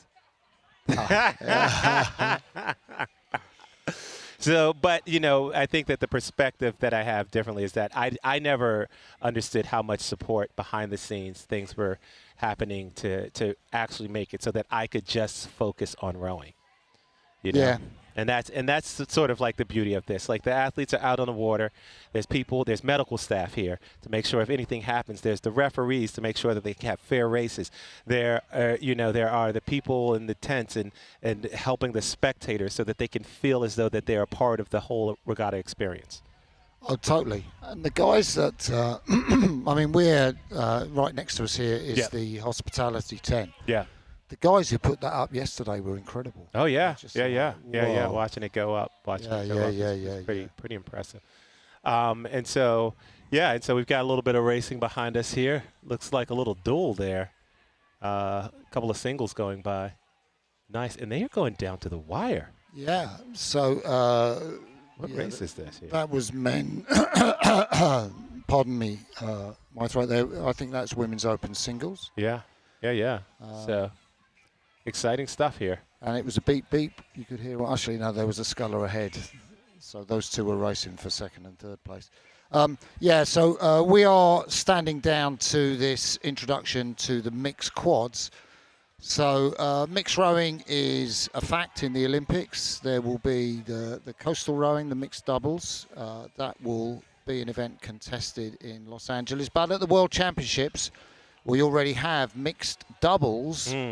I think that was won by the Irish last year, Fintan McCarthy and his partner. And then we had mixed eights that was won by Team Romania with the incredible Simona Radis in the stroke seat. I mean, that was a sensational eight. I kind of think you could have put her at the stroke of a male eight and they'd still win. She's so great. But here we have mixed quads, and the way that the Team World have set their boat up, this is how it's worked. Basically, Nikolai Pimenov said, I want to stroke the boat.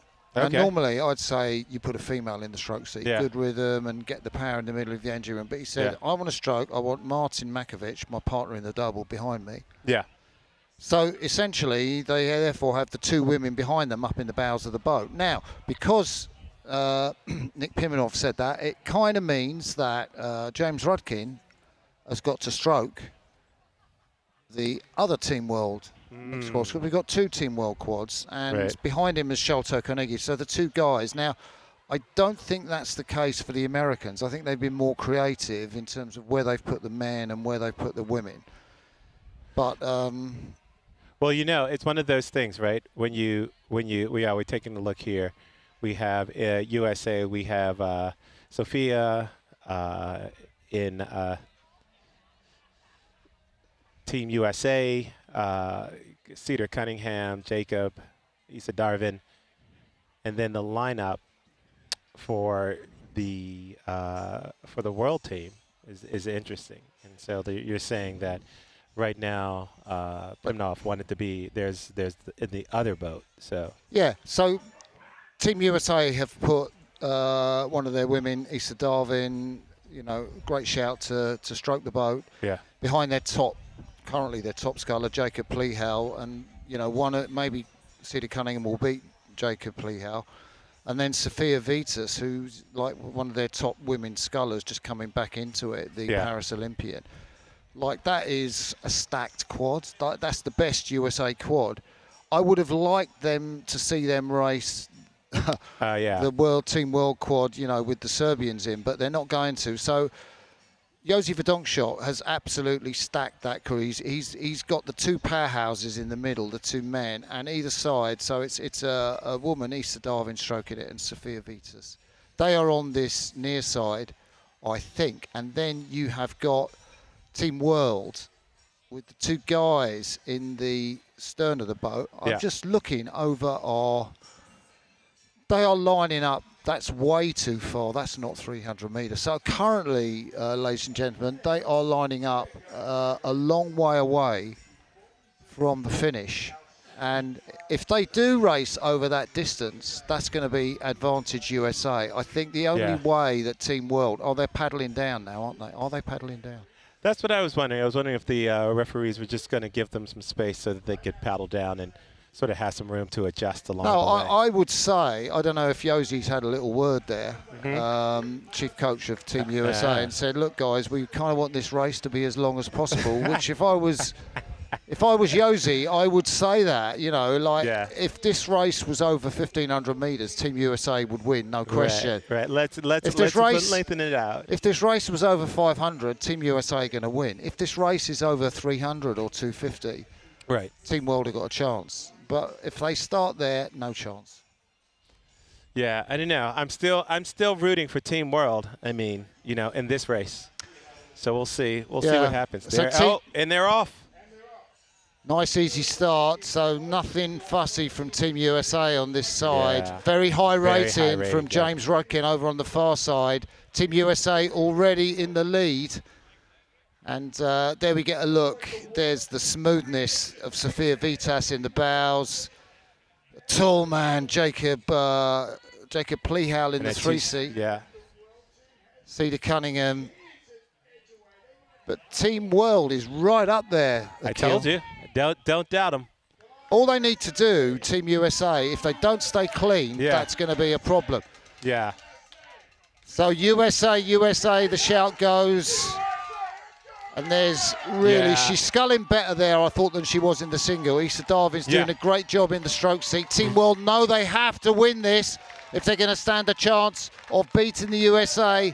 And at the moment, USA are moving away. They're coming up to the finish. It looks like 3 points for Team USA as they come to the finish. Brilliantly executed. Wow. Fantastic. That is Vitas, Cunningham, Plehal and Darwin beating the rest of the world. To be fair, I thought that Tavares, Wasness, Carnegie and Rudkin sculled a great race. I thought they did a beautiful job there. I definitely, you know, they got out to a great start, Team World. You know, and I think that Team USA just did a great job of staying together, staying in themselves, nice rhythm all the way down. In these short races, there's just not a lot. You just row. But that race wasn't as short as we thought it was going to be. It was like, I kind of thought they were going to start at the Yellow Duck or something. Or but, yeah. So I think, is that Cedar Cunningham in the three-seater? That's Cedar in the three. Yeah, so and Jacob is in two-seat. Two-seat, yeah, because the taller athlete. Yeah. So Cedar's been given the keys to the kingdom. I mean, you're going to put your best athlete in the three-seat, aren't you, in the quadruple scull? Yeah, well, there you go. Little muscles, showing us some muscles there. Yeah. And we've had him on interviews. Big handshake from Cedar and Jacob, and then Cedar to Issa in the stroke seat. And great job done up in the bows from the 33-year-old Sophia Vitas. I mean, so that they've won the Lenny Peters Cup. I mean, it's kind of like the next race is a dead rubber, but it won't be to the Team World because they'll want to win it. And actually, they're using those boats. Oh, so they're just going to switch out. Yeah. So essentially, like Team USA, Josi Verdonschot, the chief coach, he brings the Team USA boats. Okay. And it's a logistical, you know, nightmare. But if you're going to try and bring two quads. Yeah, you know, you've got to put 4 quads on your trailer, and it's so essentially they're going to share boats. So a little bit of time just doing the rigging. Look at the points right here. Team USA 9, Team World 2. Yeah, but I think there might be 6 points for this this last quads race. Oh, really? You just double the points? Just make it interesting. No, I'm just making it up from the rest of the world. Yeah. No, it's 3 points around. There were 4 points last year for the quads, but we've kind of heard that.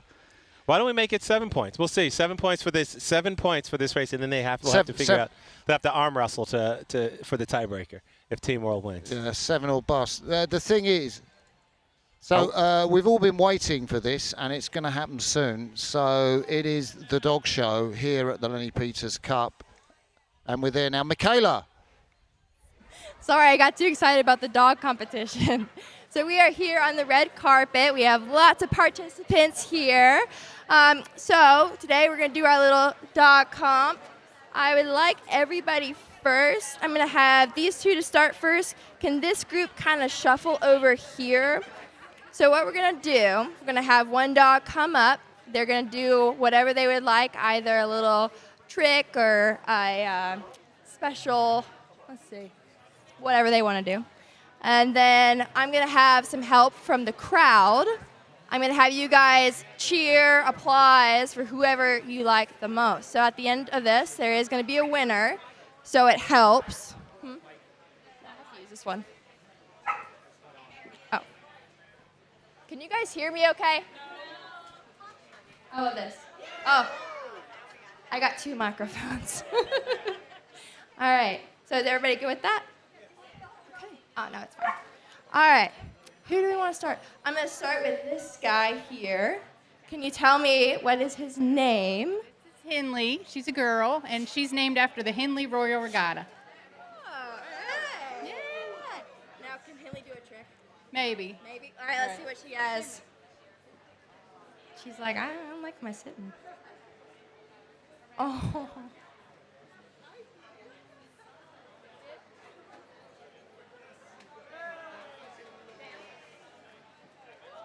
Oh.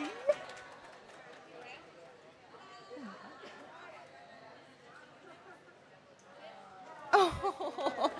Give a good round of applause for Henley. Yay, good job. Thank you. All right. Who do we have next? Who do we have? This is River. She's named after the Cape Fear River, which is where we row. All right, can River do a trick? Maybe. Bang.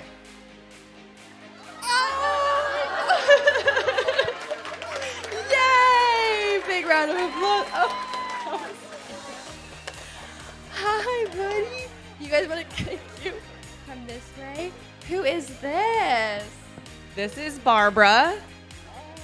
And she's a Basset Hound Corgi. She has 0 tricks, no training whatsoever. Oh. Apparently she can dance. Okay, show them. All right, see it. Woo! Barbara. Good job. Barbara. Barbara. All right, who do we have here? Okay, this is Rocky Colavito. He used to play for the Cleveland Indians in the 60s. The Cleveland Indians in the 60s. Yep. Home run hitter. Right, Rocky? They won't let me. Rocky. Rocky? Rocky. What does Rocky do? Trick? There. He just loves people. Oh, he loves people. That's Give a his big trick. round of applause for Rocky. Yeah. Yay. Who do we have? Oh, who is this guy? You can come on up. Ooh, there we go. My goodness. Hi, buddy. What's his name? This is Lady Bella of Indian Trail, North Carolina, of course. Okay, North Carolina. Now, does she have a trick for us today? She is my service dog, and she can help me up. Big round of applause.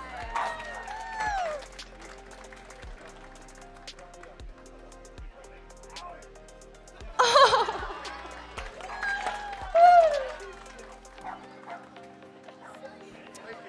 Thank you. Come on up.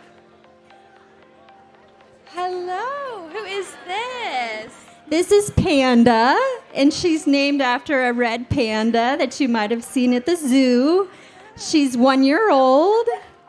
And the trick she's going to do for you is to give high fives and high tens. Oh, let's see it.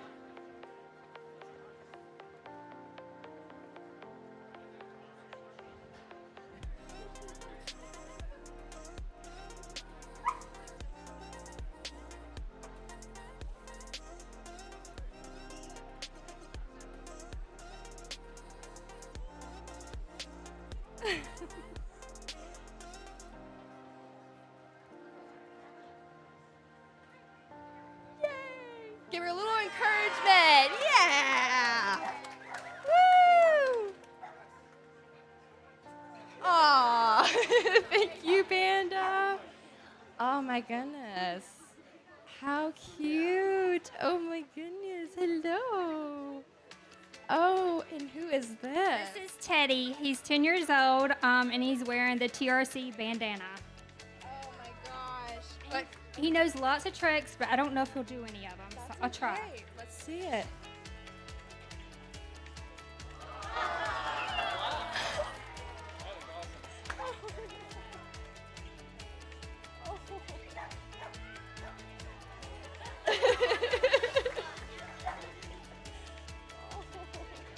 Give a big round of applause. Hi, thank you, buddy. Oh my goodness. Come on up. Oh, hello.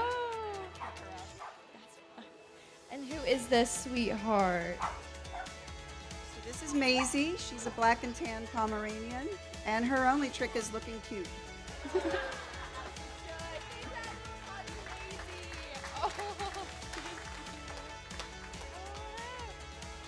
Oh my goodness, who is this?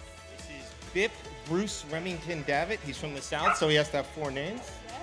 He can sit, Bip, sit, and he can cheer for his brother when he's racing. Where's Porter?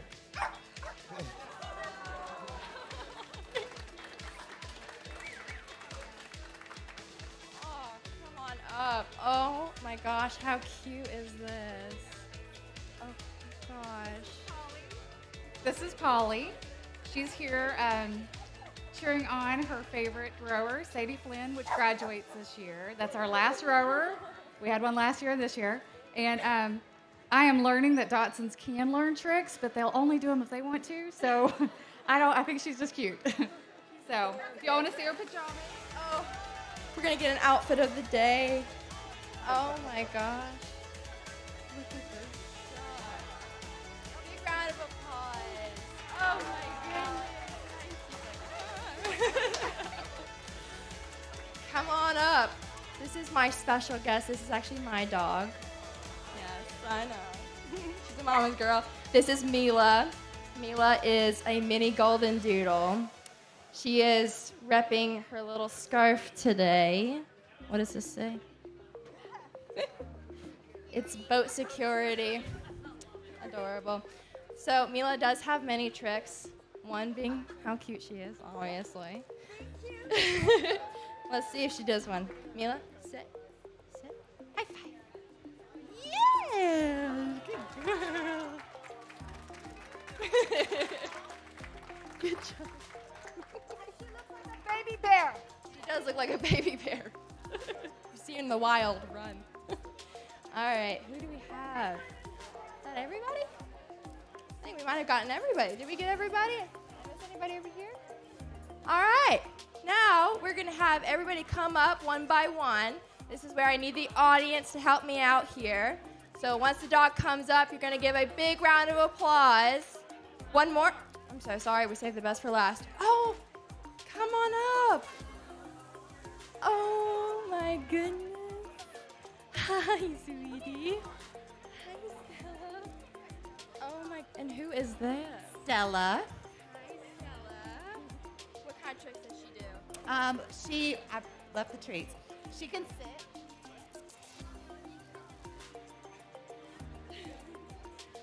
She's like, I'm shy. Oh my gosh. She when she was 6 months old, she ate rat poison. So she's a rescue. Her original mom had to teach her that stuff was poison. So you can hold a treat in front of her face, tell her that it's poison, and she won't eat it until you blow it off and then give it to her. But I forgot the treat. Oh, big round of applause. Oh my goodness. Hi, Suki P. Oh, what kind of dog is she? Oh, we do have a treat. Oh, all right, here we go.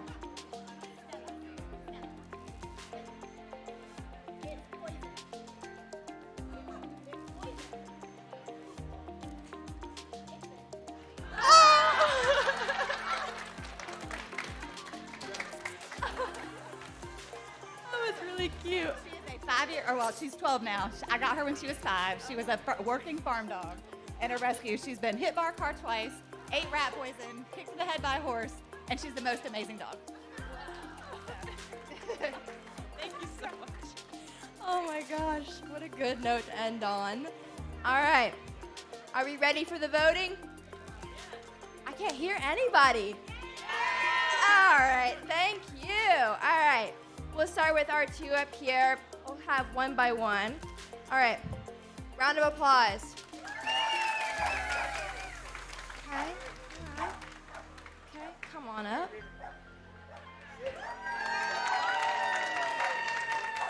Oh, okay. Come on up. Let's see.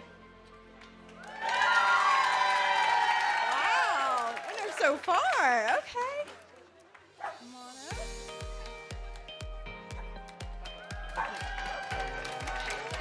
Okay. Miss Mela.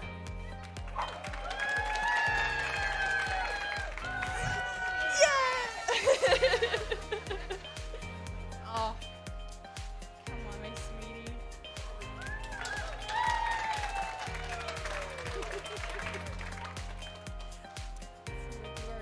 First.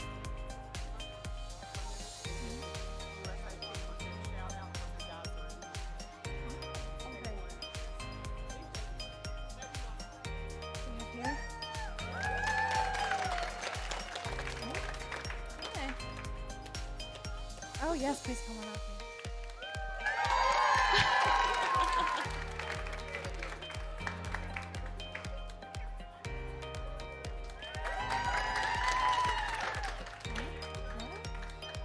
Okay. Come on up here. Okay. Lower. Good job. Next one. Yeah. Come on up.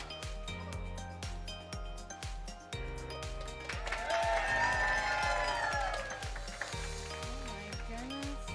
Did I miss anybody? I think we have a winner. Come on up. Oh.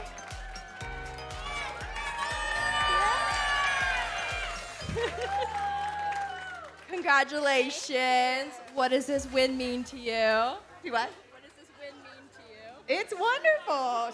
Because she just has been through so much. So yeah, she's a sweet girl. So thank you. Thank you guys so much. Thank you guys. Thank you. And we'll throw back to the desk. All right. We are back at the desk, the commentary desk. And my name is Akil Abdullah. I am here with Martin Cross all the way from London town over in the UK. And we're going to get back to some racing.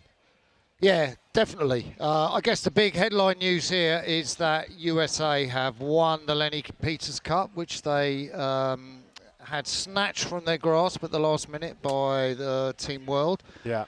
So that's fantastic for the home supporters. Yeah, I think I'm going to just do a rule change. It's got next race is going to be worth 7 points. Yeah, I love that rule change. Yeah, so if Team World win, yeah, we'll kind of have a notional, yeah.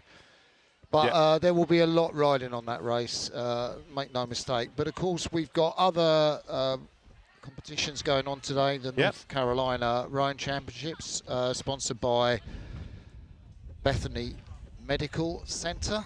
Yeah. And that's part of the Lenny Peters Foundation. And we are going to go to one of those races quite soon, I think.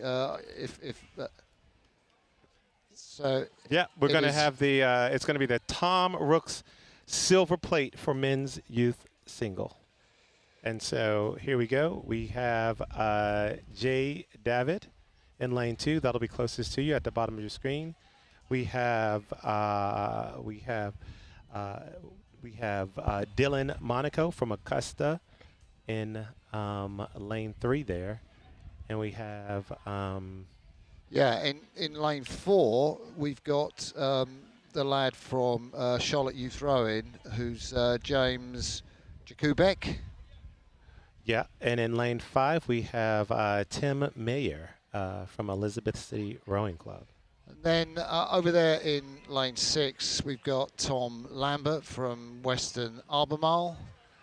And then from Williamsburg we have Matthew Roos up there in lane 7. Yeah, I don't know about having lane 7 on the outside. I guess I'd like to be in the centre, you know, with all the action. You can just take a little glance with your eyes left and right and see where your main competitors are. Yeah, but you know, I wonder, given the conditions, you spoke about this, you pointed out something a little bit earlier that stuck with me.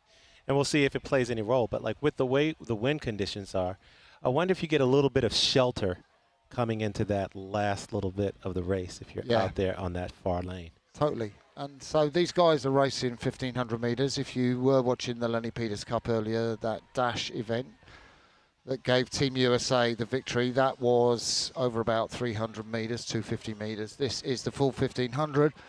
And it's going to be a bit of a challenge. The wind is not, it's a kind of, you know, breeze, gentle-ish breeze, but it is making this a headwind condition. You can see the waves moving towards the rowers in the boat there. So it'll take them longer, and they're going to have to be careful, particularly at the start, that they're clean, they don't clip any of those waves and slow the boat down. Yeah, right now they're trying to get into position, being blown around a little bit. You can see sort of the what's happening with the water is actually pushing against them, so they're going against that little small current there. As they set up in the wind, they're rowing into this, you know, this light headwind down here. I think it, at least at the start of the course, and maybe it picks up a little bit down here near the finish. We've had some great racing today, and I'm excited to see these young men. I always like seeing young single scullers sort of make their bones, because a lot of it is about the repetition, and really being able to deal with sort of the mental strain of being all by yourself out there. Yeah, and you know, we've had different sort of levels of men's youth single sculls. We had Division 2, which came down earlier, but this one is for the big prize. It's the elite event for men's youth singles, the Tom Rooks Silver Plate, which we can see the trophies to our right over there in the marquee, and I'm trying to look and see if I can see the Tom Rooks Silver Plate. There's a lot of nice silver looking trophies there. So one young man, I was going to say he's lucky, but there's going to be no luck in this race. It's going to be effort and dedication and just race ability. Yeah, and you know, as you pointed out, so these scullers, these young men have been sculling for a while, probably have a lot of races, a lot of strokes under their belt, and I think we'll get to see sort of what the distribution of talent looks like as the race begins.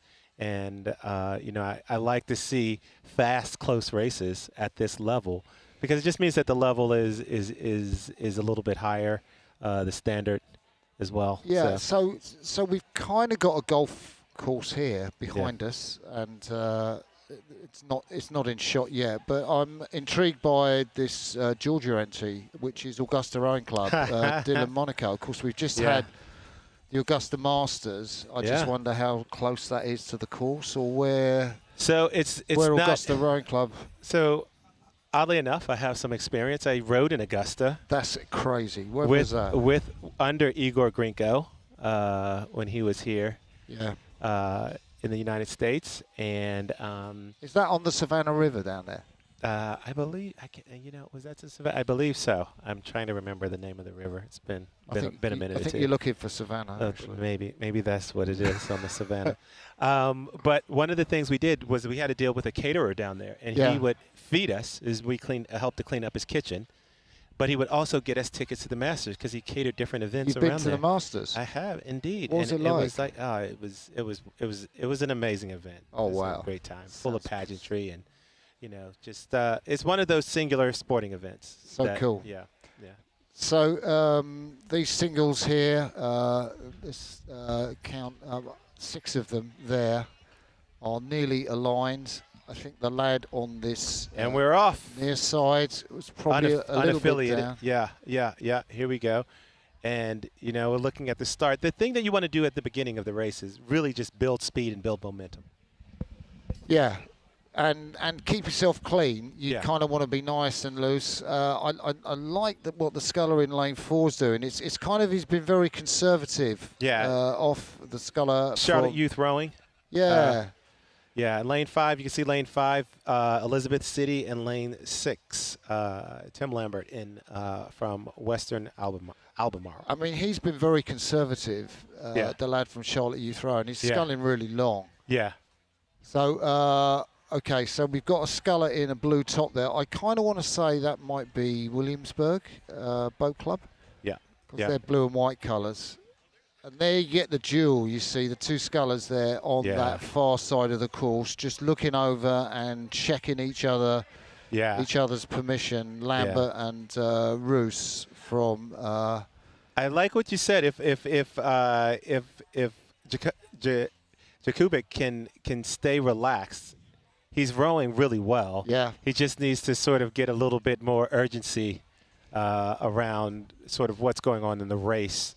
But if he can stay there and stay calm and he has something left in the tank, I think it could be an interesting finish. Yeah, so Tim Mayer it is, who is there in the centre just looking over at his opposition and just tracking. Tim Mayer's closest to us of the leading scullers. They're both rowing in the boat of the same colour. And on the other side of him from Western Albemarle, we've got another team. That's Thomas. That's Tom. So we got Tom and Tim. Yeah. Tim's the closest one to the camera. He's on the left of your shot now, and Tom is the furthest. Yeah. So there we see, so kind of, I kind of like when kids do this because they kind of like you would expect like more senior athletes. Yeah. Just keep your head in and, not staying focused, not worrying. But they do look across, and I think it makes it interesting. Yeah. Well, right now, I want to see, I think we'll see maybe some changes here. It looks as though, Western Albemarle, that's Tom has, rowing a little bit less sort of. He looks a little bit more relaxed. Right, so you're saying he's going to win, like based on the way they're rowing. He's looking a bit there, isn't he? But I agree with you. I think he's kind of got a little bit in reserve, but he's a looker, isn't he? Yeah, he's a looker. Can't be a looky-loo. No. So the thing is he like going in for a few strokes? Is he looking to see if his efforts making, but he kind of wants to keep his head in the boat. Yeah. But I guess for youngsters like him, it's just motivation. Yeah. Look at the boat. And he is making an impact there on Tim Mayer from the Elizabeth City sculler there. Now, I wonder, so it looks as though, like in looking at the differences in the style, Tom looks just a little bit more relaxed, but Tim is staying in it. He's doing a great job at just staying there, and we'll see if he has a move here. And it looks as though he's trying to turn the screws a little bit more here. It actually looks like he's lengthened out to me. Before it looks like he was diving a little bit at the catch. No, it looks like he's. It's cat and mouse. Yeah. This is cat and mouse. So Elizabeth City rode down there on the Pasquotank River, and he will get a lot of practice, I think, in these conditions, but not those ones. He's just gone through the bubbles. Yeah. I mean, really, these guys are going stroke for stroke right here. Like, this is brilliant right here. I love this racing. And we'll see sort of up. There's another look over. We'll see if he can, I mean, that's the thing. You know, I think when you're in the single, you really just want to. He's in a place right now where he knows where he is. There's no need to look over at this point. So now Tom Mayer has got to do something because I think that's a significant little move that Tim Lambert from Western Albemarle has made. We're watching the race for the Tom Rooks Silver Plate for men's youth singles. So these guys, 17 or 18 years of age, and this has been a real banger of a race down the course. Yeah, they're coming, and they're going to get close. They're coming into that last 250 meters pretty soon, and you can see Tim give a little look over there, and we'll see if he can keep it going. It looks very strong. I like the way Tim's sculling though. He's got the blades squaring early, so you know, so they're really ready to go in at the front end nicely. Yeah, that lad Tom here just picked it up. Tom's picked it up. Tim's squaring his blades a little bit late. Doesn't quite give him as much ability to get that front end really spot on. And as you said, Akil, the sculler on the far side from Western Albemarle is stretching out and doing a great job. Yeah, you know, I think that a lot of it in that beginning part of the race is if you can stay relaxed, if you can stay sort of right on that edge of sort of and have that energy reserve as you come into that last 250. It's about having that extra gear, you know, but you have to be relaxed and you have to be focused when you come in there at 250 to be able to turn that gear on. Yeah, so it's the Virginian leading at the moment, and unless something untoward happens, he will beat. Just gave a look North around to see where that Carolina finish line was. Yeah. So, I think you would do in these conditions, but he's only got about 2 or 3 strokes to go. Yeah, it would take a big disaster for Tom Lambert. I love the work that Tim is doing, though. He hasn't given up. He's still pulling hard all the way through the finish. That's what you want to see. Yeah. Oh, right, brilliant. So I think we've seen, you know, scullers of the future there, really dueling, giving us a fantastic race. The 2 clubs, Western Albemarle and Elizabeth City. Yeah.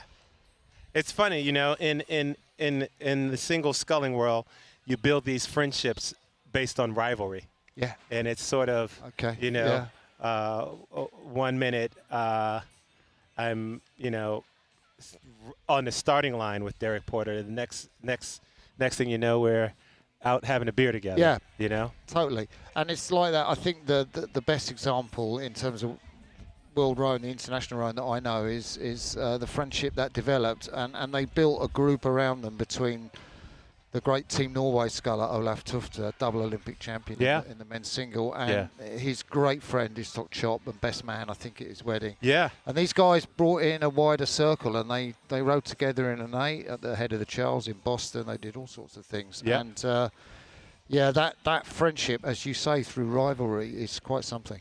Yeah. And we're getting ready now, I think, for that final race of the Lenny Peters Cup right now.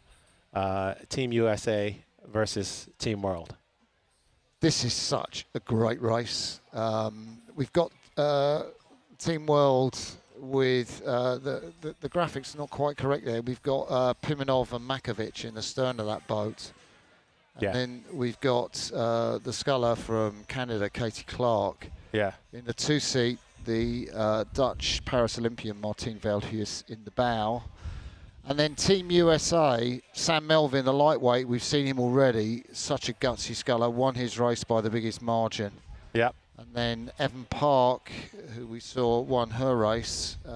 Caleb Nollenberger in that double with Jacob Plihal that lost out to the Serbians. So he's lost once already to the Serbians. What's going to happen in this one? And Grace Joyce, such a gutsy row from her to open the Lenny Peters Cup races. And we look round and the 2 quads are aligned. They're kind of not the red boys. So this is like about... Once again, another that's not going to bother Pimenov and Makovic. So basically, I think rest of the world's, for me, are the favourites to take this race. Yeah. If Team USA win this race, that'll be a sensation, really.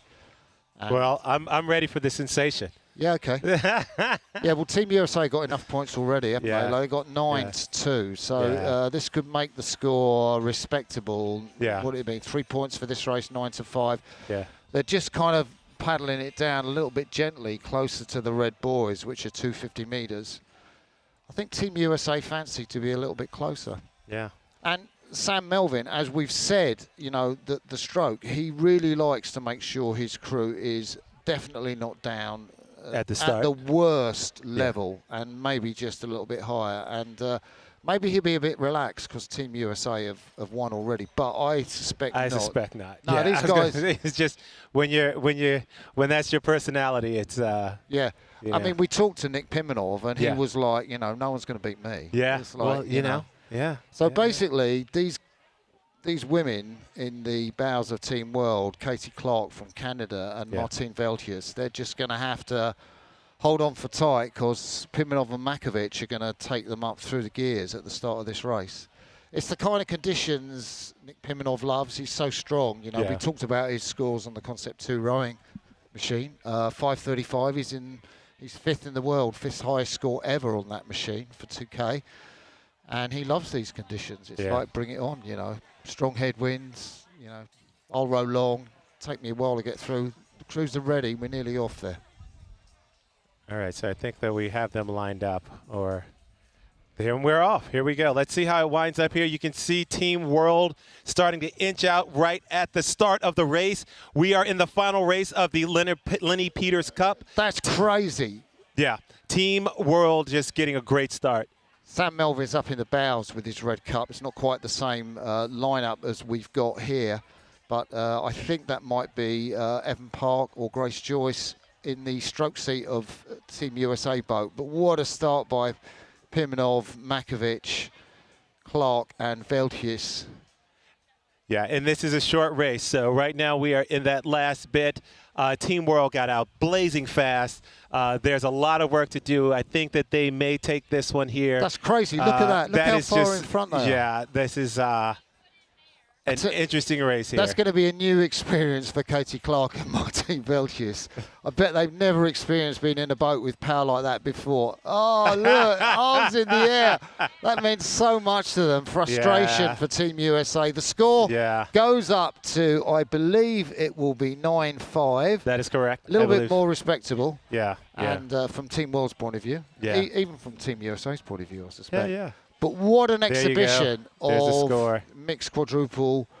And I think that you said it. It's always interesting to have those athletes that ask. In the U.S. we talk about basketball. That like, give me the ball. I want to take the shot when everything's riding on the line. And Pimenov strikes me as that type of athlete. When there's something important to be done, he wants to make sure that he's stepping up and saying, "I'm here. I'm ready to take on the challenge." As you know, I love Nick. He's like a personal friend. Yeah. But basically, I think the leadership that he's shown Team World here. Yeah. And the friendship across, to Team USA and everyone else has been absolutely outstanding.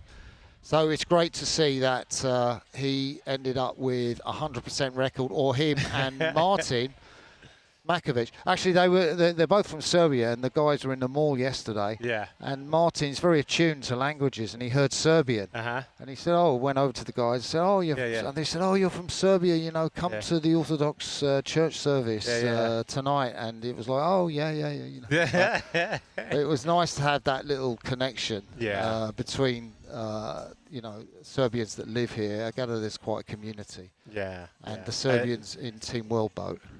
That's got to be a special thing for him to just sort of be able to hear the language and have people sort of want to create that type of community. And and in a large part, I feel like that's part of our sport. There he is. You got a nice shot of Nick Pimenov, that outstanding athlete there, the 29-year-old. They're in stroke seat. Martin Makovic. From Cal, he won the IRAs in 2016. If you don't know what that was, it's the top university championships in the USA. And then you've got, what are they doing? A little sprint. A little flyby there. Here they go. A little flyby on the docks here. Look at that. Yeah. Whoa. Oh, little, They haven't got enough. Yeah, Whoa. look at That is sensational. I don't think I've seen any of the crews do that. Yeah. And we loved that. The crowd loved it as well. Definitely. We loved it up here. Definitely. and think Katie Clark, the Canadian in the 2 seat, well, you just go and I'll follow you guys. There you go. And Martine is in the bows. She's just having the time of her life. So she lost that singles race that she did earlier today. It was a really, really tough ask, I think, for her to go up against Issa Darvin. But boy, did she turn it around and come away with a win. Yeah, yeah. Now, it's kind of wild. You know, there were a few times when I was training in Princeton. I was training, you know, mostly in single, doubles, quad, but where, you know, they needed an extra person to go out and make the 8s. And I tell you, man, some of those rides, it's just like, oh, wow. You know, just like you're just like sitting in the bow seat, just enjoying the ride. Yeah, that's what you do. Yeah. You kind of hang on. I've had a few, you know, towards the end of my career, I got to row in crews with, you know, guys like the great Sir Matthew Pinson, 4 times Olympic gold medalist. And it really was just hold on. Yeah, 100%, 100%. So that was kind of cool to see them do that flyby there. I'm sure that they're just, what I really like about, they're having fun, right? They're having a good time. They're out there just enjoying the opportunity to be here and race. That is the spirit of the Lenny Peters Cup. It's the spirit of the North Carolina Rowing Championships. Yeah. It's the spirit of what we like to see in US rowing. It's incredible that, you know, Josie Verdonschot has got his top athletes, or some of his top athletes, a lot of them here, to race in front of a US public, which normally they wouldn't get the chance to do. I mean, you know, US rowers, they race, okay, trials, whatever, but then they go to World Cups in Europe or the World Championships. They don't race in the USA as I think you just nailed something that is fundamentally important to sort of us trying to grow the sport a little bit more.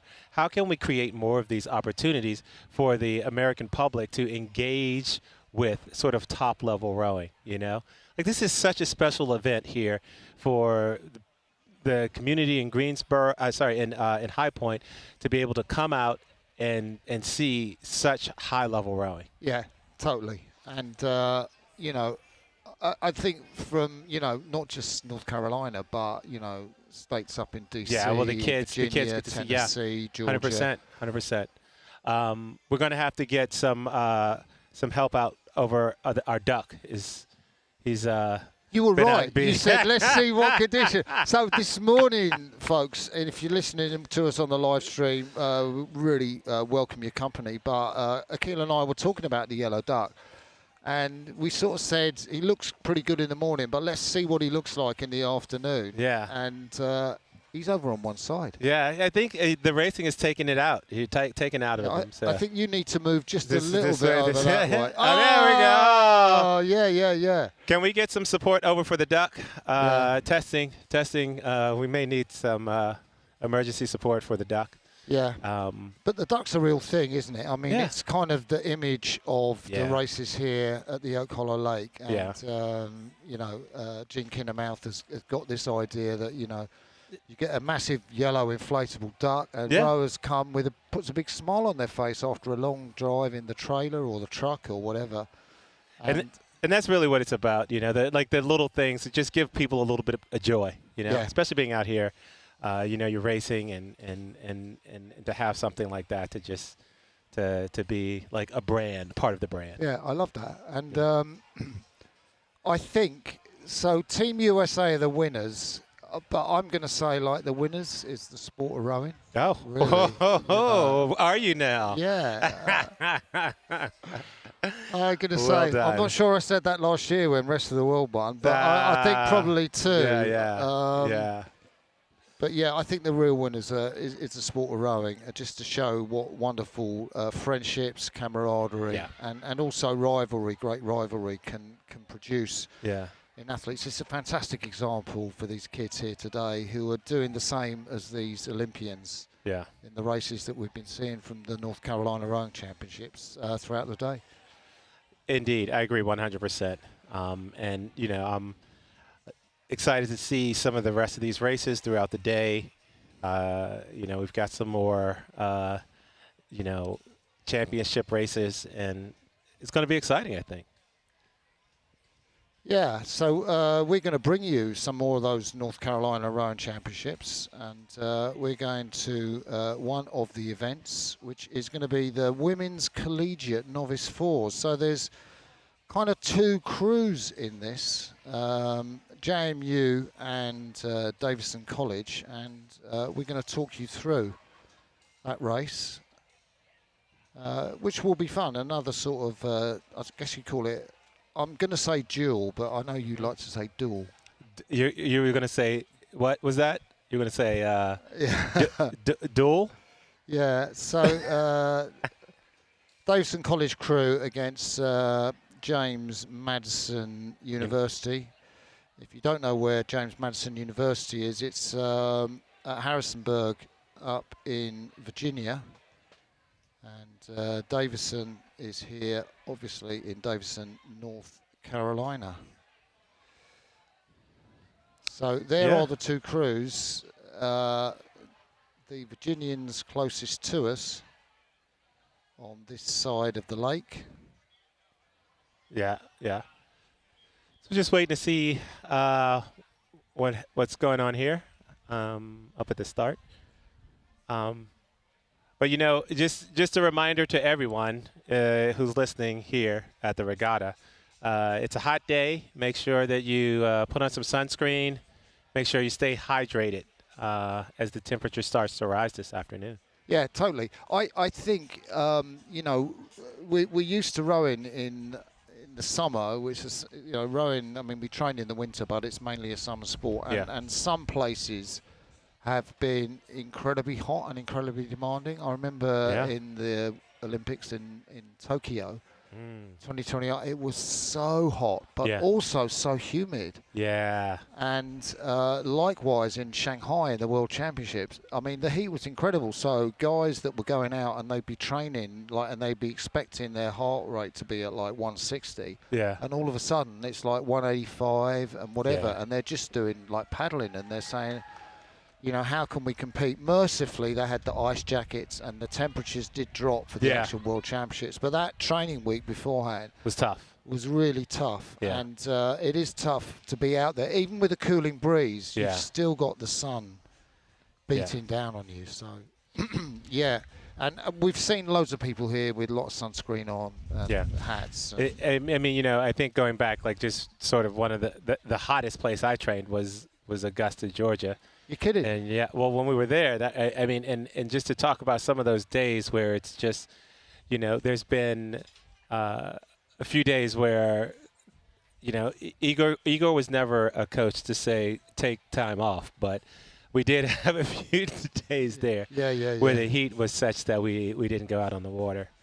Did a little bit of indoor training, which was nice. So I think one of the most endearing things about our sport was that you can't 100% plan what's going to happen. So you go out in the water, stuff occurs. Yeah. And, you know, we're saying, okay, we want to see this race 58, the Women's Collegiate Novice 4. But, you know, they're up there at the start. They're 1,500 meters away to our left. Yeah.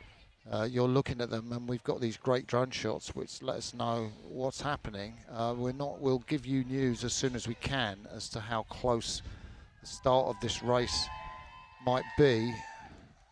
Closest to us are some of the other crews racing, you know, those 8s races. Yeah. Well, so Martin, what's one of the hottest places that you've trained as an athlete? I kind of want to say Sydney, Australia. So, like, fair enough. As youngsters, we were there ahead of the championships in New Zealand. That year, long time ago. But it was hot in Sydney. Yeah. It was kind of, you know, coming towards November time, so it wasn't peak summer. But that was definitely the hottest temperatures that I've sort of trained and raced in. And I want to say the other Olympic, you have an issue with humidity as a thing. The Seoul Olympics were particularly humid. The LA Olympics weren't so bad in as much as we were on the coast up in Santa Barbara. Right. And we raced in the morning. Like, our race was 8 a.m. in the morning. Okay. So, you know, peak temperatures obviously in the middle of the afternoon. So we never hit peak temperatures in the LA Olympics. Barcelona, on Lake Banyales. That was hot, hot, I bet that hot. was hot. Yeah.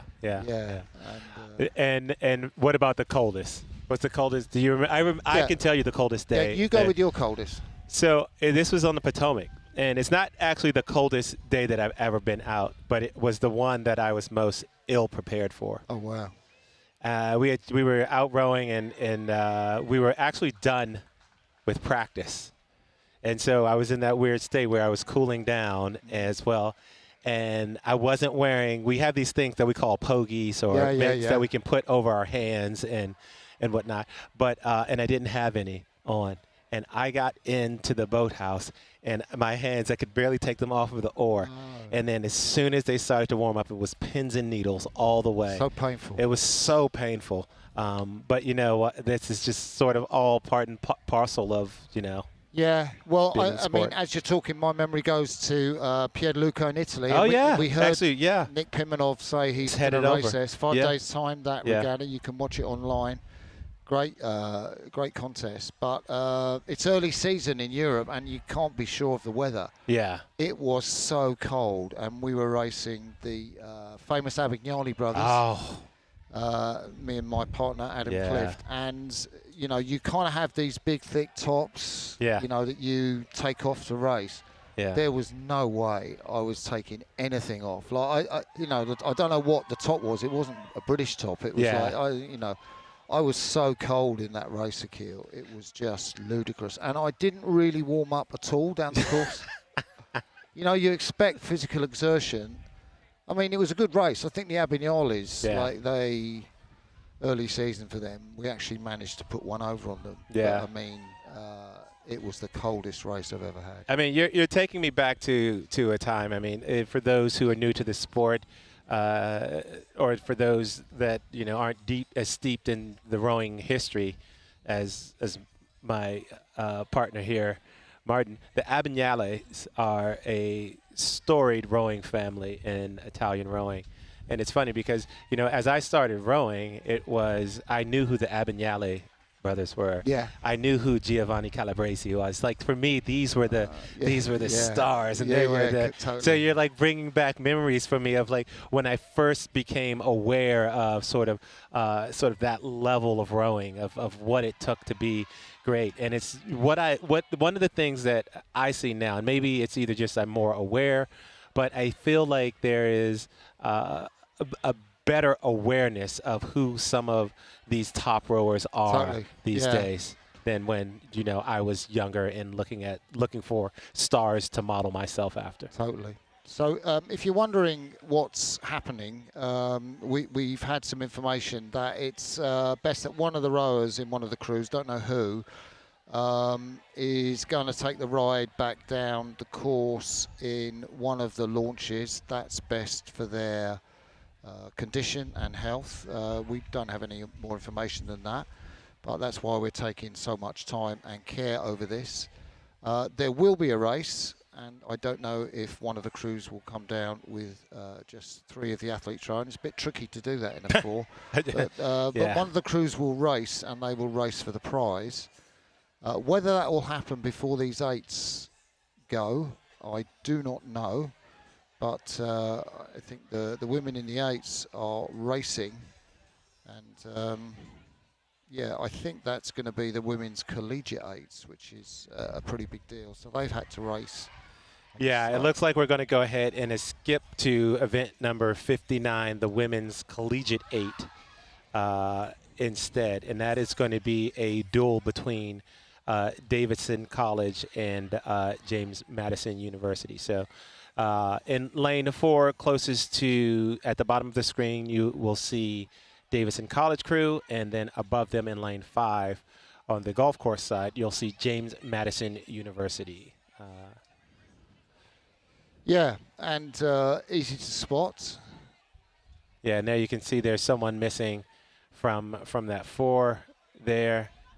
Want to say. Yeah, and so as you said, it's sort of difficult to race something like that. We'll give you information as and when we get it, but those women will be making their way down. Yeah, and so as these 8s get lined up, as you mentioned earlier, the Cox 4, there's not as many of those racing now. Not so much at the college level you see it, but definitely at the international level. So once again, the difference, if you were looking at that 4, you would have seen the coxswain in the bow of the boat, but in the 8s, you'll see the coxswains in the stern. Yeah, of the 8. and Akil, just give us a sense, because clearly, when you look at college rowing, women's college rowing in the US, you think of the NCAAs and that championship. I think last year was it Stanford who won, Texas. Yeah. No, it was Yale that won. Sorry, that amazing result. Stanford and Texas right up there. Where do you think these collegiate 8s rank in that respect? So these 8s, I would say that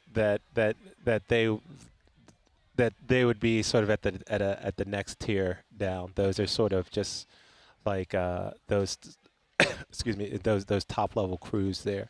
But I think what's great, what's interesting, if we could go back to the example of Cedar Cunningham, right? You never know where you're going to find talent, and even at these smaller universities, there are athletes that will decide that they have a passion for the sport and that they feel as though they're capable and just become standouts and stars.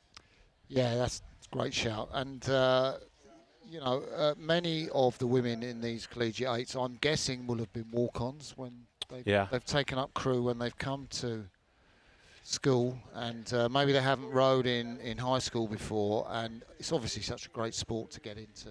Yeah, and definitely with Title IX being strictly enforced here in the United States, you get at pretty much all levels. You get crews and universities that have scholarship opportunities. So even at different tiers of the sport here at the university level, you'll find they've started in. I was going to say that's not the cleanest start that I've seen, and the 8s seem to be diverging on different courses. Yeah, and you know what? I actually think that the coxswain here may be doing something smart in that trying to take a sharp turn back into the race at the start can, if your point is off, can kill the momentum of the boat. So I'm guessing these women here, we're looking at the Virginians, James Madison University, and the coxswain on this from Davison. That's Zoe Williams there. Over there on the far side, this is the crew from James Madison University. I'm guessing, looking at these women, that they have not been rowing that long. Yeah. Now, I would agree with you there. Right now, we're getting a look at the Davison College crew, and really, you can see their rating is a little bit lower. This is the coxswain is staring across lanes right here. Yeah, actually poke their nose out into the other lane. The thing is, I think for the coxswain of Davison, Zoe, she hasn't got quite the sync up of athletes that will give her the ability of the boat to run straight down the line. Yeah. I don't know what experience Zoe has. Right. But there we see the Davison College crew, and you've got the stroke woman there, Adelaide Ainsworth, in front of Zoe there, and right the way down Sophia Byrne up in the bows with those white shirts. I'm not sure what the white shirts are, different colour shirts. And there we have a shot of Leslie Miller, that James Madison boat, going right down the line. Yeah, and to bow seat Alexa Newsom in the bow there. Yeah. Yeah, and Sophia Kroons, you just saw the quite diminutive woman there in the 2-seat of that Madison University crew. Yeah. They do look to have got their act more together. I kind of think they're not so much together on the front end, but they're kind of more cohesive on the back end, and I think that's giving them just a bit of an acceleration there. Yeah, and that's if you are a boys in the boat fan, there's something that is they talk about the swing of the boat, and it just looks as though they have a little bit more of that swing, which is allowing the boat, as we've spoken about before, do some of the work, which is really what you want. Whereas if we take a look at the James Madison boat, you know, as you said, these are, I think your estimation is right, that these are rowers new to the sport. And so, you know, watching here, although there you go, that's some good stuff right there. Yeah, The stroke seat. I think it's right. Stroke seat is setting a great rhythm there. Yeah, definitely. Leslie Miller there doing a great job setting the rhythm. Leslie Miller, yeah. And I think because they're that cohesive off the back ends, you know, Shannon Moritz, the Cox, has got a relatively straightforward job. I'm not saying it's that straightforward. Yeah. Steering the boat, she takes a look over her shoulder, Shannon, just to see where the crew is from James Madsen. Oh, sorry, from Davison College crew. My apologies there. Yeah. And she had to look a long way around there, didn't she? Yeah, she did, indeed. So they come across the open part of the lake. We can look to our left and see the crews. They probably have, I'm going to say they have another 2.5 minutes left to race.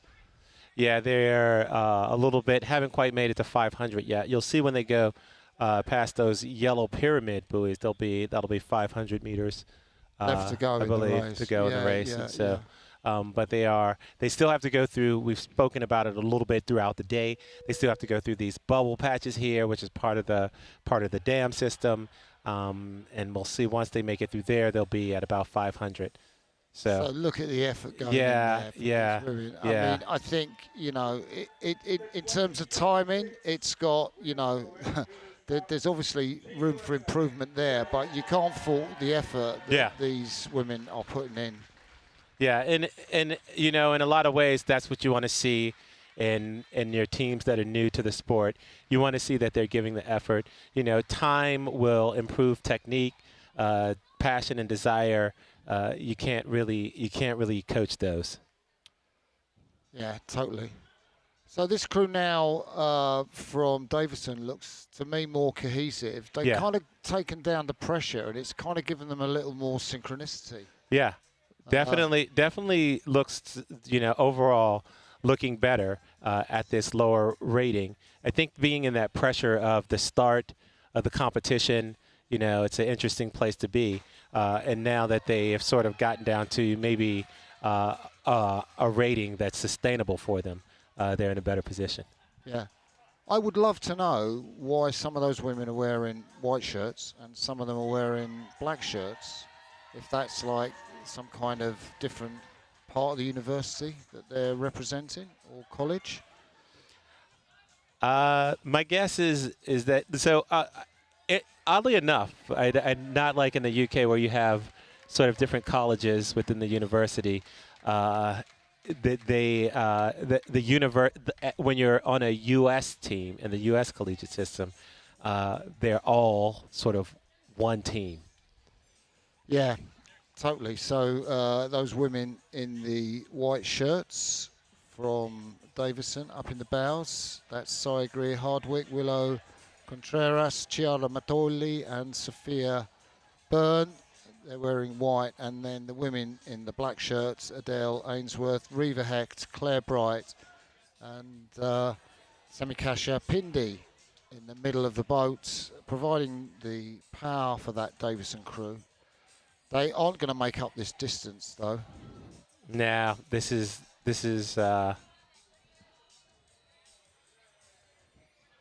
Yeah, and it's an interesting time, 1,500 metres. I mean, it is a strong wind, but we're kind of going to get a time, you know, in the mid sort of 7 minutes, which, you know, shows you really, A, the strength of the wind, but I think also the level of technical expertise of the crew. But they are going to be so relieved that they've finished and crossed the line. Yeah. So Women's Collegiate 8's title go to James Madsen University Crew Club of Virginia.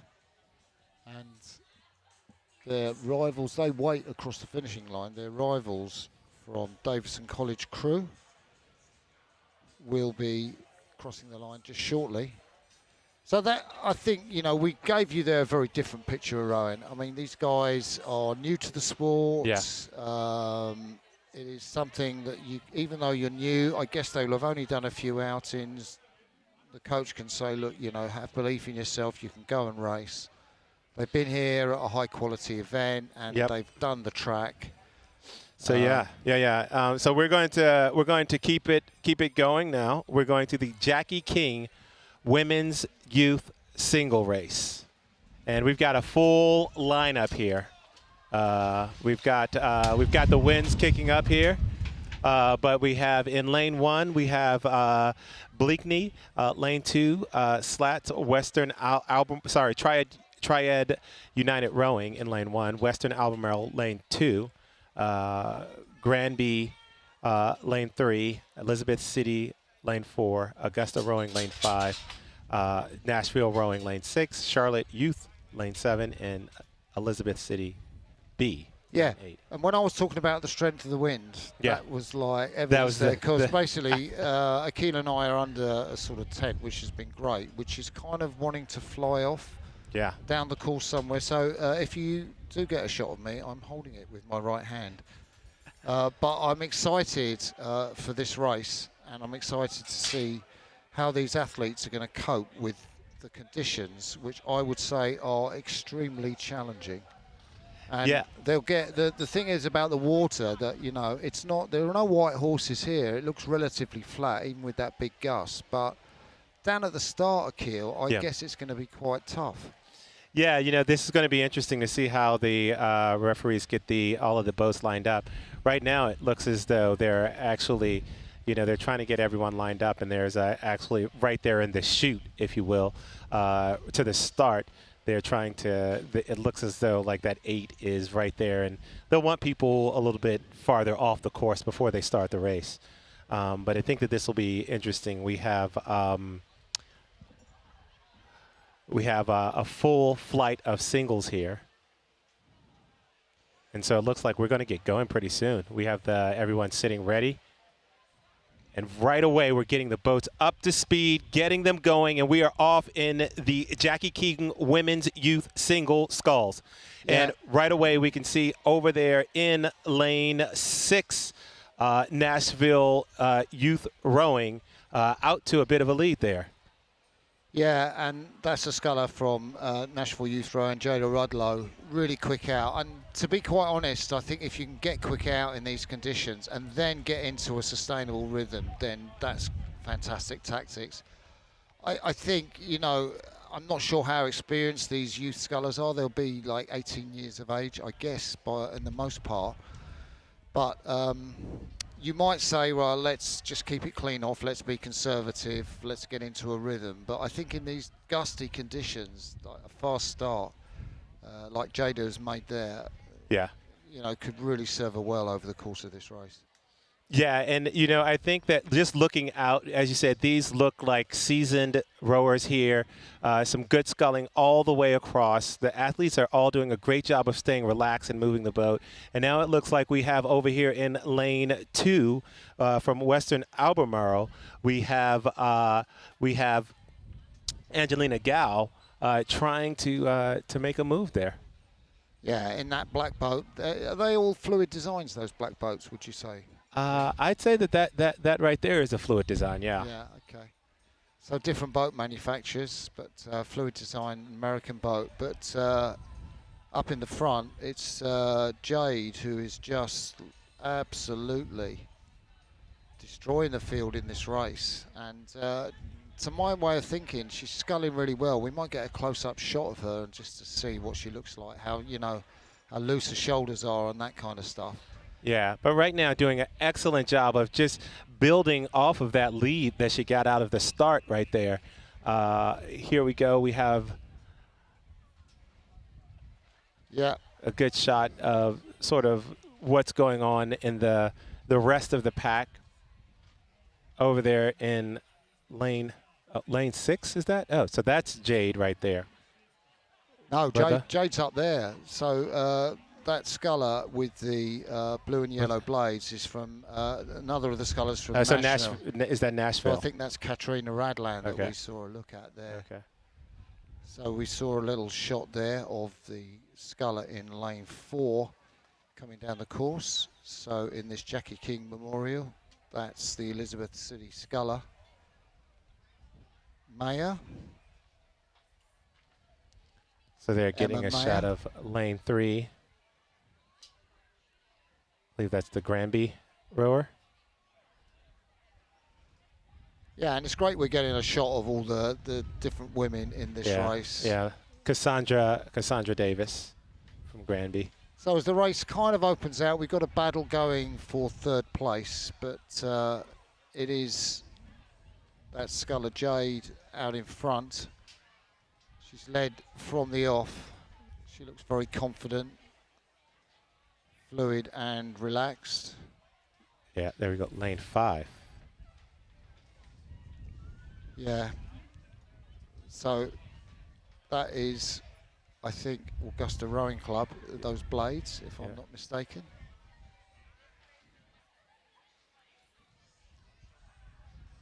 So we're looking for a shot of Jade Rudlow, who is, I think, leading that formation. If we've got the call right, I must say, Akil, I'm never quite certain that with these distance shots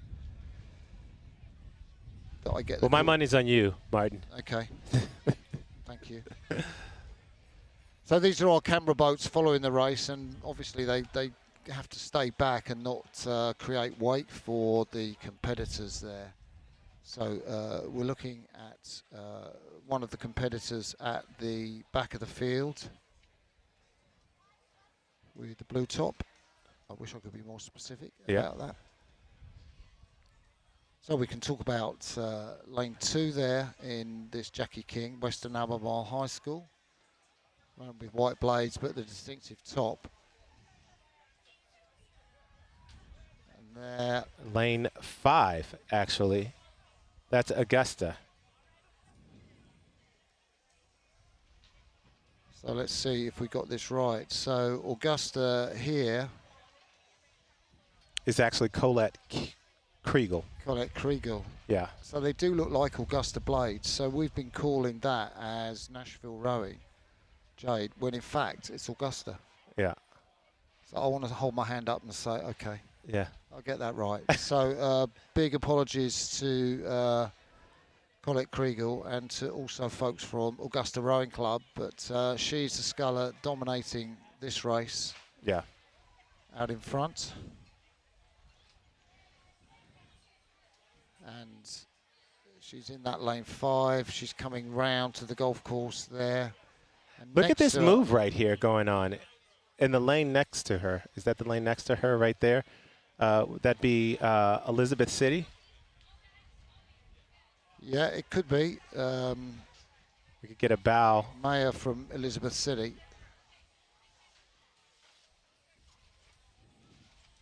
And, you know, she's going straight down the line, isn't she, Kriegel? Yeah.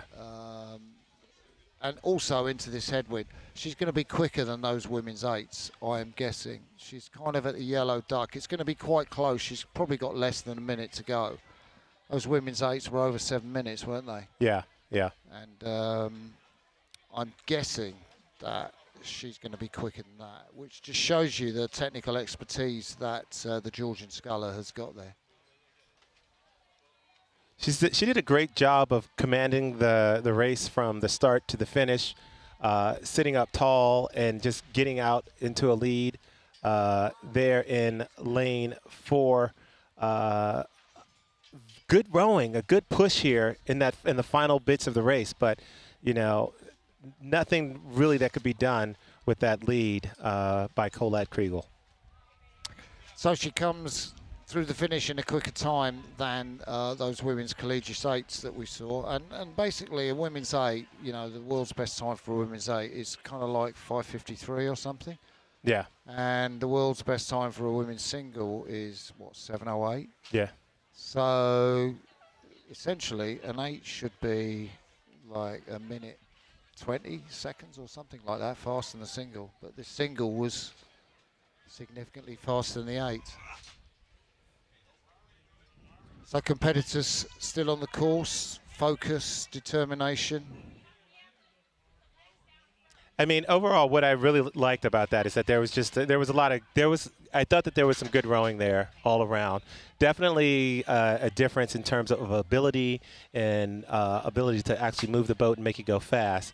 But in general, there was, just some really nice sculling. Yeah, totally. So that was the contest for the Jackie King Women's Youth Single. And we can see there, it was a pretty well-defined race in that the single that won, Kriegel from Augusta Rowing Club, had that significant lead, and she was pretty content. All she needed to do was keep her technique good and long, and she didn't really have to push or sprint. And the other scullers in the race were like that. So I kind of think, they've gone flat out as they can in the first part, but the positions were kind of sorted by the second half of the race. Yeah, and as a single sculler, I got to tell you, it's nice to be in that position where you have a full advantage of what's going on in the race. And so we take a look here. You can see another shot. All smiles there from Augusta.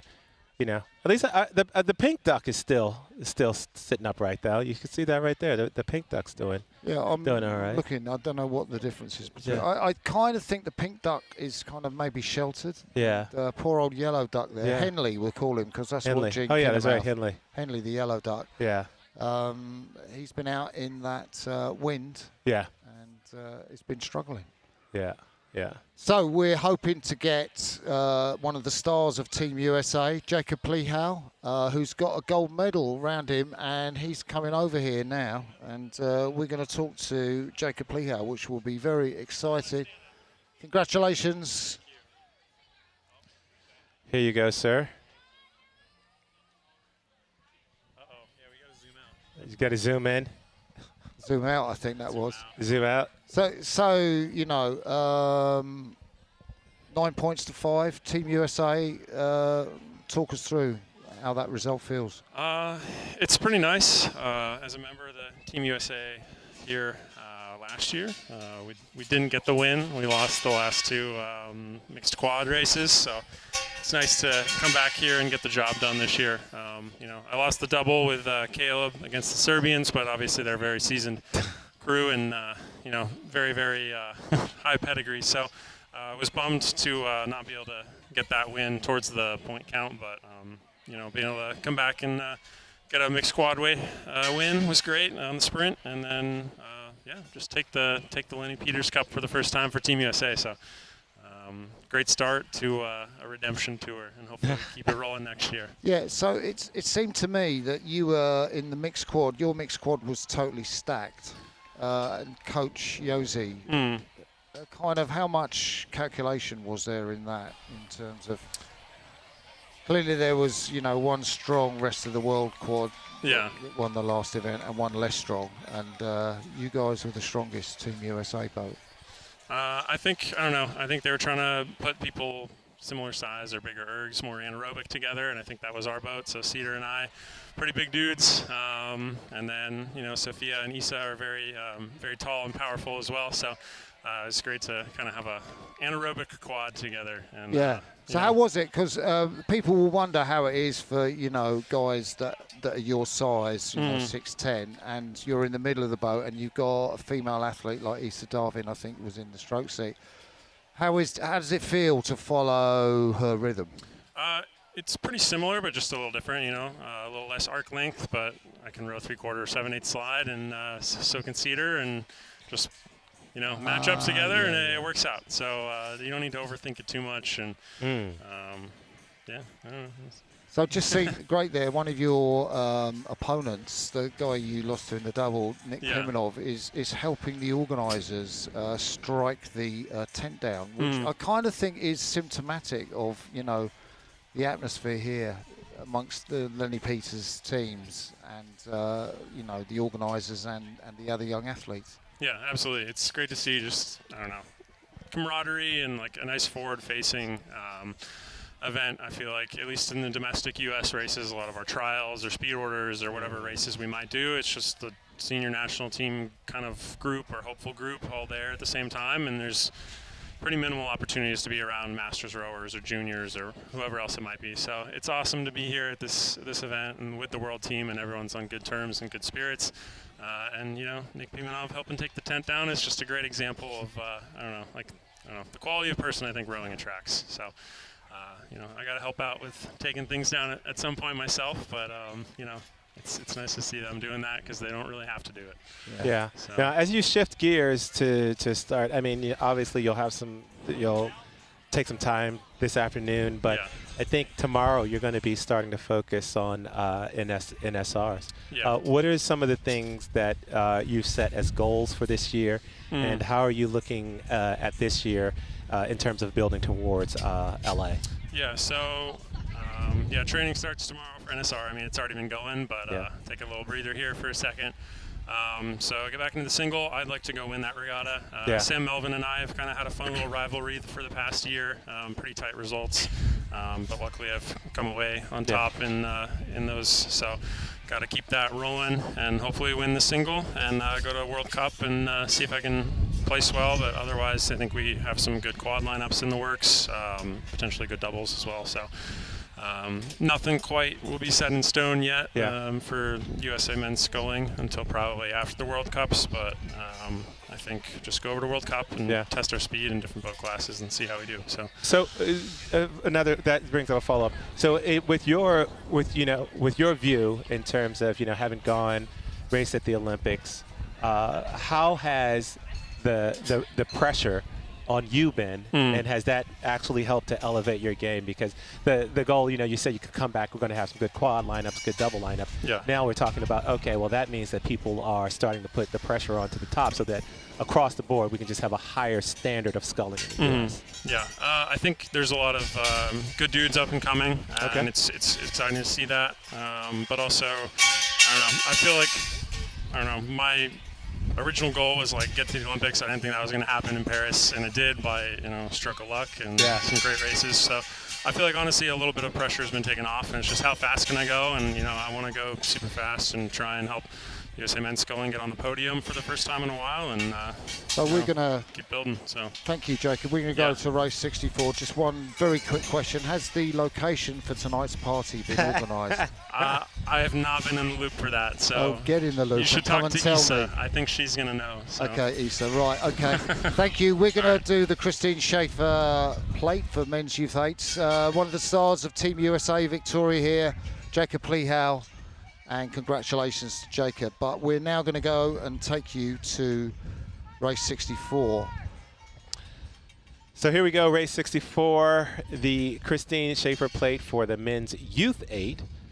We have Triad United rowing in lane 2, TriStar in lane 3, L&N STEM Academy rowing from Knoxville, Tennessee, lane 4, Triangle Rowing Club, Raleigh, North Carolina, lane 5, TBC Racing, Washington, D.C., woot woot. And Charlotte Youth Rowing from Charlotte, North Carolina, coming up. And as we take a look, I'm excited to see these youth eights, see sort of where they are. Are these the top eights for? Yeah. And they're off. And what a sight from our drone! Yeah. Isn't that sensational? The shot of those 1, 2, 3, 4, 5, 6 eights in line abreast at the start of the race, just powering down this course at Oak Hollow Lake. The local crew from High Point right in there in this Christine Schaefer plate for men's youth eights. They're here on this near side, and there's no finer sight in world sport than the shot across 6/8 just going hell for leather down the start off a race as you look at the athletes moving in sync with each other. Yeah, and right now we sort of have those crews up at the top, TBC Racing and Triangle Rowing Club, sort of pulling out a little bit, pulling away from the rest of the crews. Yeah, and that's pretty important in an eights race, isn't it? Because you kind of think if you're quick off, if you're pacey off and you keep the clean, you don't catch the blades on any waves or anything like that, then you're going to be right there at the finish. And it's going to be very difficult for crews who are at the back of the field to find any pace to get back. But that doesn't mean that the race is, any less important for them. They're right in the middle of it there. And we can see the crew from Triad just battling away in these conditions. They'll know they've been in a race, won't they? Yeah, and now we can take a look and we can see that TBC boat has started to establish maybe about a deck lead over that triangle boat next to them. Yeah. TBC is a program, I think, they had a lot of success. I remember being here last year, and the TBC program had a lot of success.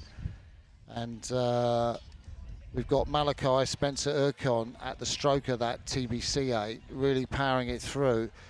No chance really to look out, and Amira Vidge is the cox of TBC, is going to have to keep his head in the boat. Right. Because this is pressure racing, isn't it? Yeah. And it looks like that triangle boat right now is trying to make a move, trying to eat back some of that lead and change the momentum.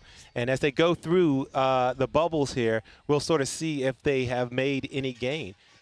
Yeah, you can see James Maguire, the cox. Well, he's just ahead there. That's the crew ahead. And we're looking at L&M STEM Academy rowing in the yellow boat towards the back of the field. But James Maguire, the cox, I mean, he's just that deck down on the TBC crew. And that really gives him something to aim for and focus on in terms of motivation in his coaching, doesn't it? Yeah, I mean, that's one of the things. When you're in that position and you know your crew as a good coxswain, you know those things to get them motivated. You know the positions that where they can, you know the words to calm them down, get them, settled and focused. And right now, what we're seeing is this triangle crew is basically holding in there and really starting to turn the screws on that TBC boat now. Yeah, TBC are staying calm, and I guess that is Triad Rowing Association we're looking at there in the black boat, I am guessing. And it hasn't changed. It is a deck. So, I guess in Europe or England, we call it a canvas because the decks of the boats used to be covered with canvas. Canvas, yeah, rather than the sort of plastic now. But look at this race. It is so tight. It's so close. Now, these two crews are going for it stroke for stroke right now. It looks as though TBC is a bit higher, but we'll see if that, if Triangle can bring it up. We're heading into this last 250 meters right now, yeah. And this will be the exciting part. There's not much left. This is it for these guys right here. Well, a Triangle, the big men in the engine room of that boat, Tom Lannon and Dominic Cockerham, are really going to have to step up if they're going to close that deck gap. But this is absolutely close. And TBC are moving out. Look at that. What an impressive move. There you go. And here's the sprint. And Triangle's going with them. They're not going to slow down. They're trying to take that and go and see if they can bite back into that lead. So they've gone up with their rating, the strokes per minute. Need to keep long while they're doing that. But that move is taking them back on TBC again. Look over my shoulders. TBC still has the advantage, but Triangle's right in there. It's the crew from DC. They've held that position. Co-commentator Akil here from DC himself celebrating. Looks round from the foreman in TBC. Got to keep your eyes in the boat, Arjun. But yeah, you've won, and that was a fantastic race. Two highly contested crews at the front of the field, and the rest of the crews finishing sub 5 minutes, I think, for that race in these conditions. Pretty decent time. It's always biting to be the crew that's on the losing side of that tough all-out sprint. But, I find it so amazing that these athletes are there and they're putting it all on the line. And it takes a lot to come back when you have a crew that has the momentum and you're trying to stop their momentum and keep going. And, I think it's both a testament to their fitness and their just sort of mental focus, a mental acuity, if you will, that they can stay in there and have that tight of a race. Yeah. Totally. And there's the victorious crew from TBC. High fives going down the boat. Let's give a name check. Rob Waters up in the bows as one of the final crews finish. Leo Abatilio, Philip Boras, Arjun we mentioned in the foreseat, Isaac Perkins, Jacob Hamilton-Rowe, Marco Poulin, Malachi, Spencer Erkin, Cox by Amira Vidge. very ably, soaked up all the pressure, and when they needed to, they stepped on at the end of that race. Great win for the Potomac Club.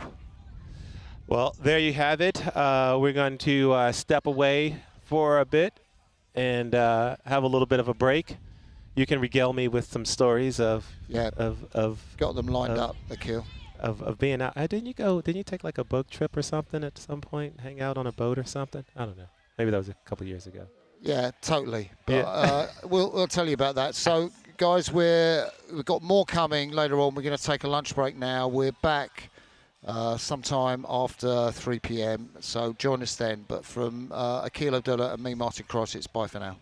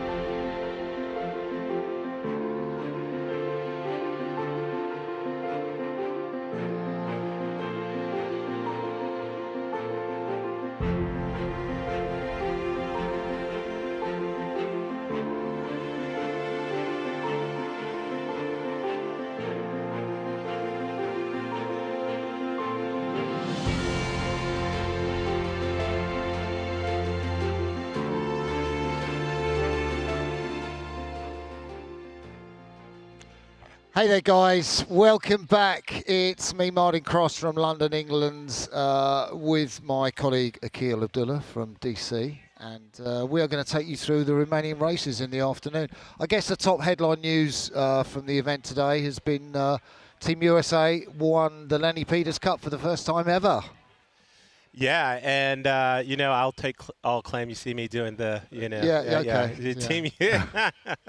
But no, it was an exciting victory. I think after last year, we spoke about it. A close race. You know, great for Team USA. I think they're very excited, very pumped, and so you know, and you know what, they get to come back and do it again next year. Yeah, that's so cool. And I'm trying to think. We're looking at here. We're at the North Carolina Rowing Championship, sponsored by Bethany Medical Center, part of the Lenny Peters Trust, and we're going to be looking at juniors. We've got a race coming up, the Nancy Teef Silver Tray for women's youth fours, and you can just see that on screen. So the local club, Triad Rowing Association, they are in the lane nearest us. The low numbers are kind of nearest the cameras on this kind of grandstand side of the lake. Coralie Brisson is in the stroke seat of that. The Cox, we've got Coxes in these boats. They'll be lying down in the front. Charlotte Varner. And you can see in lane 2, it's the crew from Virginia. That's Granby High School.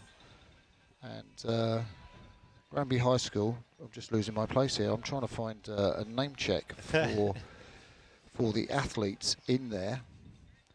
So Granby High School in lane 2, and that is stroked by Catherine Swanson. Phoenix Sanchez is the Cox.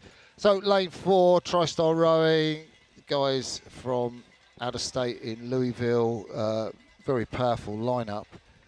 Greer Duggar in the stroke seat there, and Hannah Miller in the Cox seat, lying down in the front. Triangle Rowing Club, they've been very successful, you know, those orange and blue blades. Nora McLam stroking that boat. And then we're going down the two crews that we missed in that, or I missed. TBC, the crew from DC, and Charlotte out in lane 7. They're furthest away from the camera. And you can see the aligner there, and there's kind of 8s in the way. It kind of looks like a confused picture there, and I'm trying to make sense of it, Akil. Well, we've got a lot of boats here in this race, and it looks as though I think maybe we're up high, and the crews are going to be coming down the other way. So I think that those boats are lined up. Yeah, they're pretty lined up. I guess those 8s there, I mean, we do have an 8s race, the men's under 17 8s race, which is scheduled to go soon. And I guess those are the boats in that race. But clearly they are blocking the course for these women's youth Cox 4s. So these guys in these women's youth Cox 4s, it's the top tier event. We've seen Division 3 come down, we've seen Division 2 come down, so this is the top, hence it's for the Nancy Teef Tray. And they'll be about 18 years of age, and some of the top competitors in the state still want those 8s to get out of the way. Yeah, I'm wondering, you know, if that was the race before or race after that they were trying to figure out how to get set up in a line there.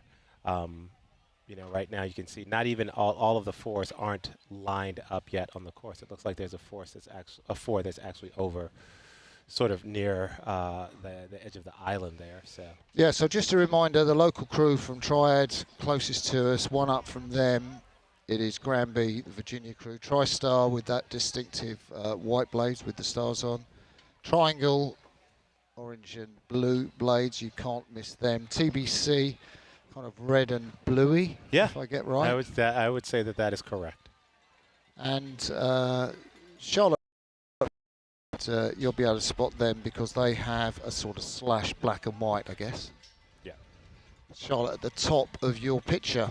And yeah. We're getting great shots from the drones, and you can see really, I think what that picks out, Akil, is the impact of the wind on the course. Yeah, yeah. And you'll notice too, so like, you know, like one thing that we do to sort of identify the boats, we take a look at the blades. Yeah, the TriStar Rowing blades are very, recognizable. They have the 3 stars on them. The Triangle Rowing Club, they have that orange and that blue. TBC has that sort of slash with the red and the blue. And so those are sort of the ways that we see, who's who, and when we can just take a look at the blades. Yeah, and I guess your eyes, if you're looking for a favourite to the race, I mean, you would be looking for TBC Triangle and TriStar. I mean, I guess they're the inverted commas big clubs. We don't know where the wind's going to come from, and it would be nice to see all of these crews in a very close race. 1, 2, 3, 4, 5, 6. I mean, it's interesting. We've seen all of these crews throughout all of the divisions, which, speaks to me of a bit of depth there in terms of, at least the participation of kids participating in the sport, in the crews, and showing up at the teams. And I guess what they're doing is the officials, they're holding the crews at that particular place. And have they asked them to paddle forward to a new starting position? You can see the crew there, the Granby crew, in that kind of bluish boat, sort of leading the pack. Yeah, we have both Triad and Granby here off to the side, and it looks as though the other crews are still sort of holding tight. I don't know if they're trying to get into their lanes, if it's something to do with the wind adjustment. Well, Reagan Dwyer, the Granby bowwoman there, right at the top, she's just paddling on. She's taking the boats, I guess, further away from the start position. What I don't understand is why the other boats haven't quite followed the lead, particularly like Triangle, TriStar as well. Yeah, it looks like those other boats are moving now. Yeah, so I guess even with seasoned professionals, inverted commas, like us, Akil, like we're sometimes like, okay, so what is going on here? I mean, I guess because we've rowed so much, we have been in situations like this where you kind of, on the start, it's a free start, and you're kind of going, what is going on? I don't really understand this. And, listening to the officials and, you kind of trust and hope the race is going to get underway in good time. And the rest of the crews are moving up to Granby, who took that decisive step. And this looks to be the position if they're going to align here. And it's always the thing, isn't it? Because you've got boats from the back moving up, and they've got a bit of momentum. So you can see that boat over there on the far side from TBC. They are now in the lead, notionally, but they can't be in the lead because it's got to be so... they'll have to get aligned. And it's shortening the course, isn't it? That's what I was thinking. Granby were like, well, we're not level with TBC. So, that's kudos again to that Granby bowwoman, Reagan Dwyer, who is just keeping her boat in a competitive position for the start phase. The thing is, you can't trust the aligner, can you? I mean, because the aligner wants to get the race off. So you've got to make sure your boat is at least level with the other crews. And the Triad boat there on this near side, again, I guess the more experience you've got, the smarter you are, the more you're going to be able to do that. Just need to get that boat. Martin, I've got to tell you, I'm a bit confused here. What boats are we looking at? Right, so we're looking at women's youth fours, I am hoping, for the Nancy Teeth Tray. These look like they're quads. Okay. Right. Totally, I should bow to your experience. So we have now got not the Nancy Teeth Tray. So this is the Carol Terraby Cup, I'm guessing, for under 17 quadruple sculls. So this is now race 83, and I should be really experienced and spot stuff like that, but Akil, you spotted it. So we are going for the Carol Terraby Cup, not the Nancy Teeth Tray. So kudos to the Williamsburg crew who were on this near side lane, just keeping their boat up. And so we'll give you a rundown. This is effectively a new rundown. We haven't got a graphic for this race. So we have Estelle Miller, Jaya, Anatharam, Eleanor Fornshell, and Penelope Thomas in that Williamsburg boat. In the girls prep, we have Antonia Leitner in bow, Madeline Barrett in 2, Abigail Lowe's in 3, and Naomi Chang stroking that boat.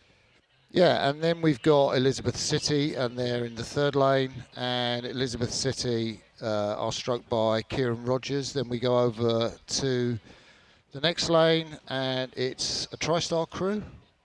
And that TriStar crew is going to be ably stroked. That means that Olivia Leonard, the stroke of that, will kind of set the rhythm. And then we're going round over to Belmont and Western Arbormel High School.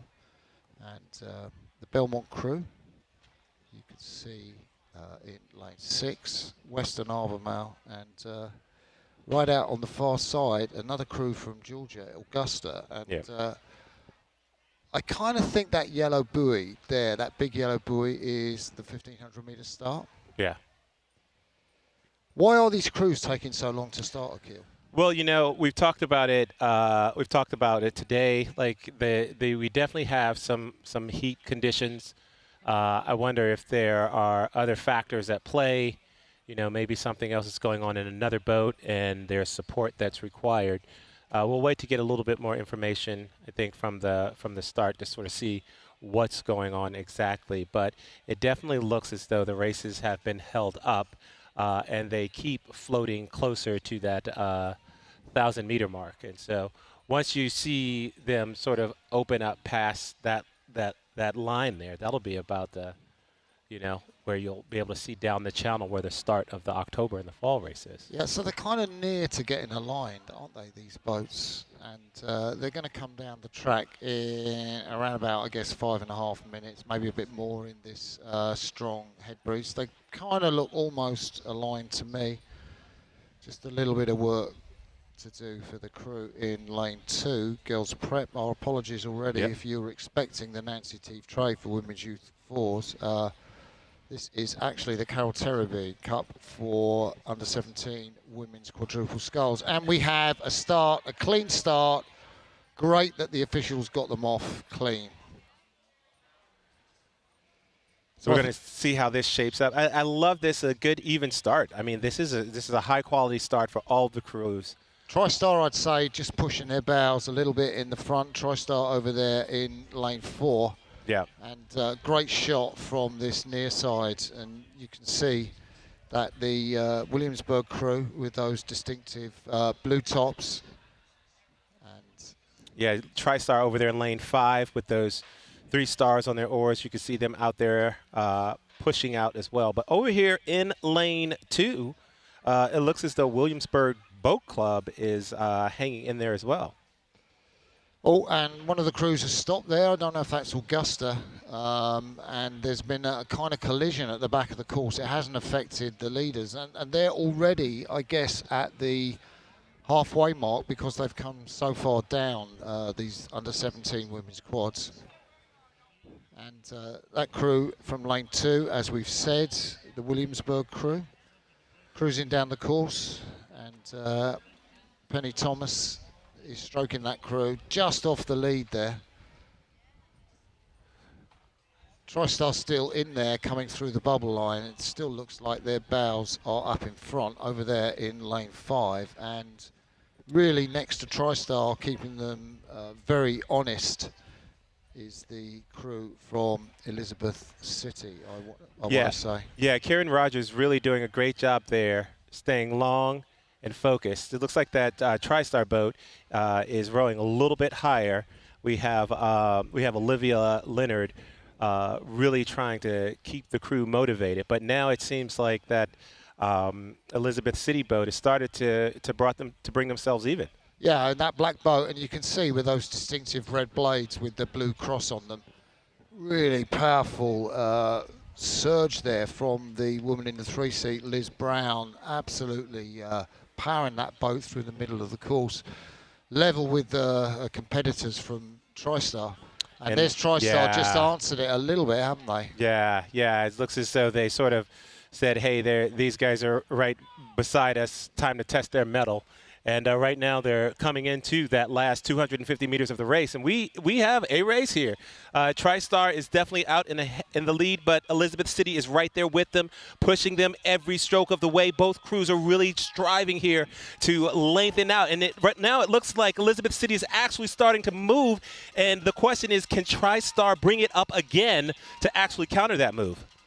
Yeah, TriStar out in front, all those young girls. Well, actually, there's a look across from the TriStar stroke woman, Olivia Leonard, just to see.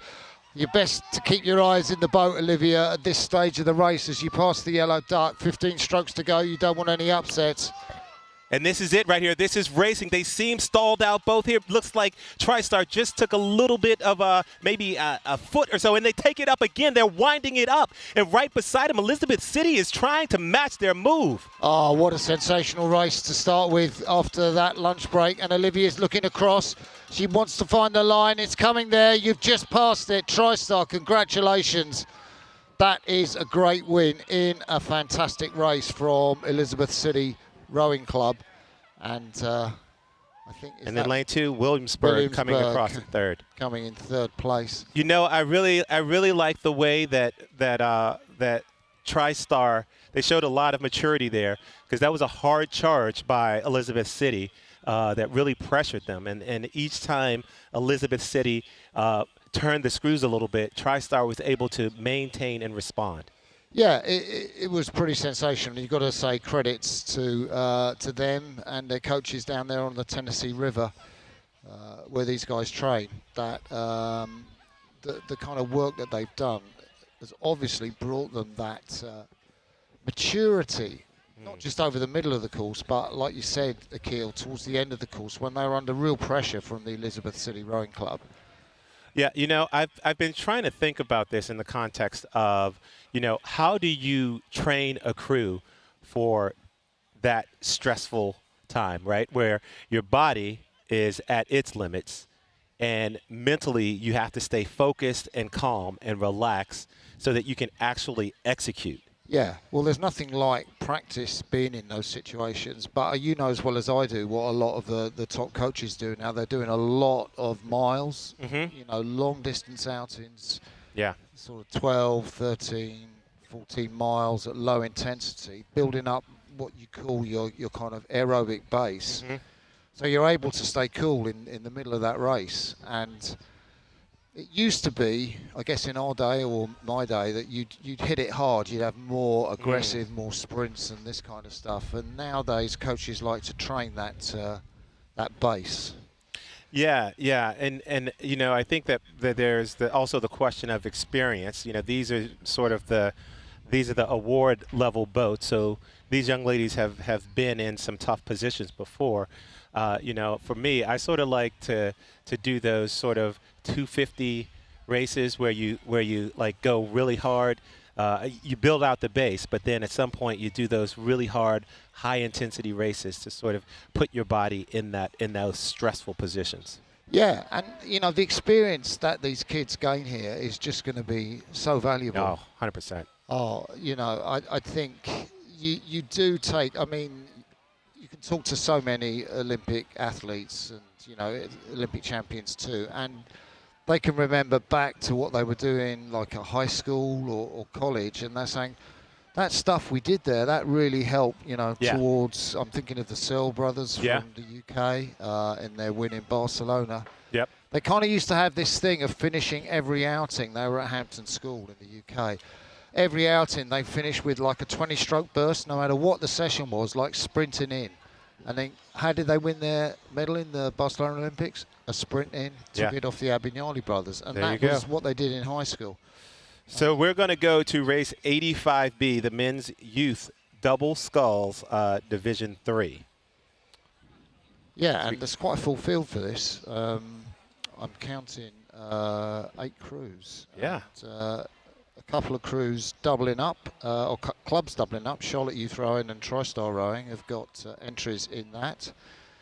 So we'll try and keep you across. Triad, the local crew, Augusta from Georgia, Charlotte Youth Rowing from North Carolina, Western Albemarle, the Virginian, TBC from DC, TriStar Rowing down there in Tennessee, L&M STEM, another crew from Tennessee, and then Davison Day School, and they are the crew over there. So the low numbers, lane number 1 will be on this side of the course. We may bring you some reverse angle shots, so we may get Davison on the far side of the course, but the predominance of our shots will be from this grandstand side as we go down the course.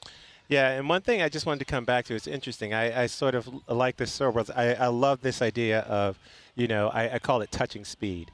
So like even if you have sort of a steady state workout, you just do a little burst to touch that speed. Yeah. Remember what it feels like. Keeps you alive, doesn't it? Yeah.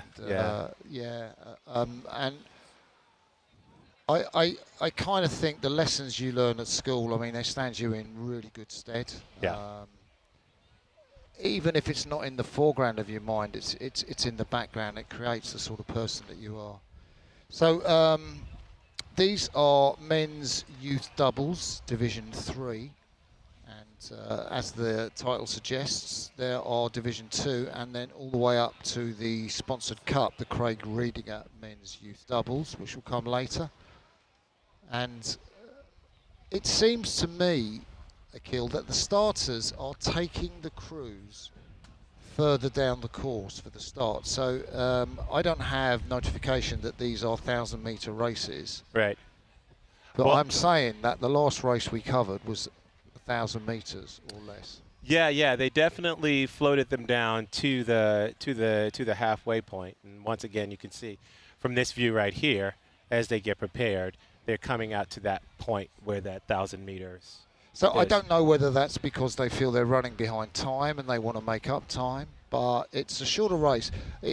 I guess in the headwind conditions, maybe it doesn't feel short. I mean, 1,000 meters compared to 1,500. If you got 1,500 in a nice tailwind, compared to 1,000 meters in a headwind, I mean, they're probably pretty similar, I guess. Yeah.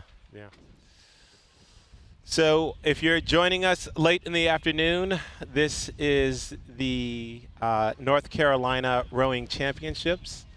I am here with Martin Cross, all the way over from London town. I am Akil Abdullah, hailing from Washington, D.C. Yeah. And we are being really tested out here because there are situations that we're trying to talk you through, and it's great to have you with us and to be on this live stream, and also to the people around the lake. Yeah. And we're trying to work out our best of what the officials at the start are doing.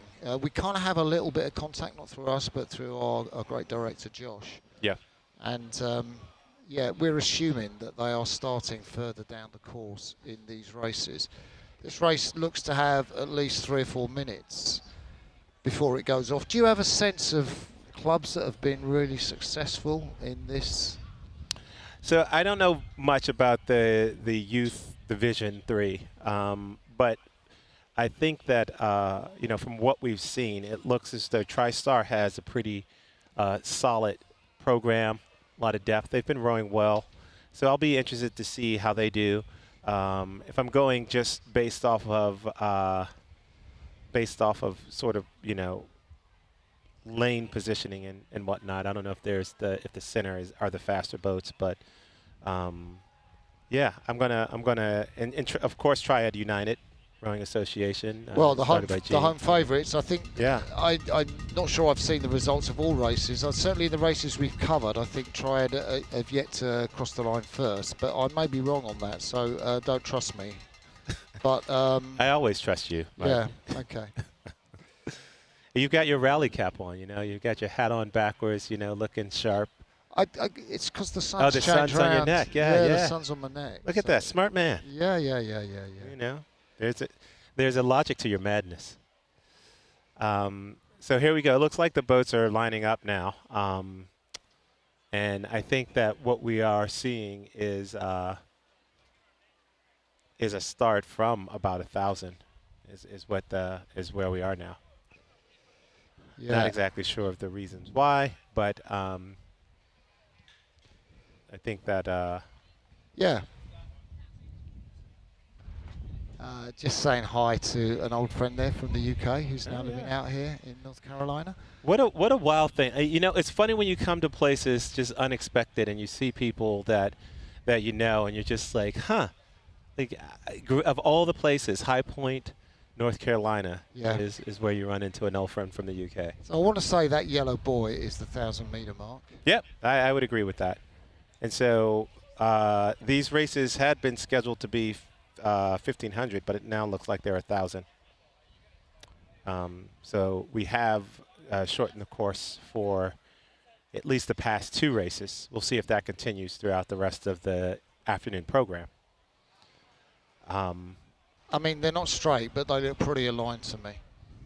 That's the crew in lane 2 from, I kind of want to say that's Augusta, Georgia. Needs to get a little bit more straight just to get them a nice run off the start so they don't have to worry too much with their steering. It is quite tricky. I mean, at least, you know, if they're at the end of this funnel, they've got the funnel to look down, and vaguely that's going to help them steer. And there they go, Akil. All right, we are off in race 85B, the men's youth double sculls division 3. And so a lot of these rowers may be new to sort of racing. And right now we can see a great shot of bow numbers 4 and bow number 6. That's bow number 4, Western Albemarle, bow number 6, TriStar Rowing. Yeah, we did call out TriStar, didn't we? Yeah. And they're certainly in the leaders in this early stage of the race. I guess tactics really for this 1,000 meters, even if it is a headwind, is just get out quick and row well and stay in front. So 1, 2, 3. Looks like Charlotte Youth Rowing. Yeah, and what a good move that is. Charlotte Youth Rowing, and those 2 athletes. Actually, there are two crews entered, but only one. I think that's Thanuj Jagesh and Cooper Butler, if I am not mistaken. Absolutely, they are those 2 athletes from Charlotte Youth Rowing.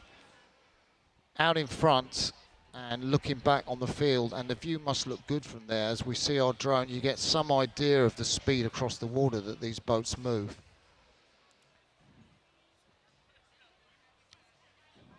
There we see. That's bow number 4. So I assume that is Western Albemarle High School. Yeah, I was looking for the kind of yellow-coloured tops, and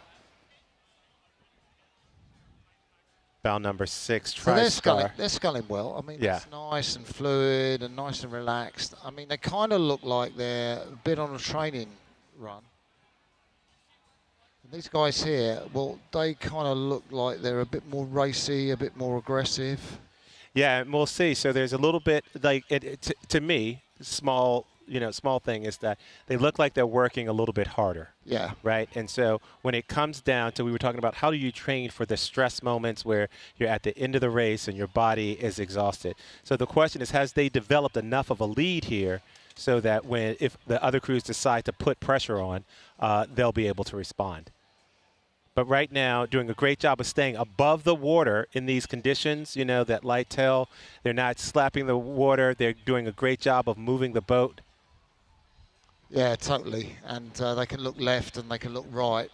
And the crews are kind of a little bit clear water behind them. And that's so important, isn't it? Clear water margin in this sport.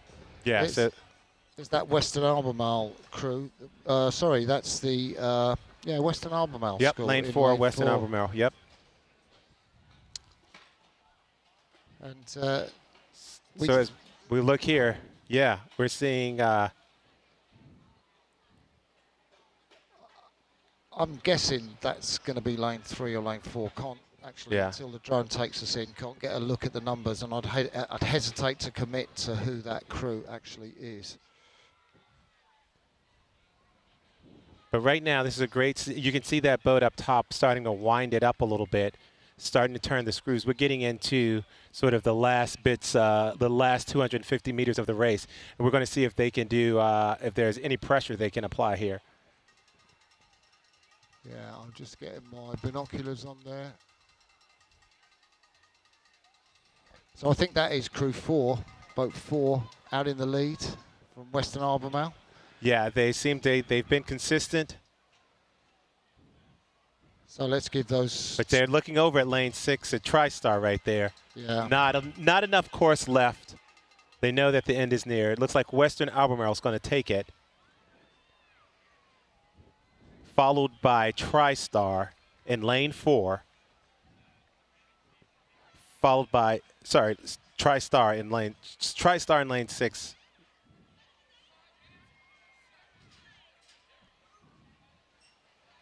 Yeah, and that's it's been quite a challenge actually navigating the entries on Regatta Central, which aren't the same as the list of the lane orders here that we've got. And so apologies for not being able to pick up those 2 lads from Western Albemarle High School because they're not on our Regatta Central name list, and we would like to give them a name check, but that's not possible at the moment.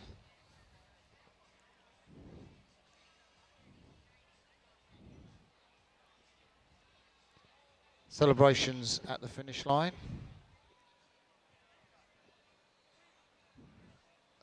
And I guess, do you think these athletes are going to be pleased? They've just had to, they've cut the race down to 1,000 meters. Yeah, I mean, I think that they're pleased that of the results. Those 2 young men from Western Albemarle, and you know, we'll see. You know, we trained for. This has been the question, though, right? So this year, the Olympic distance is 1,500 meters, right? So we previously had been 2,000 meters, and so what are the differences in training? How is the training different? Well, that's such a great question. Prepare your body for those shorter races. People thought the crews from the Netherlands at last year's World Championships, they blasted out early, got a lead, and won quite a few gold medals. Right. And they were kind of saying, look, are you preparing? Have you prepared already for 1,500? They said, no, this is just the tactics we're doing. Yeah. And their coaches, chatting to their coaches, and Netherlands are the top rowing nation in the world at the moment. And they're kind of saying, we're beginning to adapt and look at training, you know, this year, the 2026 championships. It's odd, isn't it? Because the qualification for the Olympics is going to be done over 2,000 meters. And so in 2027, when crews have to qualify, they're racing over 2K, right? Not 1,500, right?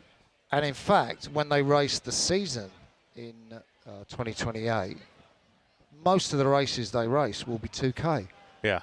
So, you know, your question of what you do for training is like a really good one, and I'm not sure how many coaches know the answer. Yeah. I mean, I think ultimately, if most of your races are 2K, then you know, that's what you train for. But there's still the question of it being the Olympic year, and you want to make sure that you have good results. I think that, as always, the bottom line is to get the best athletes in the boat. Yeah, totally. Everything else will take care of itself. Yeah, and, you know, the sense is that you've still pretty much got an endurance event over 1,500 meters. Fair, is, yeah. Third 500s, or the second 500s, is going to be absolutely crucial. Yeah, blast off the start. What can you do in that part, and then you've still got to leave enough for the sprint for the finish. Yeah. I think athletes like we've seen today, like Nick Pimenov from Serbia. I mean, they've got huge engines, yeah, right? Yeah, they've got huge engines, and they can move off the start quickly, and like that's his distance. So we are going to look at our next race, which is the elite event. It's the Craig Reedinger Men's Youth Doubles, and that is race 87 if you're following along on this program. And we've kind of got the crews there: Granby High School, Virginia crew, Williamsburg again from Virginia, Elizabeth City, Triad from North Carolina, TriStar Rowing from Louisville, Tennessee, TBC. They always seem to be over that far side. Same as Augusta, they're always on the far side. And then right on the far side, Western Albemarle. And again, we're probably starting at 1,000. And I wonder whether, in terms of the entries, if Western Albemarle, if they've had those 2 lads that have won that lower division of the youth double sculls, whether that Western Albemarle crew in here, Henry Matthews and Hayden Snyder, if that's their competition, they've got to be fast, right? Yeah. So there they are, starting, well, below 1,000 meters. That's a 1,000-meter boy there. They're pretty much straight. I kind of think Third from the top has just got to come into it a little bit, and that's the TBC crew. Gone pretty level now.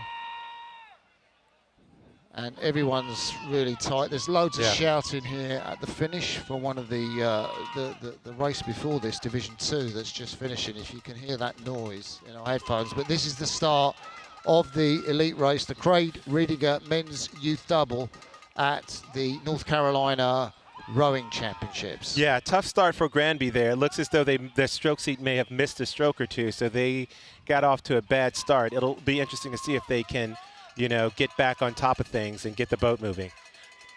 But right now, right out the gate, we're looking at lane 5. It looks as though TriStar is out to an early lead.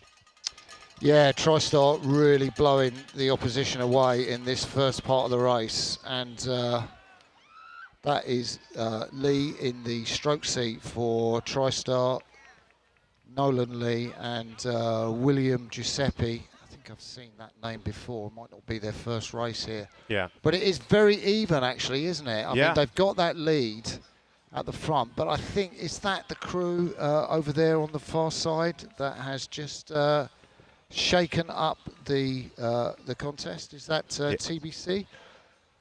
Just moving over there. And the crew on the top side of the course, well, we said Western Albemarle. We said they were going to be there. And surely they are there, right on the top of the course. Those two athletes, you can see them there. They're not in the lead. I think, well, we're looking at, I think that would be the Williamsburg crew. That is the Williamsburg crew. I think the Granby crew sort of, they didn't make, they had that little bobble off the start. Now it looks as though that Williamsburg crew is moving out a little bit there.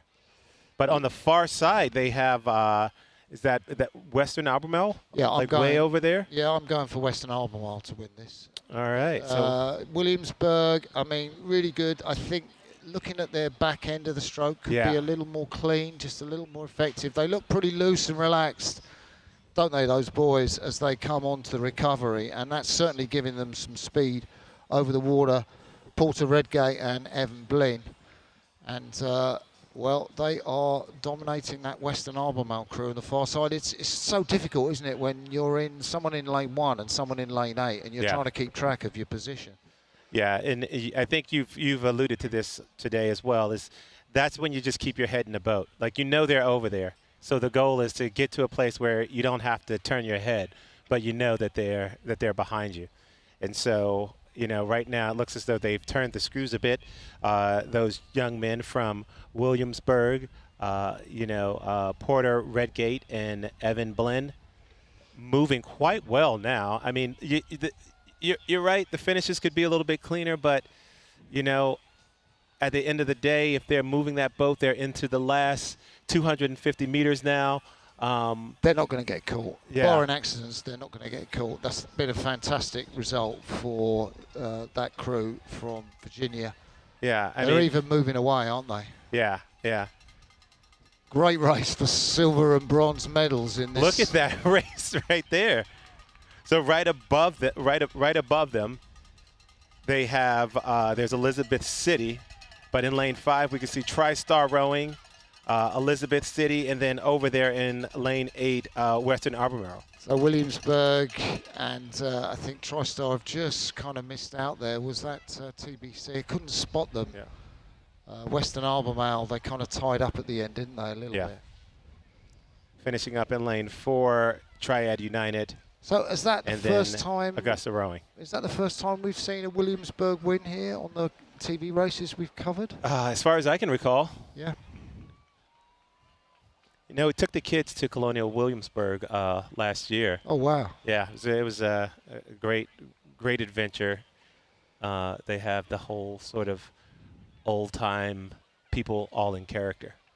Yeah, and you know, I mean, the race was over 1,000 meters. And I know you spoke about that, and it's beautiful, those historic places that you see, like Williamsburg, and you kind of identified that you've got a club from there. And racing here in the. I think the point the greater point though is that it's really cool to see these clubs from all over the country Yeah. sort of growing, And like growing in Williamsburg. It's, The you names, just, like yeah. I think that's the Chickahominy River. Yeah. And I don't know if you know that river, but that's where I think they row in Williamsburg. Well, that's a great bit of research there I had. Yeah. Well, I'm waiting to use it, and there was the opportunity. So I think Williamsburg would have won that race even if it was over 1,500 meters. I mean, they just had the. I was really impressed. I mean, I think for me, the way they were rowing very consistently. Like they were doing a good job of relaxing. They clean up those finishes a little bit. Yeah. That was my only concern, and that's why I thought that Western Albemarle might have a chance. I'm with you on that, and I think what's interesting, and I don't know, like the drone shot made their finishes look a little more messy than the side shot did. True. You know, when we got a side shot, and it kind of looked, that looks a bit more clean. Yeah. I think what they had was that fluidity, relaxation forward. Yeah. I definitely think they can find more speed. 100%, 100%. Yeah. So we are moving through our program, coming towards the end of these Bethany Medical North Carolina Rowing Championships.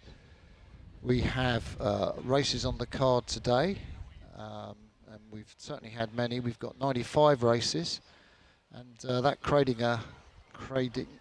Reedinger, beg your pardon, men's youth double, was the 87th race. And we've got a few more named races to bring you that we hope we can. But at the moment, it's interesting. Some of the trailers, like the US team or Team USA trailer, has disappeared. I guess gone up to Princeton. Yeah.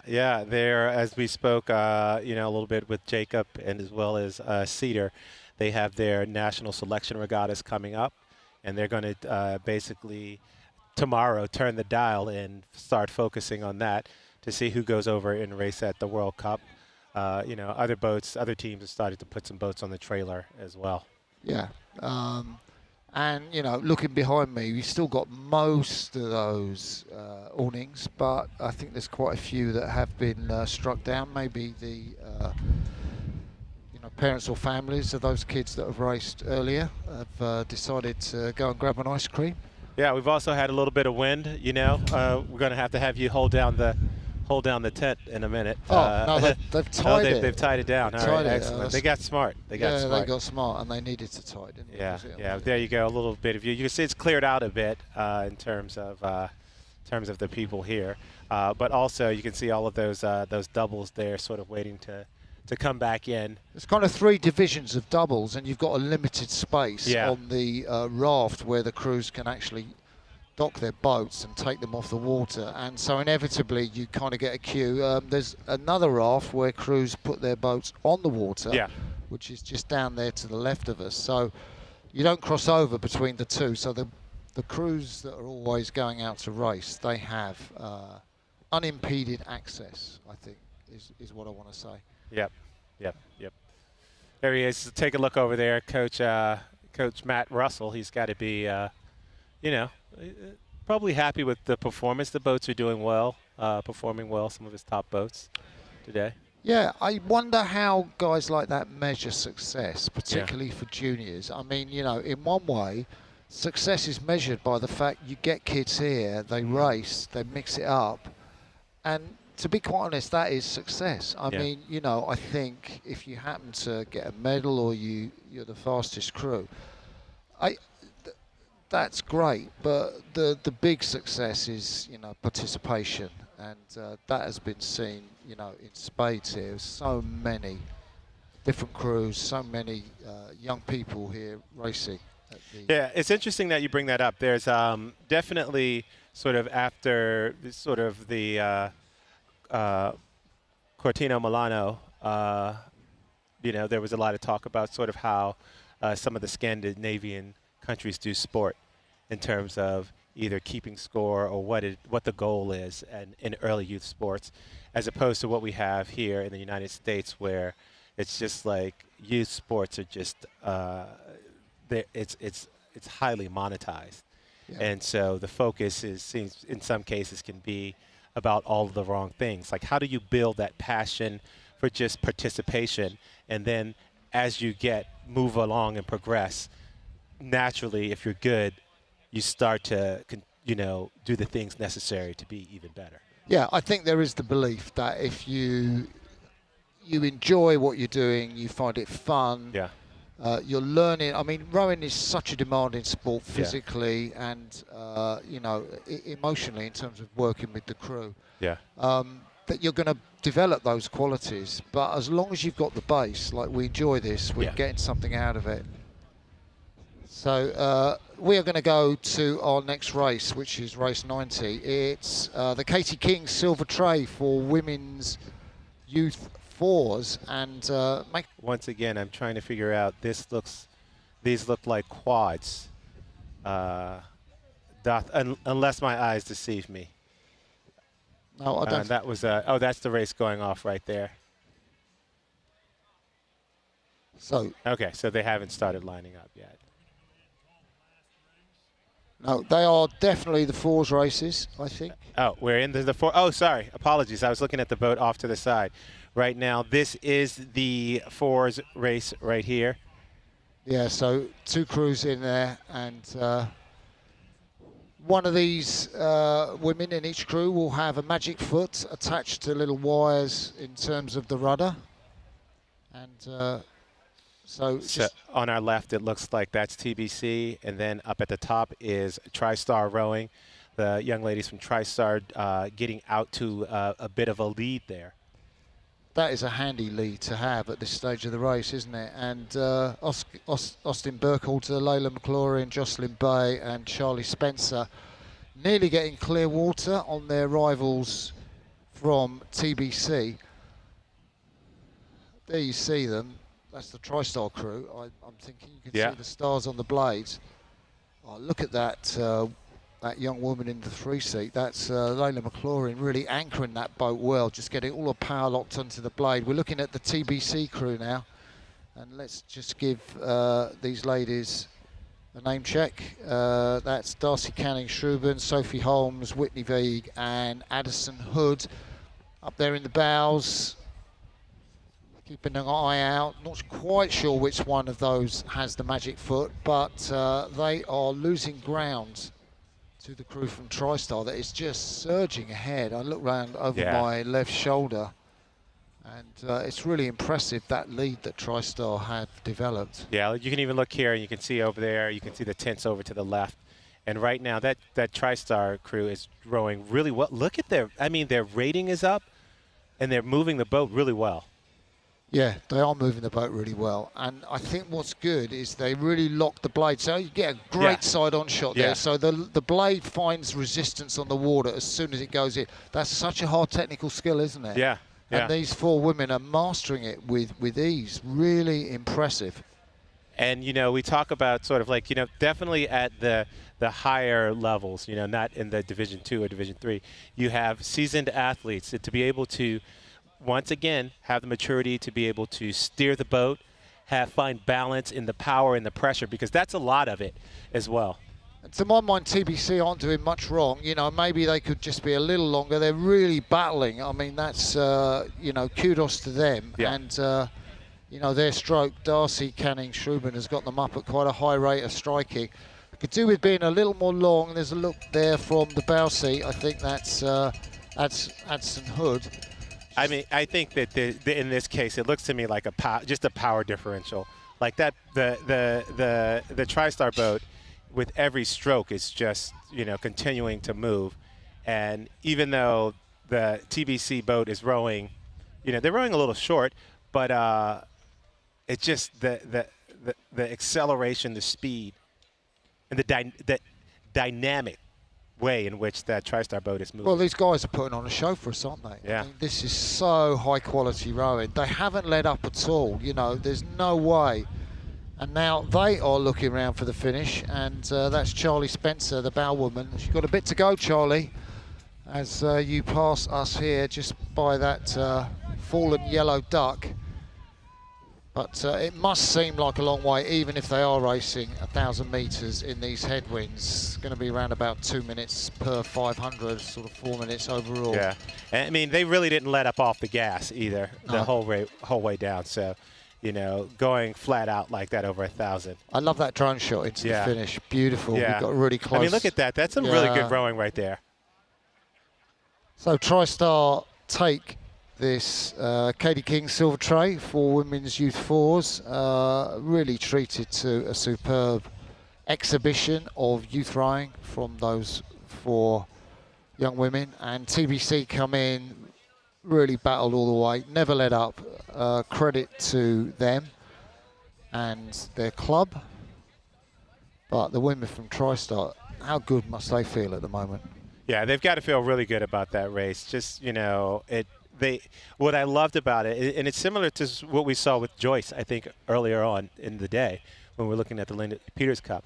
It was just full out all the way down the course. Even when they were ahead, looks like they started to run out of a little bit of gas, but they kept the foot on the gas, and they just kept going and applying that pressure. Yeah, and you think hopefully they're going to have a little bit of a crew celebration tonight. I don't know how far is it from here down to Tennessee? That's a good question. Yeah, go on. You need to give me the answer because you're American and I'm like from London. So how would I know that? I'm going to tell you what my dad told me. I know what you're going to say. Go on. You're going to say we get there when we get there. Exactly. Yeah, okay, fair enough. I'll shut up. So there we go. We got Gene Kinnemeth over there. Look at him. He's walking around with a smile. Yeah, well, you would be walking around with a smile with an event like this. Yeah. Just reaching its conclusion after the high and excitement of Team USA taking the Lenny Peters Cup for the first time. And the new boat for the local club. The Lenny Peters. What do you know about these boats? The Kawanga? Is it Kaluga or Kawang? Yeah. So I think they're highly competitive. Chinese boats. Uh-huh. They have. I looked at some of the boats on show at the Shanghai World Championships last year. Yeah. And I was really impressed with the quality of craftsmanship. Okay.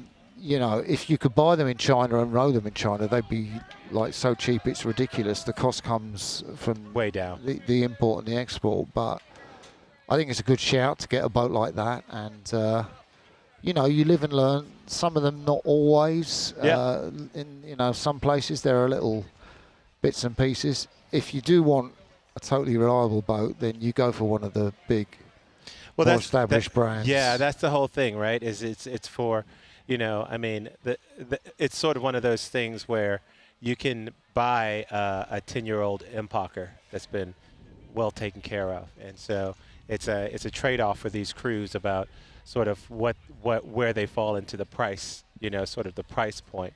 But overall, I think there's a lot of quality manufacturers out there. It's just the wear and tear of how long they're going to last. Yeah, I mean, US Rowing has gone into bed with Filippi, the Italian boat manufacturer, and they make fantastic shells. Yeah. Clearly, there's a lot of great shells being produced in the USA. Yep. I guess they'll be a little bit miffed that the national team has gone with a European boat manufacturer, but you've got to go for performance as your key sort of indicator, and that's what Josie Verdonschot and his team believe. A lot of other crews, like in the British team, they go for Empacher, the German boats. Yeah. The yellow boats, as you know well. What did you scull in?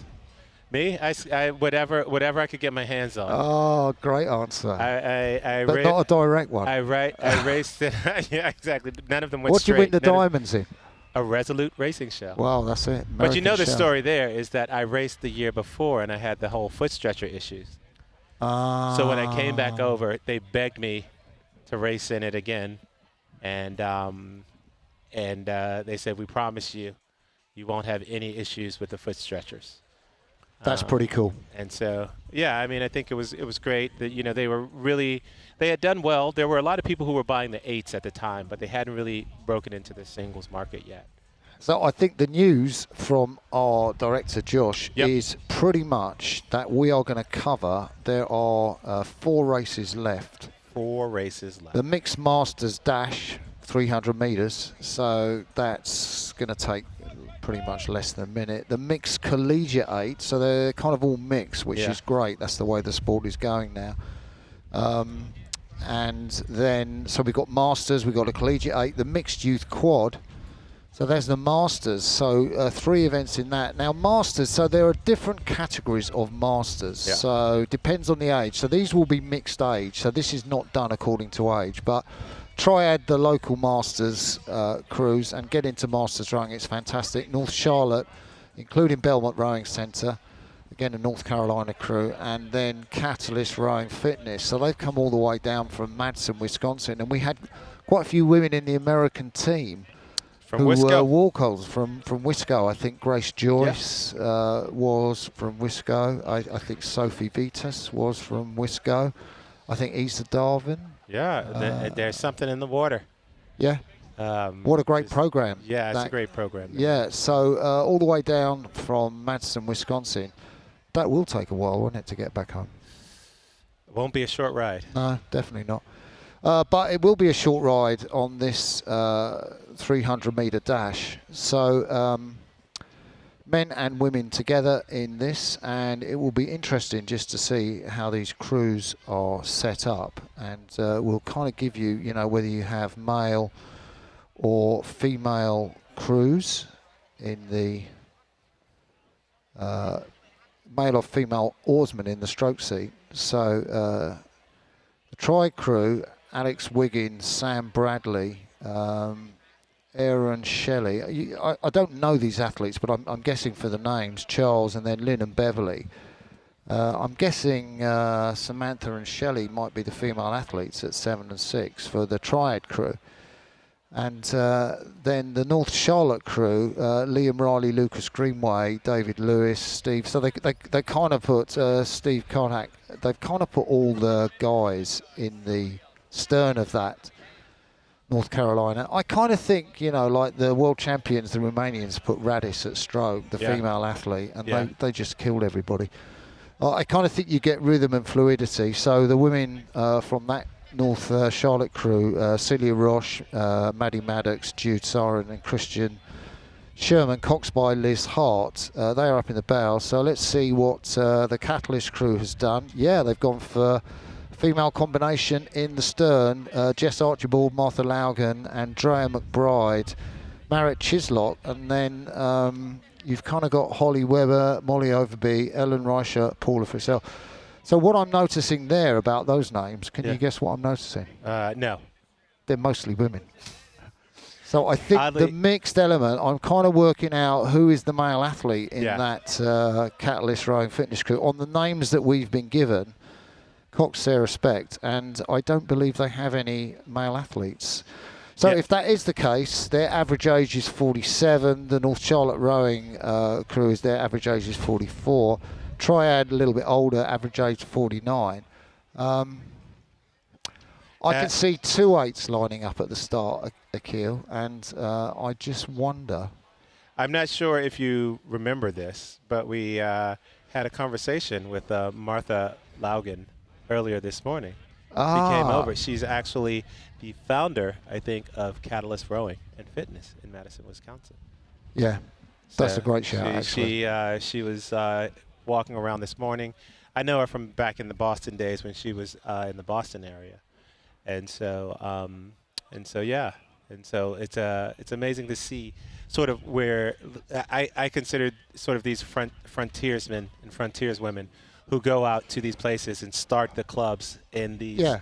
You know, Madison isn't a place where rowing, they know rowing there, but still starting a club. So what I'm guessing is these 9 women, including the Cox, they kind of didn't have a Masters women's dash necessarily to enter. They've probably been in other events, and they thought, let's pool our resources for the mixed Masters 8s. You know, why not? It's only 300 metres. Yeah.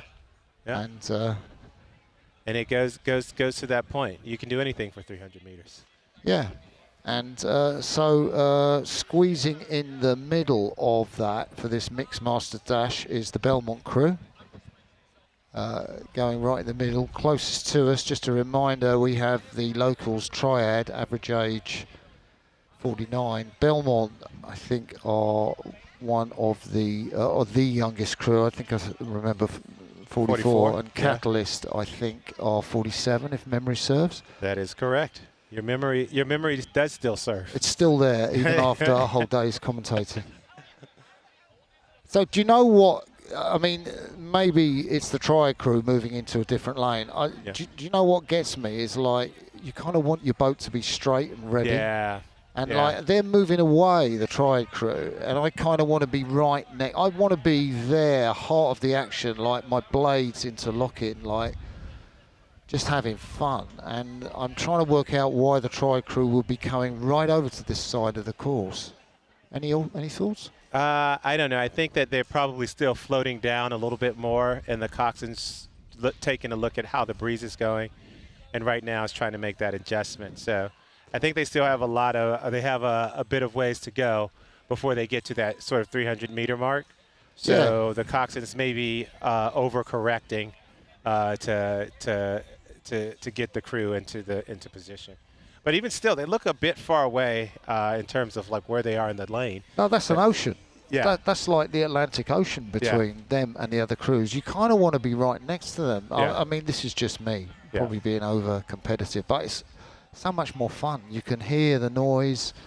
You can almost smell the sweat of your opponent. And it's actually almost like they have a lane in between them. I think they got 2 lanes. And there we And go. they're off. Yeah. The start, and the triad crew, probably the slowest off the start. And at the top of your picture, it is the women from Wisconsin. I've got that right. This is an all-female crew. Yeah. And they are just crushing it. Look at them go. Man. Oh, wow. They're right. Okay, and now we are back on track. It looks as though Triad United is back in there. But that crew from Catalyst Rowing Fitness is showing that they are fit. Yeah, totally. And they are charging, aren't they? They're coming behind us. They've still got around about 200 metres to go. Triad will think that they've still got hope if they're Cox. But if Triad were closer, that might help them. But Triad in second place. And it's the Belmont crew in the middle who are holding up third place at the moment. But reminder, this is the mixed Masters 8, and that is a crew of women that are leading this race. Yeah, yeah. I mean, cool is that? Part of it might be they row together quite a bit, and so in these sort of short races, and they're continuing. Like right now, they stalled for a minute, but now it looks as though they're continuing to get a little bit more space. So kudos to Martha Laugen and the crew from Catalyst Rowing and Fitness. This 300-meter dash, they went out hard at the start, great rowing, and now as they come into the finishing strokes, it looks as though they're going to take this race. Yeah, they are going to take this race. And Martha Largan is rowing in the 7th seat, just crossing the line there, so that's 1 behind the stroke. And wow, fantastic. A really close race between Belmont and Triad. Wouldn't like to call that result. But no doubt as to the all-female crew that won in the mixed masters category. It just shows you that, you know, great rowing you can never sort of put that down and say, we'll have 4 male athletes and that'll make the boat go faster. You've got to be rowing well, you've got to be smooth, you've got to be synced up. Yeah, and so we have right away into the mixed collegiate 8 dash, and we have College of Charleston Crew Club in lane 4 and James Madison University in lane 5. Right now, it looks as though College of Charleston Crew Club is in the lead. Yeah, but not by much. It's so close, isn't it? So College of Charleston there, they have like just over a deck. That's all going to a third of a length. It seems to me they're really smacking it in, but the crew on the far side look a little more synced, and I'm not sure if they're not coming back, actually. Yeah, it looks as though they may have figured it out and are starting to swing together right now. JMU just a little bit down. They're passing us. They've got about 15, 20 strokes to go. And it's just a question of whether that aggressivity. Look at that just as they see go them. by. Yeah. Oh, wow. Yeah, that's so cool. And it's still keeping it. They are really, I mean, it's all effort on this crew, and it's much more smooth. Now, the crew on the far side, JMU, just trying to put some more effort in. They realise how close it is, losing a bit of their cohesion. Yeah. And they are not going to get their bows in front. So, yeah. That race came down quickly, didn't it? Yeah.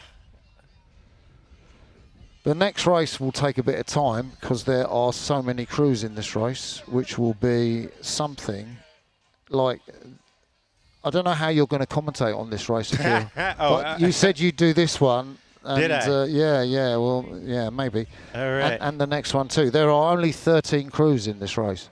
Oh well, we'll see. We'll see how it goes. So we are going to preview race 94. We'll have 2 pages here. So Charlotte Youth Rowing, Western Albemarle Triad, Elizabeth City, another Charlotte Youth Rowing crew, making it more challenging for us. Western Albemarle, Beaver Creek Sculling, TriStar Rowing. Okay, so that's 9 of the 13. Triad, the local crew, right? They're not on the far side, but they're nearly, because we've got a second page coming up. At least we think we have. There it is. So Western Albemarle, how they're going to fit all these crews in, I do not know for that. Charlotte Youth Rowing, C crew, so 3 crews from Charlotte, and Western Albemarle is the crew over there on the far side. I thought there were 13, but we've got away with it. There are only 12 crews. Oh, that makes all the difference in the world. Yeah. You know, that extra crew. Yes. So we'll see how they are set up here. Definitely, we have the crews trying to get all of these boats aligned. I think this is going to be the part that I find most interesting. So if you do get a look at the blades, and maybe you can help us along here with the commentary, Charlotte Youth Rowing, there are 3 crews, and they have got these white and black with a diagonal slash down. Elizabeth City is easy to spot. You've got the blue cross on the red background. TriStar we know. Western Albemarle. Well, if you're looking at the blades, you'll see they have the W and the blue W and the yellow A, basically a white oar. So. Yeah, and then Triad, the local crews from Oak Hollow, they've got the sort of blue and white, sort of almost half divided blades. Yeah, and Beaver Creek Sculling, they'll have a lime green, I think that's a lime green, I don't know, some type of neon green blade, and so we'll be able to pick them out of the crowd. Yeah, I'm glad you said we'll be able to pick them out of the crowd, because I'm just kind of thinking, by the time I've counted across, so I know, like what we know is Charlotte B is on this near side. There's Western Albemarle B next to them. Yeah. And then you've got Triad, the local Elizabeth crew, City, Elizabeth City. So, you know, Elizabeth City are in lane 4. Then if you use them as a marker, you've kind of got to count up to, you know, which crews are going fast. If you do that on the far side of the course, it's obviously going to be challenging. But what we like about this event is it's just managed organised chaos. Yeah. And this is a free start, 12 crews, and, you know, these athletes won't be able to tell whether they're up, down, or where they are. They're just, to my mind, they just have to keep their heads in the boat. Yeah. And just focus on sprinting as fast as they can, because what do you do when you look across at 12 crews? Absolutely nothing. It's useless. All you do, the only way you can do is if you've got a clear lead. Because I've been in a race with 16 boats. Yeah. And I knew we were in the lead because the next fastest was the boat next to us. All right. Well, So there I you don't go. remember the others, but I remember the boat next to us. But you have to know that you're in the lead. So this is going to be really interesting with the tactics. I think. Yeah, and it looks like they're drifting down too. So it'll be interesting to see how the umpires sort of hold them up to keep them from drifting too far Do you think into the they've race. given it as a prize to the best umpire that can start this race, or the umpire that's the worst? And they've said, right, should, you know, should do. for your penance, Yeah. you can start You this can race. Yeah, because we can see this Charlotte Youth Rowing. They're a little bit off the pace. They're getting close. They're getting real close. I don't know if that's another boat that's trying to make it to the starting line, but that's back there. I'm kind of saying that's either TriStar B or Triad C that's at the back there. Yeah. I don't really quite understand why they are not closer up. But actually, maybe they're just playing it cool. They're listening to the umpire and they're saying, well, we'll arrive late. And I'm not sure that's helping the umpire, but it might be helping them. Yeah.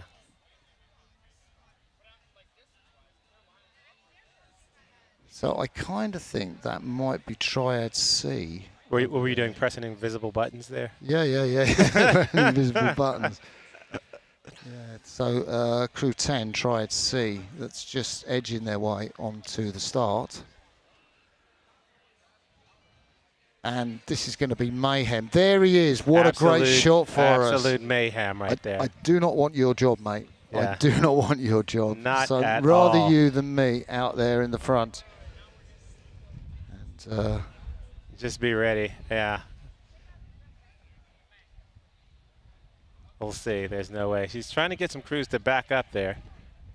yeah, which is kind of another skill in rowing where you push your boat sort of the other way that you're racing. It's not one you start learning, but you need to get it quickly because it kind of makes you safe if you can. Especially maneuverability around the start of the race once you actually start to go into the blocks. Yeah. Once you're on the course with lots of different traffic, you know. Yeah, these free starts, I mean, okay, so this is heresy now. Yeah. So you've got a full start. So there they are, and they're off. I'll stop talking. Disastrous start from lane 5. They've gone all over the place, and that is TBC. That's Charlotte A crew. Yeah. And yeah, we're looking at, that's a crew from Western Albemarle, we can see. Yeah, you see those blades there, the W and the A. And just carnage there, and I think that crew there in lane 5, Charlotte, just completely lost out. So it looks like Triad United is out the lane 7. We're taking a look here. That's Beaver Creek sculling. Oh no, that's lane 7. Lane 7, Beaver Creek South sculling over there. What are they doing lane over 6. there, right up at the front of the race? Yeah. Albemarle, and it'd be really good just to get a shot of those numbers so we can see. That drone shot, yeah. Oh, fantastic. So one boat has lost their number over the far side of the course. And again, that looks like a Western Albemarle crew as the pictures go. Yeah. And they're coming across now, and this is looking like all-out battle right here. So I kind of want to say that's crew 8 over there on the far side. Yeah, it looks like Western Albemarle maybe. Yeah, TriStar, I think, crew 8. And this crew here, Western Albemarle, on the closest to us. So I think it's Western Albemarle. Have you got that right? Let's see. I think I did. And TriStar, God dear, that was absolute chaos, wasn't it? It was a thing of beauty. A thing of beauty.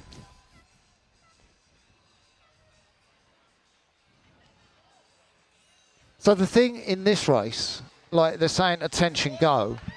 So I remember when we did that race with 16/8s, which was on the River Rhine. They closed the Rhine for the first time in 400 years. Yeah. And our stroke man, Pete Mulcairns, kind of said, we're going on the R because nobody's going to call us back. We had like helicopters overhead, the coxes, we were, hanging onto ropes from this crane that was suspended.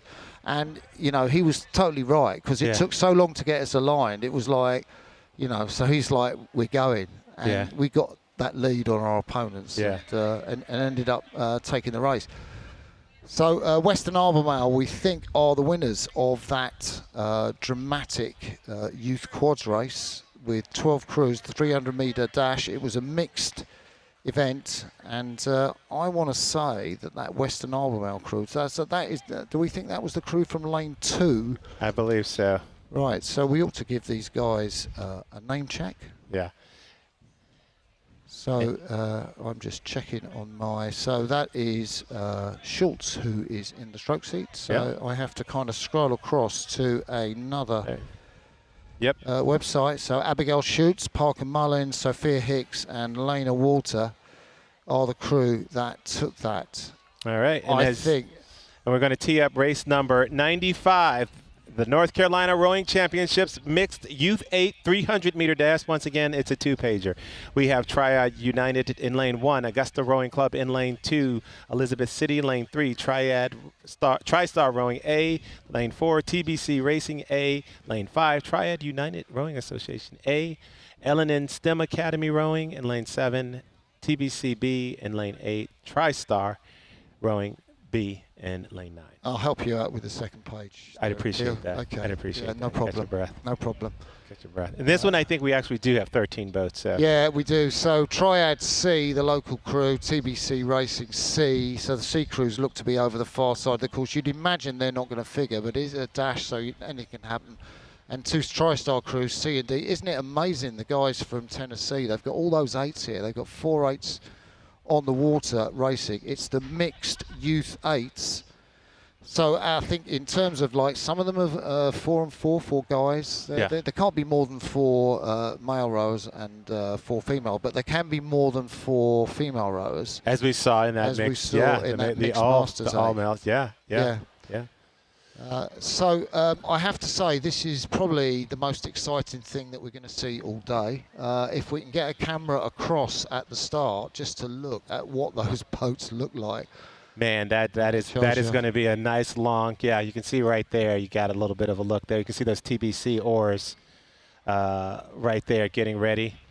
Yeah, I love that shot actually. I think that might be our drone shot. Yeah. And, we're in the middle of the course. It is going to be so exciting to be in that. I want to be in that race now. It is just going to be so exciting. I think there's 2 reasons I'd like to be in the race. I just like to get out there and get my row on, but also I'd probably jump out of the boat in the heat at the end of the race and just get myself a little swim in. You know, well done. Kudos to the umpire for getting them nearly aligned. I would say that crew number 3 have a little bit of an advantage. Crew in lane 3, Elizabeth City. Crew 2, you can see, are plainly down a little bit, and crew 4, again, that is TriStar, look a little down. So this is where you kind of want your bow pair. I mean, really, the cocks. If you wait for the cocks to tell you, you know, you've got to look across. You want to give them a little bit of autonomy. A bow pair. You've got to give them some agency. To be able to make some. Totally. Yeah. And there's 1 crew there, so 1, 2, 3, 4, 5, 6. I'm going and pressing my buttons again. So. That is the crew from Triad A. Yeah. Triad United. So we'll see what happens here. You know, I think this is going to be, if we can get that shot across at the start all out, I mean, that's just, it's an amazing shot. And they're coming down here. If they get aligned here, it's going to be, I think, probably a little bit more than 300. But yeah, there's going to be no false start in this race. Yeah, and, no. You know, those athletes, just go. They're super good, the youth athletes. They're not playing. They're not gaming this. They're just absolutely sporting, and it's great to see.